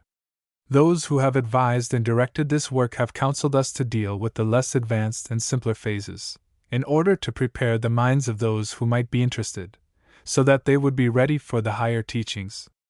At times we have felt an impatience for the coming of the day when we would be able to teach the highest that has come to us. And now the time seems to have come. Following this course, we will begin a series of lessons in Jnana Yoga, the Yoga of Wisdom, in which we will pass on to our students the highest teachings regarding the reality and its manifestations, the one and the many. The teachings that all is mine will be explained in such a manner as to be understood by all who have followed us so far. We will be able to impart to you the higher truths about spiritual evolution, sometimes called reincarnation, as well as spiritual cause and effect, often called karma. The highest truths about these important subjects are often obscured by popular misconceptions occasioned by partial teaching. We trust that you, our students, will wish to follow us still higher than we have ventured so far, and we assure you that there is a truth to be seen and known that is as much higher than the other phases upon which we have touched, as those phases have been higher than the current beliefs of the masses of the race. We trust that the powers of knowledge may guide and direct us, that we may be able to convey our message so that it may be accepted and understood. We thank our students who have traveled thus far with us, and we assure them that their loving sympathy has ever been a help and an inspiration to us. Peace be with you.